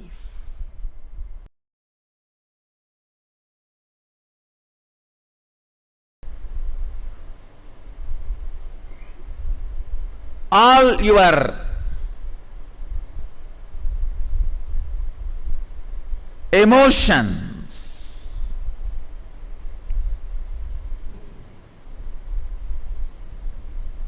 awakened, agitated, goes through the ups, downs, gives you a kind of a pseudo feeling you are living your life without acting. That is one of the worst thing happened to humanity. When somebody cries in the screen, you are satisfied about crying. When somebody laughs in the screen, you are satisfied about laughing. When all the Navarasas needed to keep your blood alive, needed to keep you emotionally alive, you go through just with the 2D screen without getting involved. Understand? If you get involved, even if you cry, that will be completion. If you get involved and your whole body laughs, that will be an amazing ecstasy. Smiling only through the lips, expressing the joy only through the lips, means you are trained buffalo. Now, unfortunately,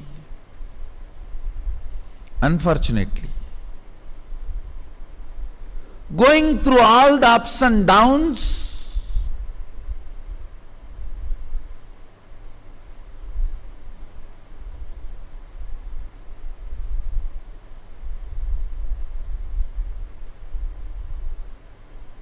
in the screen itself. Without moving out of the couch. I have seen people, just by watching the workout videos, they feel satisfied they are going to build the body. Life has no remote control. Get up and change. Life has no remote control.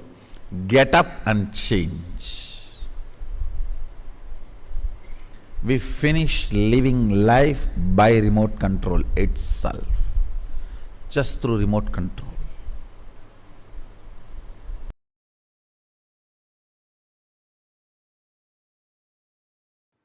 Crores of years before, now sitting here to have a big breakthrough from consciousness to superconsciousness. Understand, other than that, I do not see anything.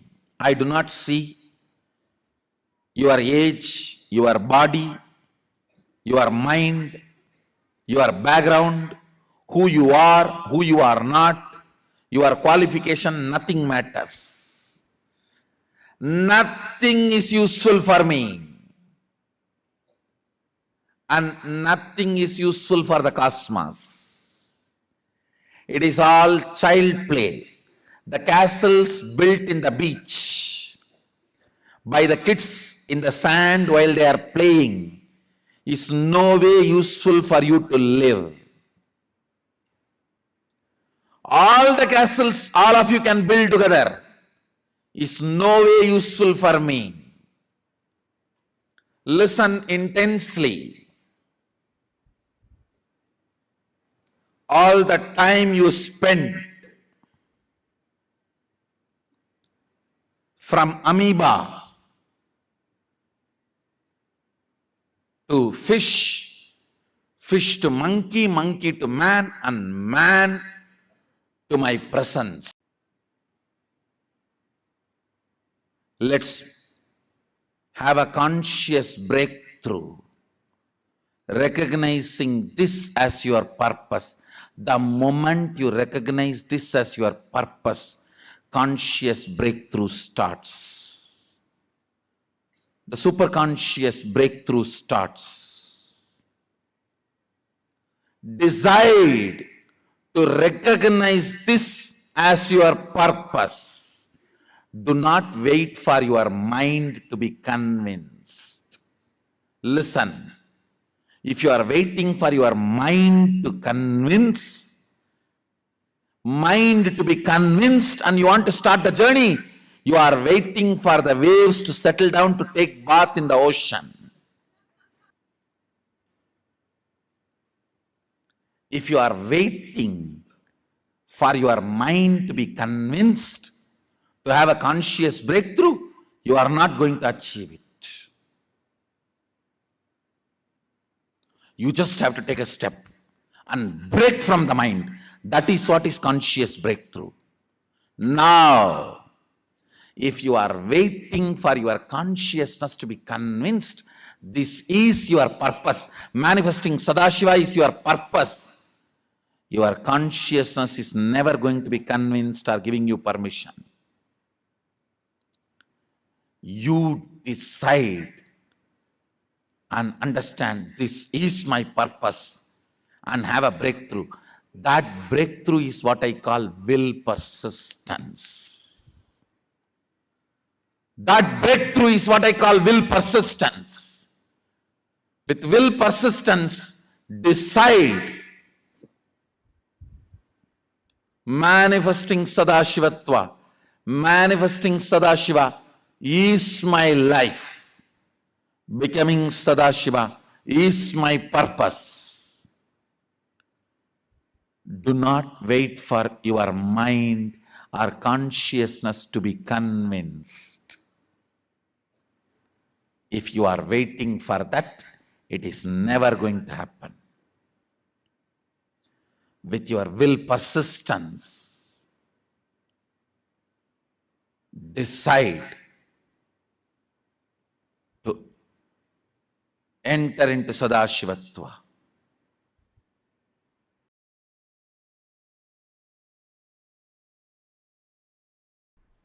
If you want to become a doctor,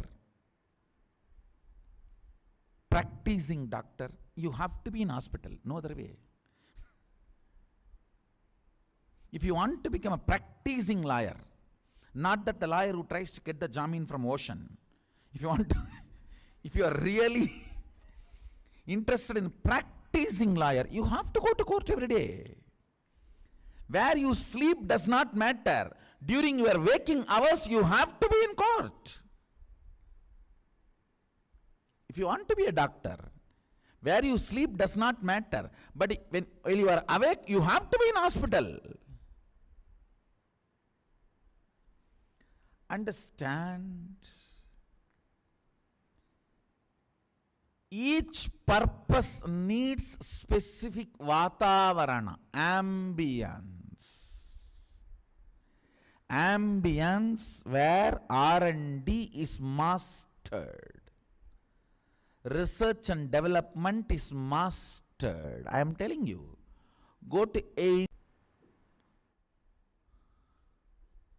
Understand?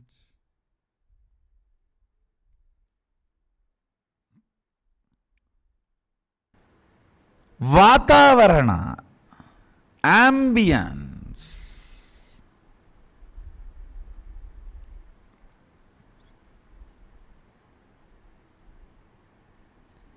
Is required for any excellence. If you want to become a doctor, you have to go to medical college and hospital. If you want to become lawyer, you have to go to law college and court. Understand, anything you want to do, you have to go to that ambience. You have to master, expertise that ambience. You have to grow in that ambience. Every ingredient needed to build the subtle grooves of power manifestation in you will be revived, alive at the feet of the master. That is why, if you want enlightenment and power manifestation, you have to be in the Vatavarana of the master's feet.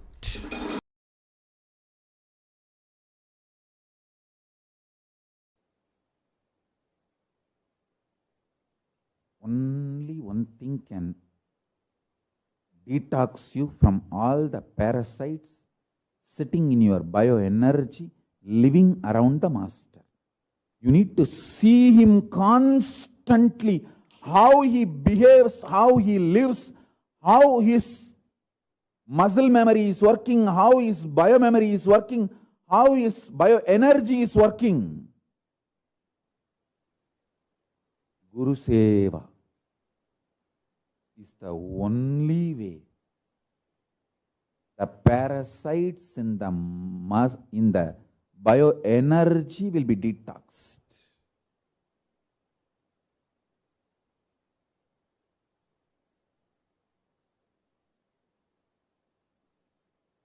Guru Seva is the most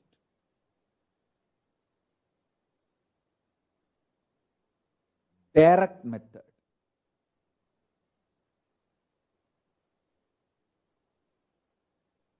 of melting down all the parasites sitting inside your bioenergy. Nothing else can do it. Because bioenergy level means constantly your bioenergy need to be cleansed, detoxed, opened. Your bioenergy need to be opened, and Guru's initiation, Shakti Bhada, needs to be poured inside you. And you need to go on experiencing detox.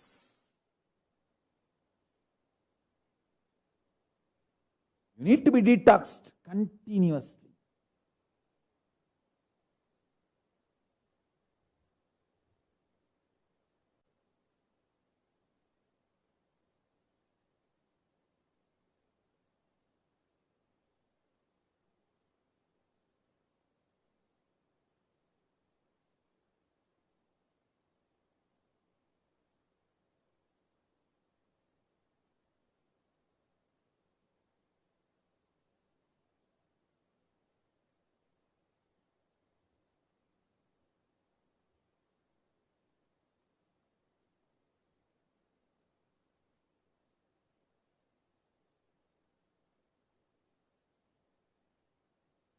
Because the parasites sitting inside your bioenergy, you collected it for many janmas, multiple births you have collected.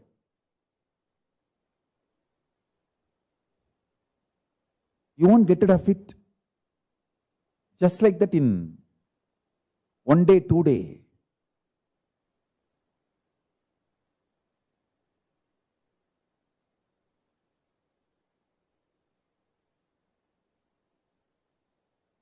I can give you a methodology, alternative for the Guru Seva, because unfortunately most of you can't live around me, at least as on now.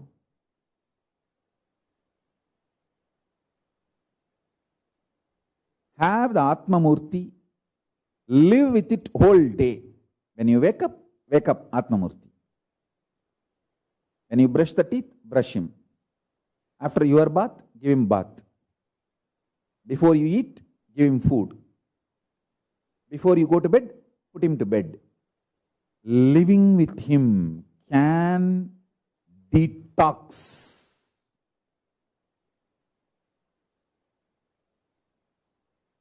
All the parasites sitting in your bioenergy.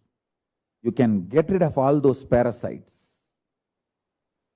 Detox your bioenergy through living with Atma Murti. Atma Murti is your personal deity of Guru, your personal intimate version of Guru in the form of deity. Live with the deity. That can be a substitute as on now till you get the opportunity to live with Guru.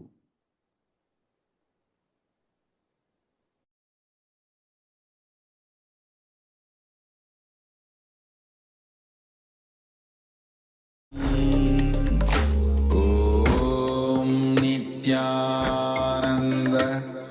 Paramashivoham. Om Nityananda Paramashivoham. Om Nityananda Paramashivoham.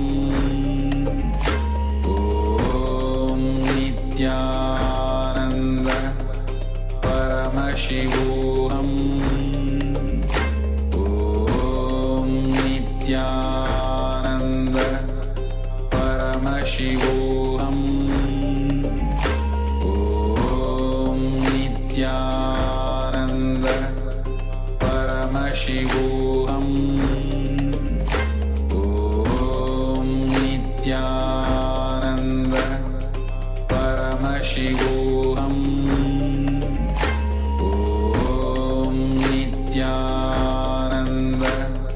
Paramashivoham.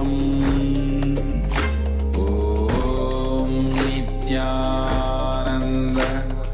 Paramashivoham. Om Nityananda Paramashivoham. Om Nityananda Paramashivoham.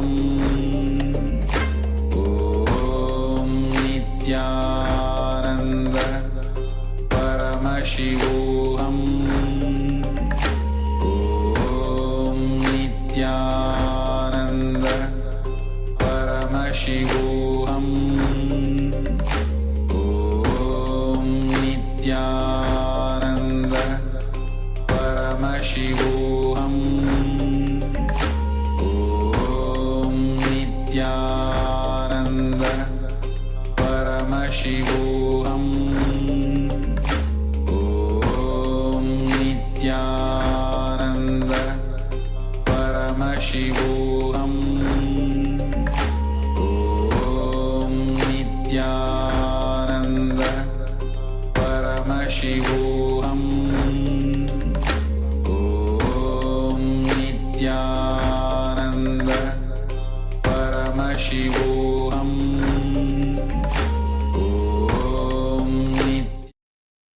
Yes, Nityananda. One of the takeaways from this session is that the direct presence of the Guru is the best Vatavaran you can have if you want to sincerely work towards enlightenment, if you want to detox your bioenergy. But Swamiji clearly said that this is not possible for all of us, right? So he has given one powerful technique that every one of us can practice. If you have the Atma Linga, if you have the Atma Murti, make living around Guru your personal lifestyle. If you have the Atma Murti, you can have the presence of the Guru in the form of the Atma Murti. If you have the Atma Linga, you can practice the presence of the Guru also through the Atma Linga. When you eat, first give some food to the Atma Linga, offer it to the Atma Murti. If you take bath, Swamiji clearly said you can first offer the snanam, the bath, to the Atma Linga. Nothing wrong in that. Just practice the presence of the Guru wherever you are. You can make it as your lifestyle. Naturally, you will see that your biomemory, your very bioenergy will become detoxed, and you will manifest all the great powers and powerful cognitions. You will be able to simply download the initiations that Swamiji is giving, even if you're not physically around him. With this, let us now move on to the next segment. We're going to enter into a meditation. Pressing everyone to please be on camera and settle down.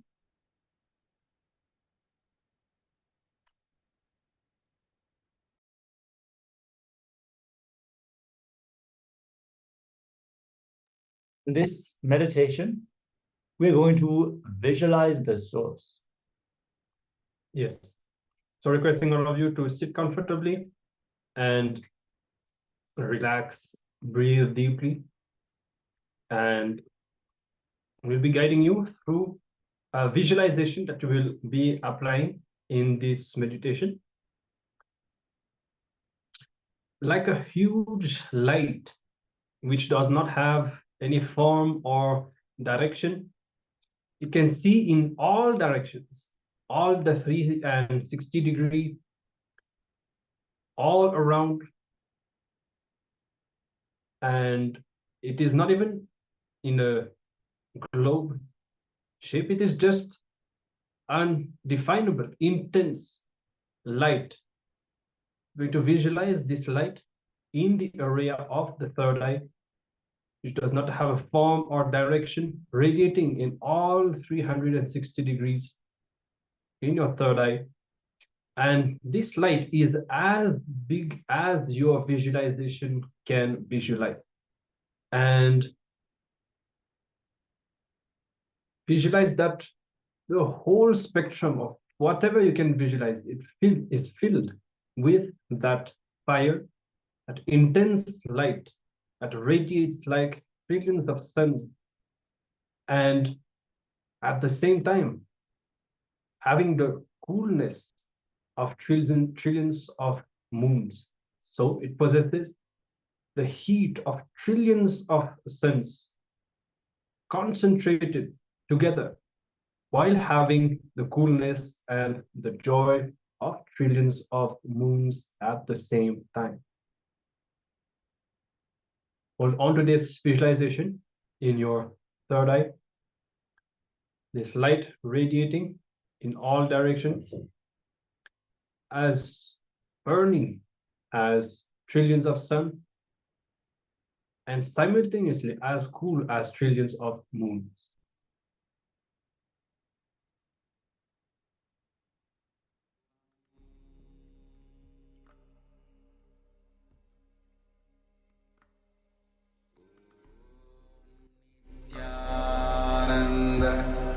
Paramashivoham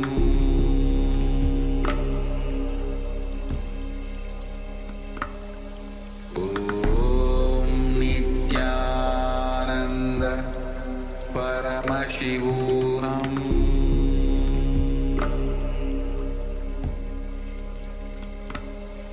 Om Nityananda Paramashivoham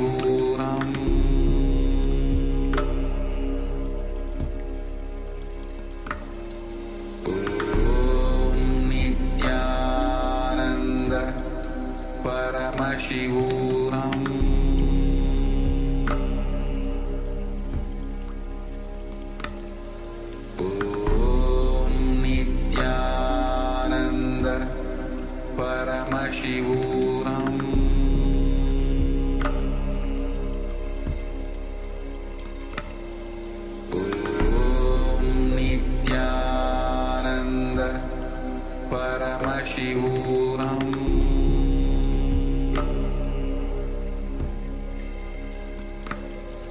Om Nityananda Paramashivoham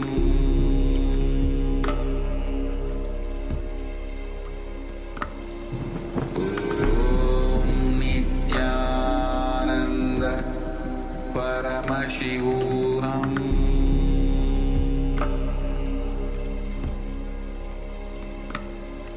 Om Nityananda Paramashivoham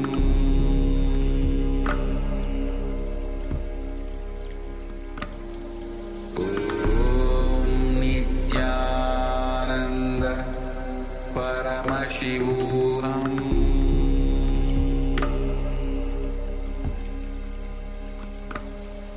Om Nityananda Paramashivoham Om Nityananda Paramashivoham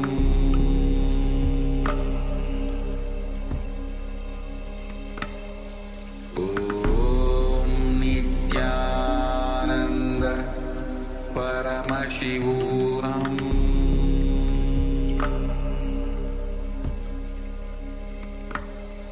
Om Nityananda Paramashivoham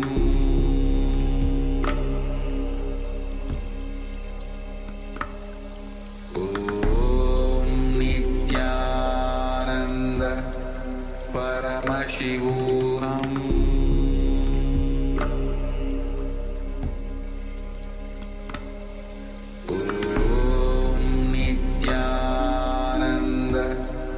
Paramashivoham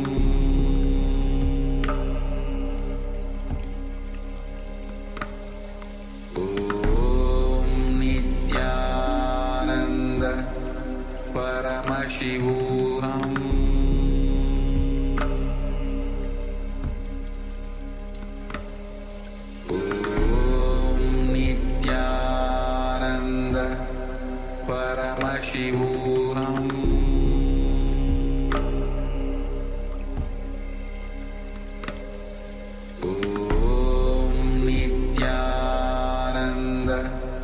Paramashivoham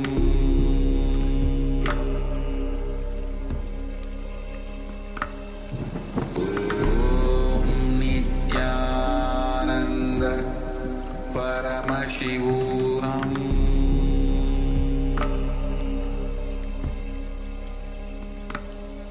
Om Nityananda Paramashivoham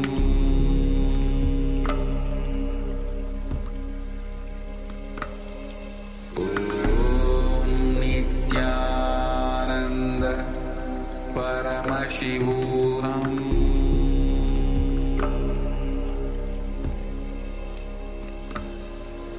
Om Nityananda Paramashivoham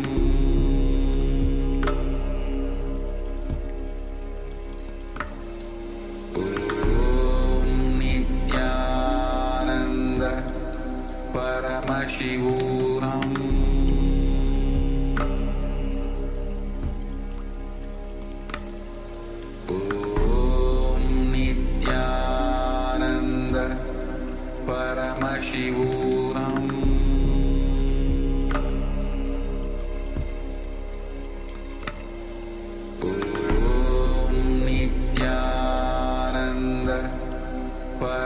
Paramashivoham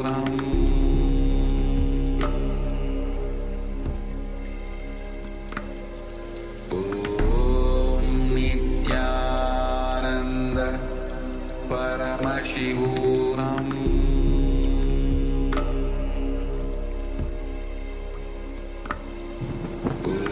Om Nityananda Paramashivoham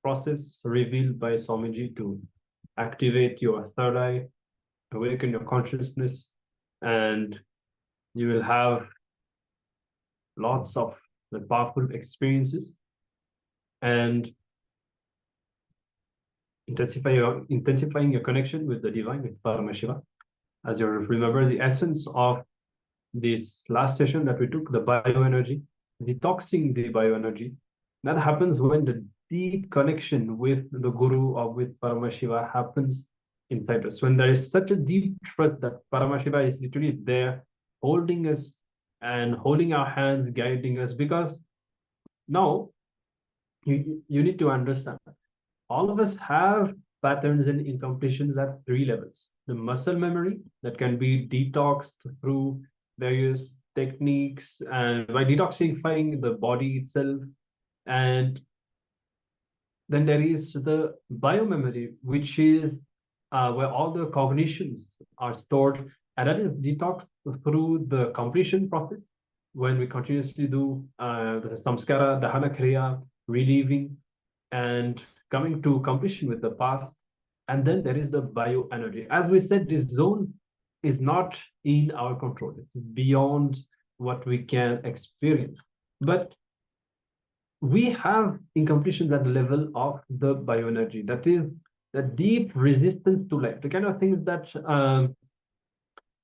in order to cross those incompletions, we need literally the Guru to hold our hands, to be right next to us. We need him to give confidence to our very consciousness that Paramashiva is here, the Guru is here holding us.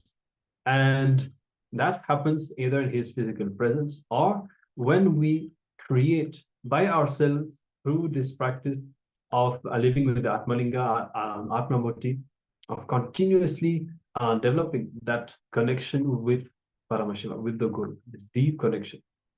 All right. So now after this powerful meditation, we'll be entering into another round of the third eye reading.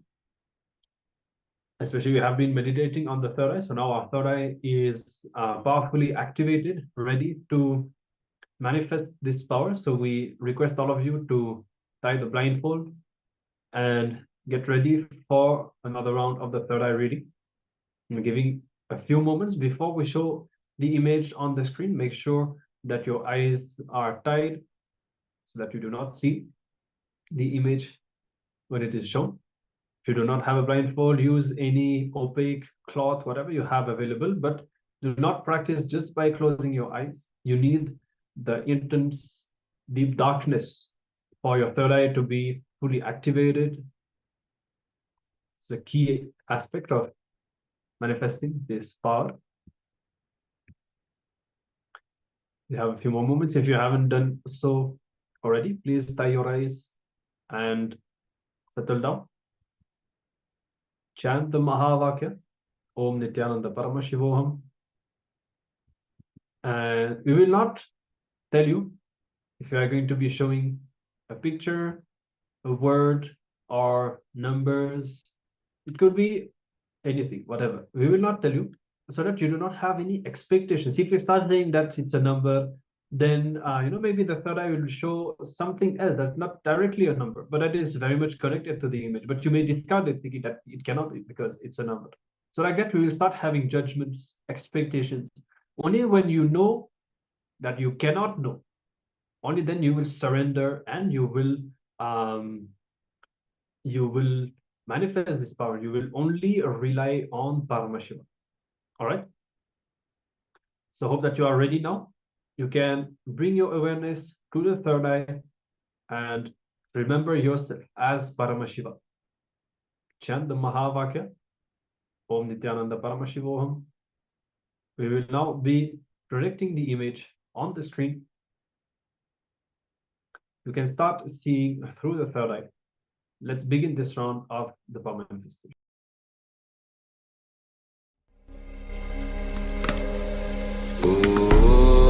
Nityananda Paramashivoham.